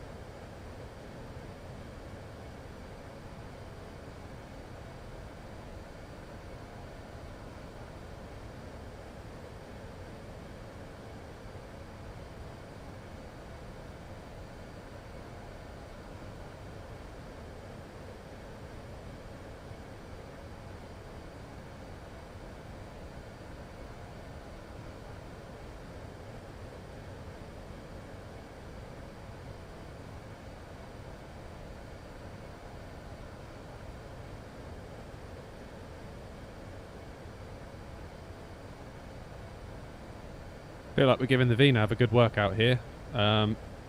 We've just missed our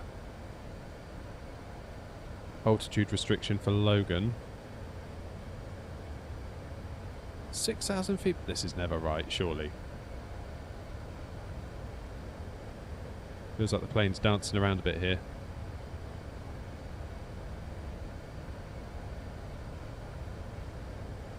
Yeah, so we used the landing calculator earlier, 707.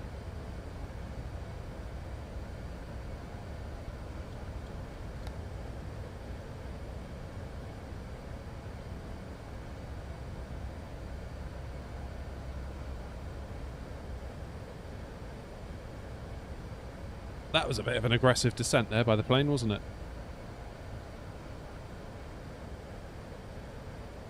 It's never right, that.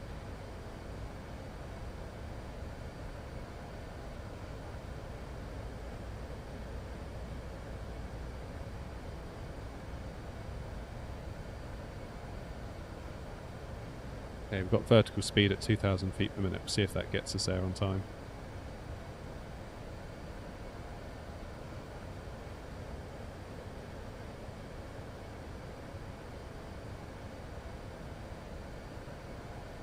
Now, I imagine we're going to get a contact me request fairly sharpish, aren't we?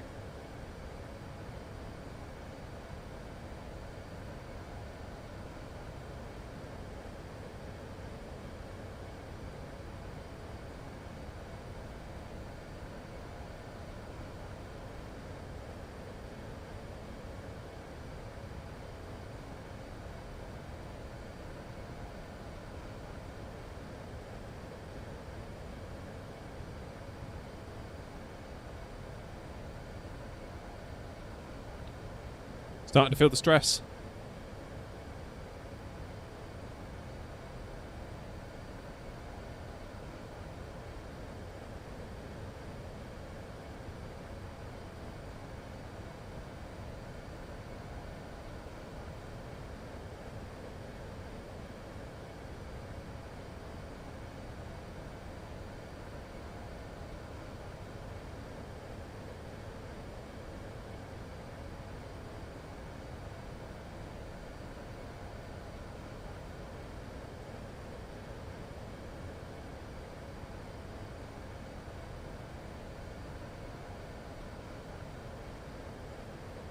Okay, so the plane knows about the speed restriction at Wessel, that's good. Lambourne as well. I think we're alright. I think we're alright.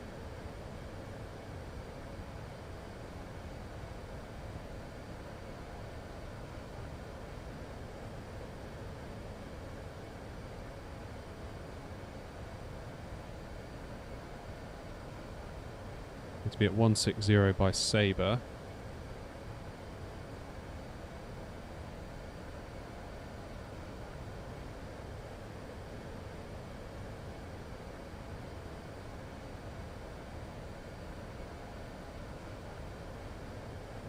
Which we should just make with our V-speed.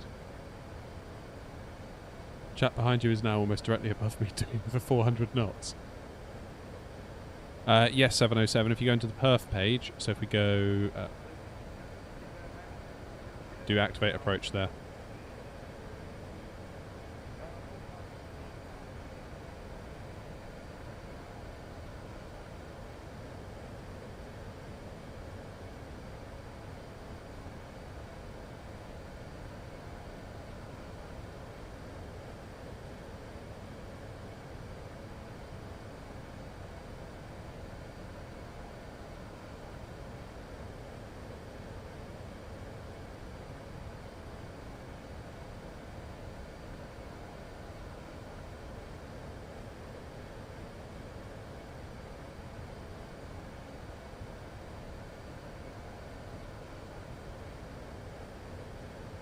Now, is it going to be able to get to 250? Because we haven't got a lot of time to lose that speed.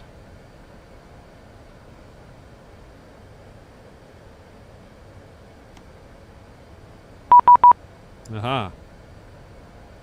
There is the contact me!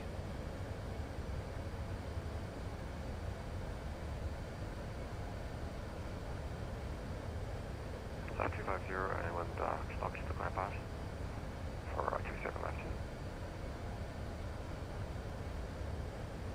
Negative runway 27 right for landing. That's a relief. 27 right for landing, okay, 56. Heathrow Director Emirates 57 Super with you, flight level 120. Toronto approach, I'm sorry, on London approach, can I request 27 left? Air Canada 856, yeah, if you're already set up for 27 left, that's fine. So establish 27 left and report established. Okay, we'll reach back when it stops on 27 left, okay,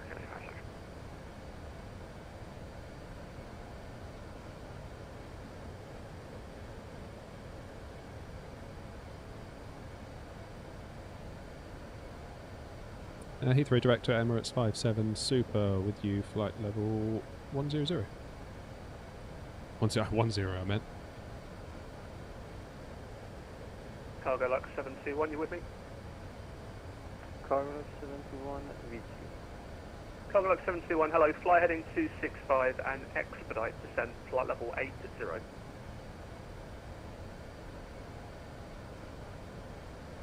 Fly heading 265, descending flight level 180. Next, if the flight level is 80 and My push to talk isn't working. Very, very high.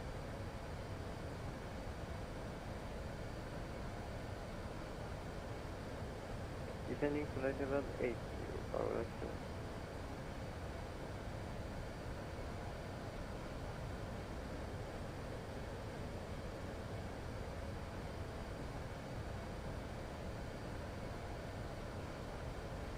7.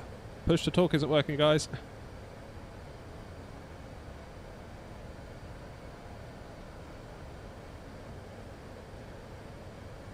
Air Canada 856, confirm you're established 27 right now.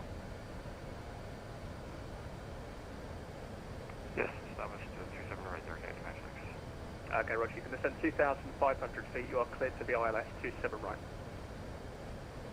27 left, correct? That's what I have on my fly line. Why isn't my push to talk working? I gave you 27 left, but now you've established 27 right. So do you want to continue 27 right visually or 27 left? 27 left visually. Okay, cleared visual approach runway 27 left. Cleared 27 left. You're getting 56. Cargo Lux 721, speed 220 knots. Speed 220 knots, Cargo Lux 721. Director, hello again, we're 32 Tango, climbing 42,500. 32 Tango, hello again, climb now, flight level 180. Climb now, flight level 180, so 32 Tango. Oh no. Push to talk isn't Air working. Canada 856, contact the tower 118505. Okay, thankfully, Heathrow Directors said we can do 721, turn left heading 210 degrees, text. descend 4,000 feet, QNH is 1003.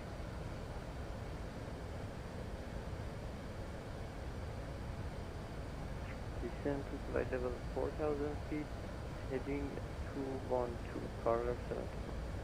It's going to be heading 210 degrees. 210 degrees, Cargo Lux 721. Ah, this is annoying.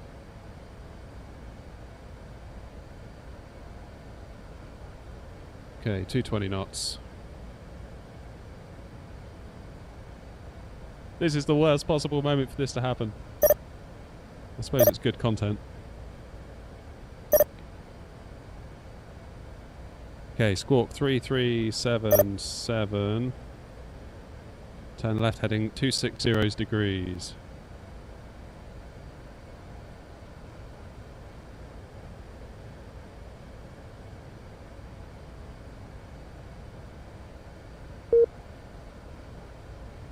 Not transmitting on any frequencies.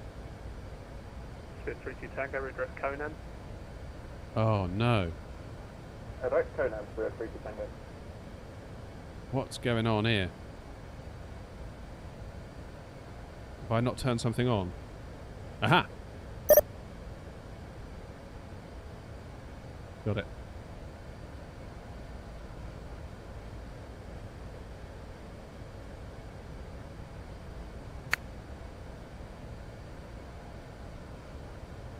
Heathrow Director, Emirates 57 Super, do you read?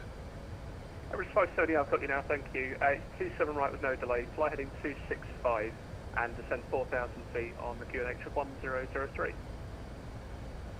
Lovely stuff. Heading 265, descend now 4,000 feet, QNH 100327, right, no delay. Emirates 57 Super. Emirates 57, maintain 220 knots. 220 knots, Emirates 57 Super. And when you're able, squawk 3377.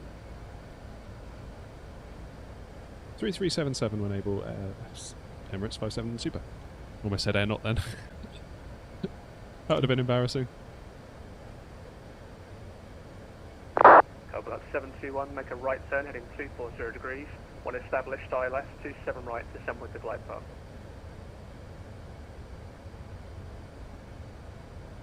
Turn heading 240. Right, let's get my squawk in. Oh, stressful. And you are cleared for the ILS, sir. Cleared ILS.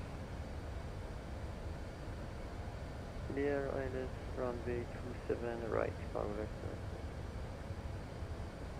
Speedbird 137 currently coming through flight level, currently coming through 3,000 feet en route to WAD. Virgin 137, hello, climb now, flight level 130. Climb flight level 130, Virgin 137. Love a bit of pressure on that sim, don't you? 57, turn left heading 180 degrees. Left 180 degrees, Emirates 57. Cargo Lux 721, speed 160 knots until 4 DME. Speed 160 knots, cargo Lux 721. Speed of 32 Tango, monitor advisory, bye bye. Monitor advisory to 32 Tango, thanks, have a good day. See ya.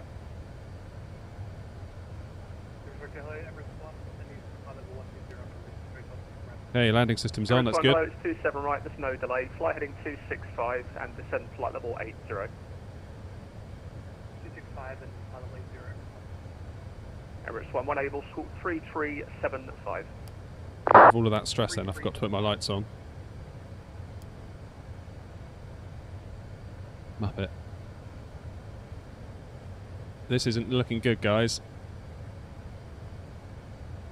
14 FPS.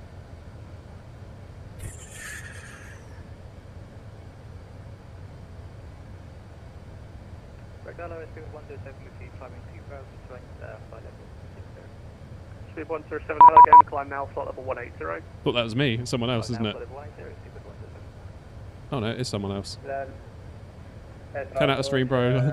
Love your stuff. Thanks, man.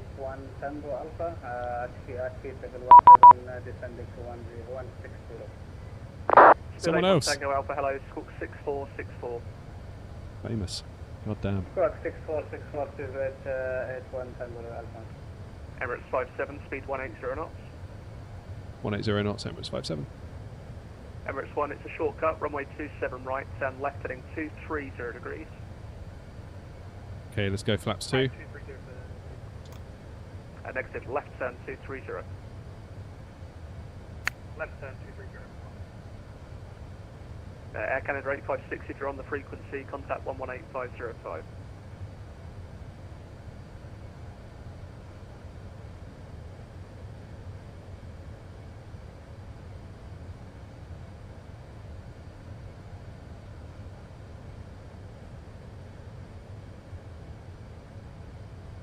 Not loving these frames. Right turn 240 degrees, when established on the right, descend with the glide path. 240 when established with the glide, Emirates 57. Virgin 137, monitor advisory, bye bye. Monitor the uniform, thanks for the great ATC, bye bye. See ya.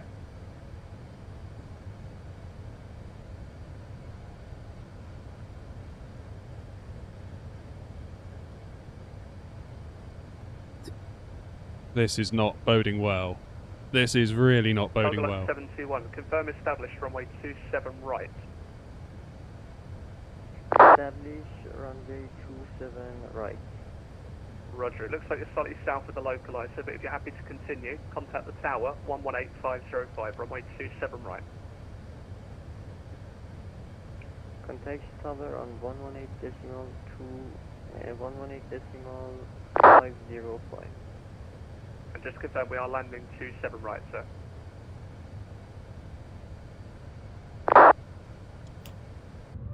Okay, let's get flaps out. 7, speed 160 knots or greater till 4 DME. 160 or greater to 4 DME, Emirates 57. Speed 107, you can redirect to Coxie, Kilo Oscar Kilo. Redirect Coxie, Steamboat 107. Emirates 1, descend 4,000 feet, the QNH is 1003. Descend 4,000 feet. Okay, flaps full. And Emirates 1, that's going to give you about 26 miles. So on your present heading, one established on the localizer for 27 right, descend with the glide path.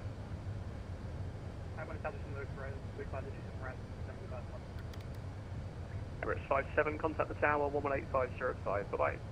118505, thanks ATC, Emirates 57.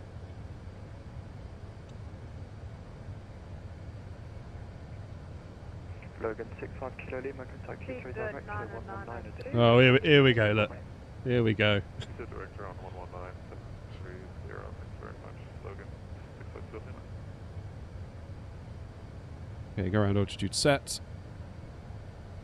Heathrow Tower, Corvalux 721, establish ILS runway 27 right. Corvalux 721, runway 27 right, surface wind viable 2 knots, clear to land. Frames are still in the toilet. Clear to land, runway 27 We'll just have to make the best of this, I think.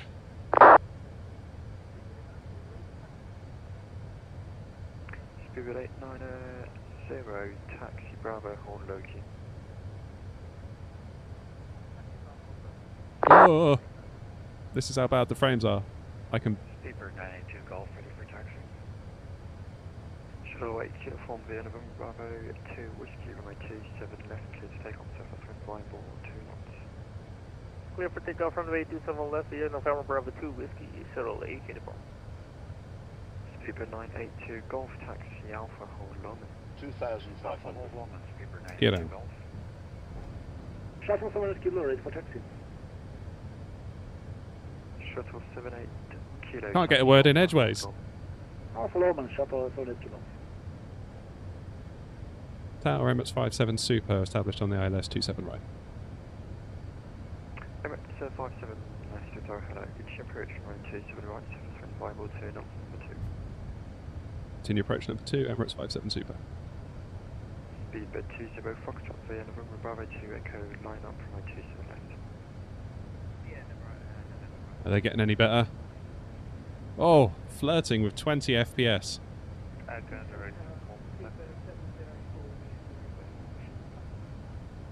Plot.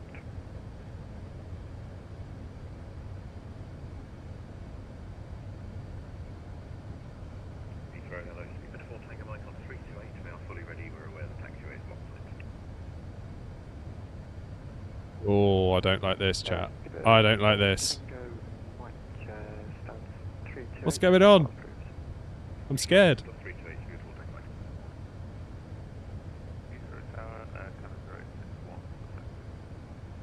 Okay, 137. 861 taxi Kilo, 1 Kilo 1. Kilo, hold Kilo, Skyline 861. That's room 32, aircraft type 17900 at stand 592 with information.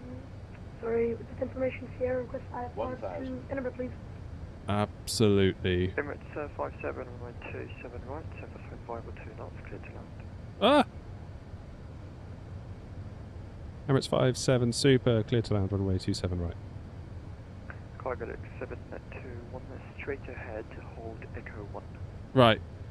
Should we try it? London Tower, please confirm transition level. Oh, I did grant. I could have sworn I just armed my spoilers. Obviously I didn't. Okay, let's try and land with like no FPS. Hello, get your approach from 27 right, viable 2 knots, number 2. Alright. Shuttle 8 uniform, contact director 119. I have control. 400. That's our 19730, thank you very much, go back. Speedbird 20 Foxtrot, runway 27 left, surface wind. If I land this, chat, it's going to be a miracle. Ah! Oh my god. Next one on the right, hold November Bravo 3. Holy moly.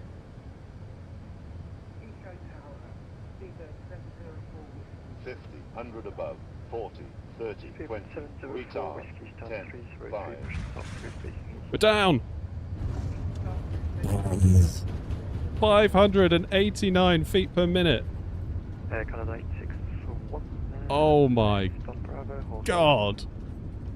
Left Bravo, hold Whiskey, Canada 861. Microsoft Flight Simulator 2024, everybody. 32, aircraft type Boeing 737-800 at stand 592 with information here on board. Request I-4 to Edinburgh, please. Keep it rolling, keep it rolling, keep it rolling. Ryanair 3132, just confirm your stand number, please. 592. Rolling, rolling, rolling. 32, Roger, call you back. Range speed 20 Foxtrot, contact director 119 additional 730 point.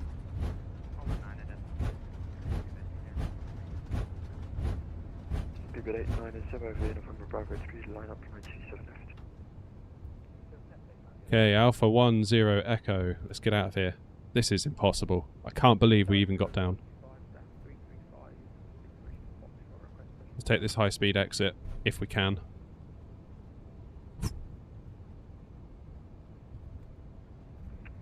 Heathrow Tower, Speedbird 992, request taxi.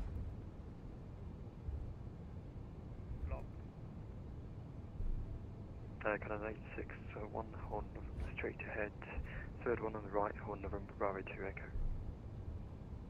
Straight ahead, third on the right, November Bravo 2 Echo, Air Canada 861. Absolute madness.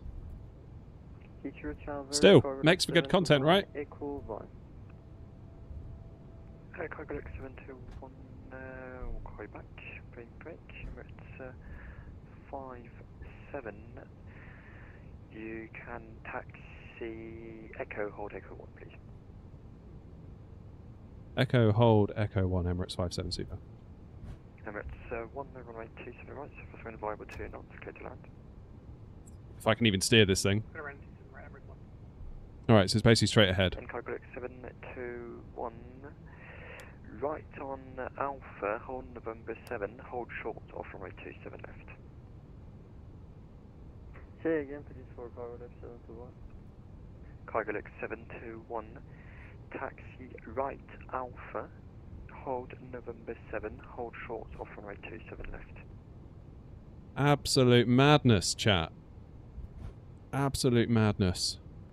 Speedbird 890, runway 27 left, Alpha, surface wind viable 2 hold knots, clear to land. November 7, hold 27 left. Auto brake should be off 707, it's set to disarm. Ryanair 3132, clear to Edinburgh. Come on. 1 Golf departure, squawk 7506. That stress was real, alright? Let it never be said that my flights aren't authentic. There's nothing to hide here. 7506, Ryanair 3132. Ryanair 3132, correct.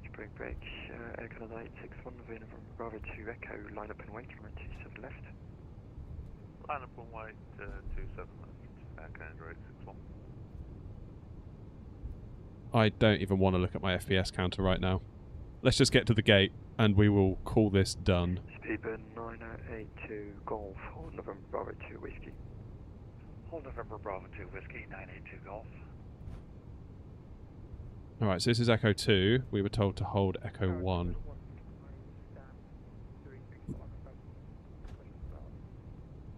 I can't believe we got that down. Did you get your clearance by PTC because I can't see anything for you? Can't believe we got down. Yeah, we got parking by PTC from director. Speedbird 125, Roger. Oh yeah, I can now see you. Brilliant. So stand 335. Yeah, I think it's possibly an issue with the scenery, the plane, the sim. Heathrow Tower, good evening, Speedbird 81 Tango Alpha, establish runway 27 right at Man. 8 miles. Stress.com. Speedbird 890, contact director 119 additional 730 point.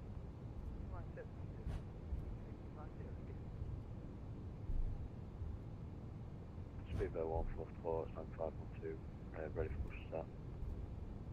Speedbird 144, stand 512, push and stop, roof facing south. Right, where's this Echo 1 then? Speedbird 144. Speedbird 81 Tango Alpha. Runway 27 right, surface wind variable 2 knots, clear to land. Specs are 5800X 3D 4080 Super, so... Emirates run vacated to Emirates 1 right on Bravo, left Echo, hold Echo 1. Right Bravo, left Echo, hold Echo 1. Okay, Echo 1's coming up. I can't even manage my throttles. Like... Air Canada 861, runway 27 left, surface wind variable 2 knots, clear to take off. So this will be Echo 1 here, I think. Clear for takeoff, Air Canada 861. My word. Speedbird 704 Whiskey Taxi, Bravo, hold Loki. Well, this ought to make for a good video. 5 Bravo, hold Loki. Speedbird 704. Cargo 721, you missed the taxiway. Take the next one on your right. Hold November 5 Whiskey. Hold short off runway 27 left. Right, let's clean up the aircraft. I was told. I can't even pan around. It's 57 left on Bravo, stand 305. Left onto Bravo. Was that stand 305? Emirates 57? Emirates 57 AFM. Roger, stand 305. Thank you. Emirates 57. Speedbird 982 Golf via November Bravo 2 Whiskey, line up and wait. Okay, let's get the APU on. Line up and wait, 27 left, November Bravo 2 Whiskey, 92 Golf. Shuttle 78. Right, shall we? Hold November Bravo 3. November Bravo 3 for shuttle 481. Air Canada 861, contact direct 119 additional 731, bye bye. Right, it's clear. 1190730 for Air Canada 861, bye bye. Left is clear. 721 via November 5 Whiskey, cross runway 27 left, report vacated. Oh, don't Wasp, don't. Cross runway 27 left, report vacated, call relax 7. Yeah, you can't do DX11, unfortunately. This is a nightmare, though, isn't it? I think it must be a combination of the copy-pasted indie-build scenery, the fly-by-wire, or the sim, or all three. Because I'm getting loads of missing textures here. Look at this, like a slideshow. Absolute slideshow. Cargo 721, once vacated, you can make a right turn. Of course, I planned all this just to make for engaging content. Of course I did.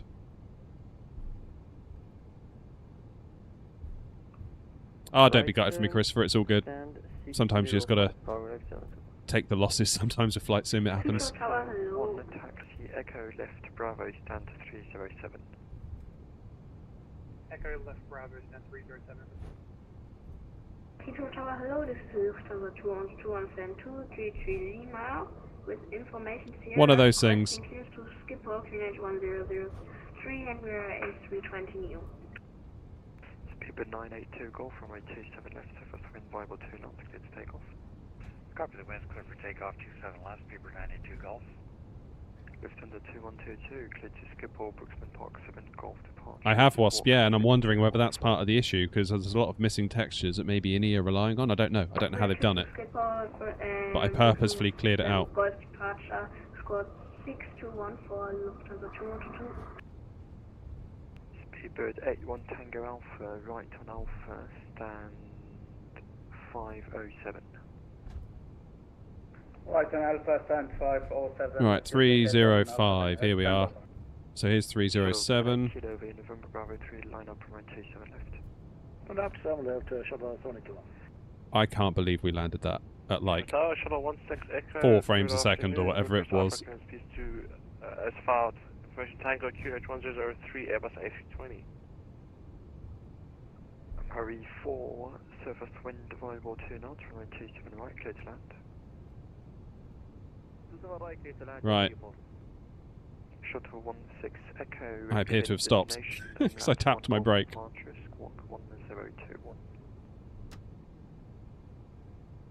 This is horrific. Absolutely horrific. Runner 732 at stand 592. Request push and start.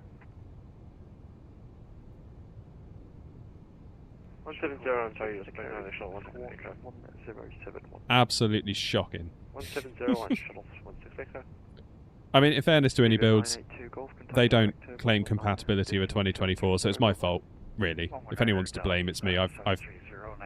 I'm using an unsupported plane at an unsupported airport.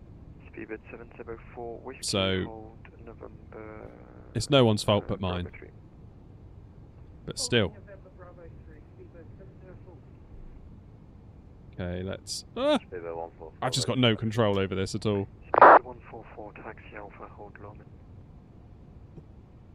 Can't even steer the flipping thing now. Come on. Come on. It's like it's holding onto my inputs longer than it should. Push start approved, face south, runway 322. My word.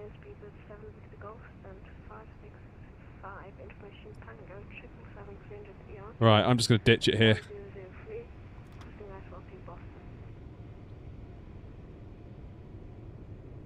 Oh my goodness. Right. How many frames are we getting at this exact moment in time? 7.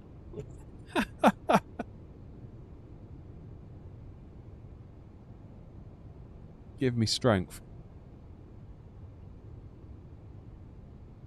Looks like we're out of VRAM.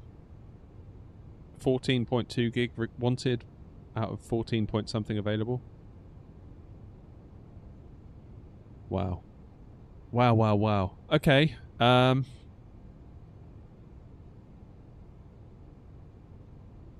Let's go up to the top panel.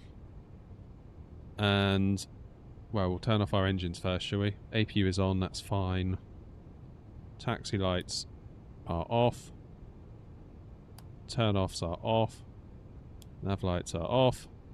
Strobes are off. I don't know. I don't think hardware is going to solve this. I think this is a problem of my own making. To be perfectly honest with you. Let's turn the engines off. 1. Oh, I didn't click for long enough because the frames are so low.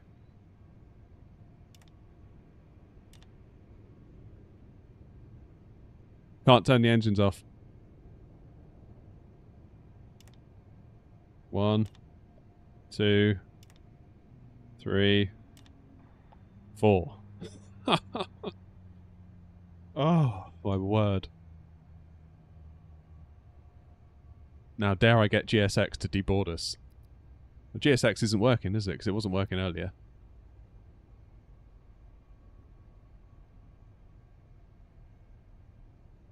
Yeah, no chance.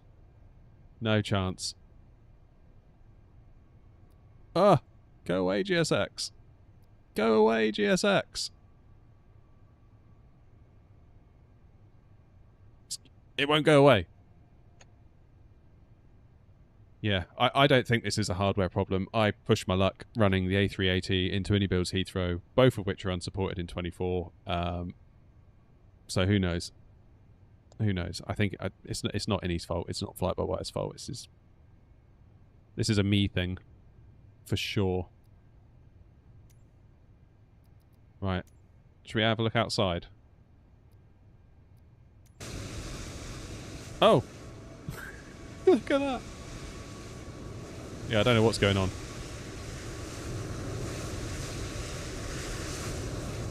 I wish I did know what was going on. Because honestly, right now,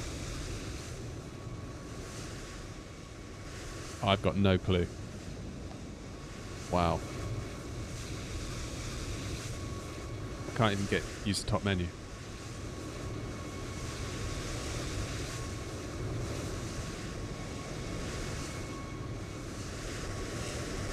Ah! I'm stuck!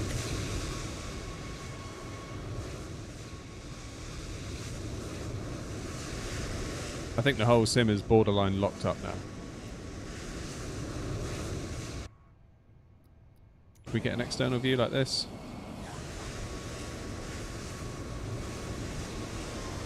Hey, there we go, we got something.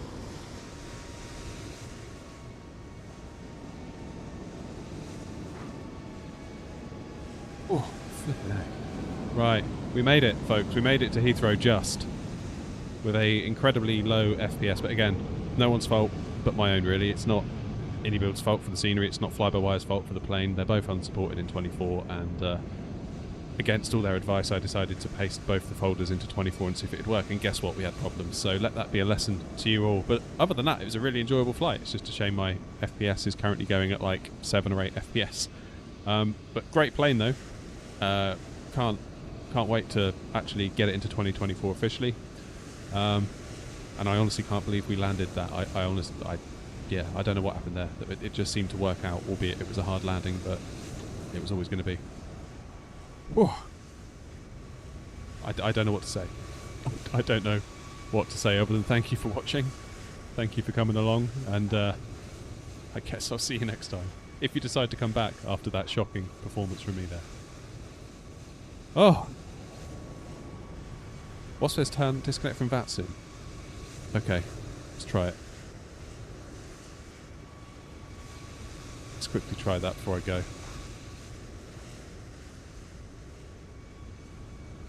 Okay, we're at 7 FPS. If we disconnect... Nothing. What if I kill GSX?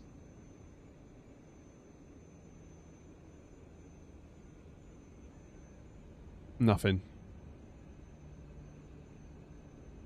I think we're just having a bit of an issue, aren't we? Pretty much. Oh, man. Cannot believe we made that. Seriously. Seriously cannot believe we made that. That was so flipping close. Like, we were there like a yo-yo, weren't we? Like a yo-yo. But yeah. These moments are sent to try us. That's all I'll say.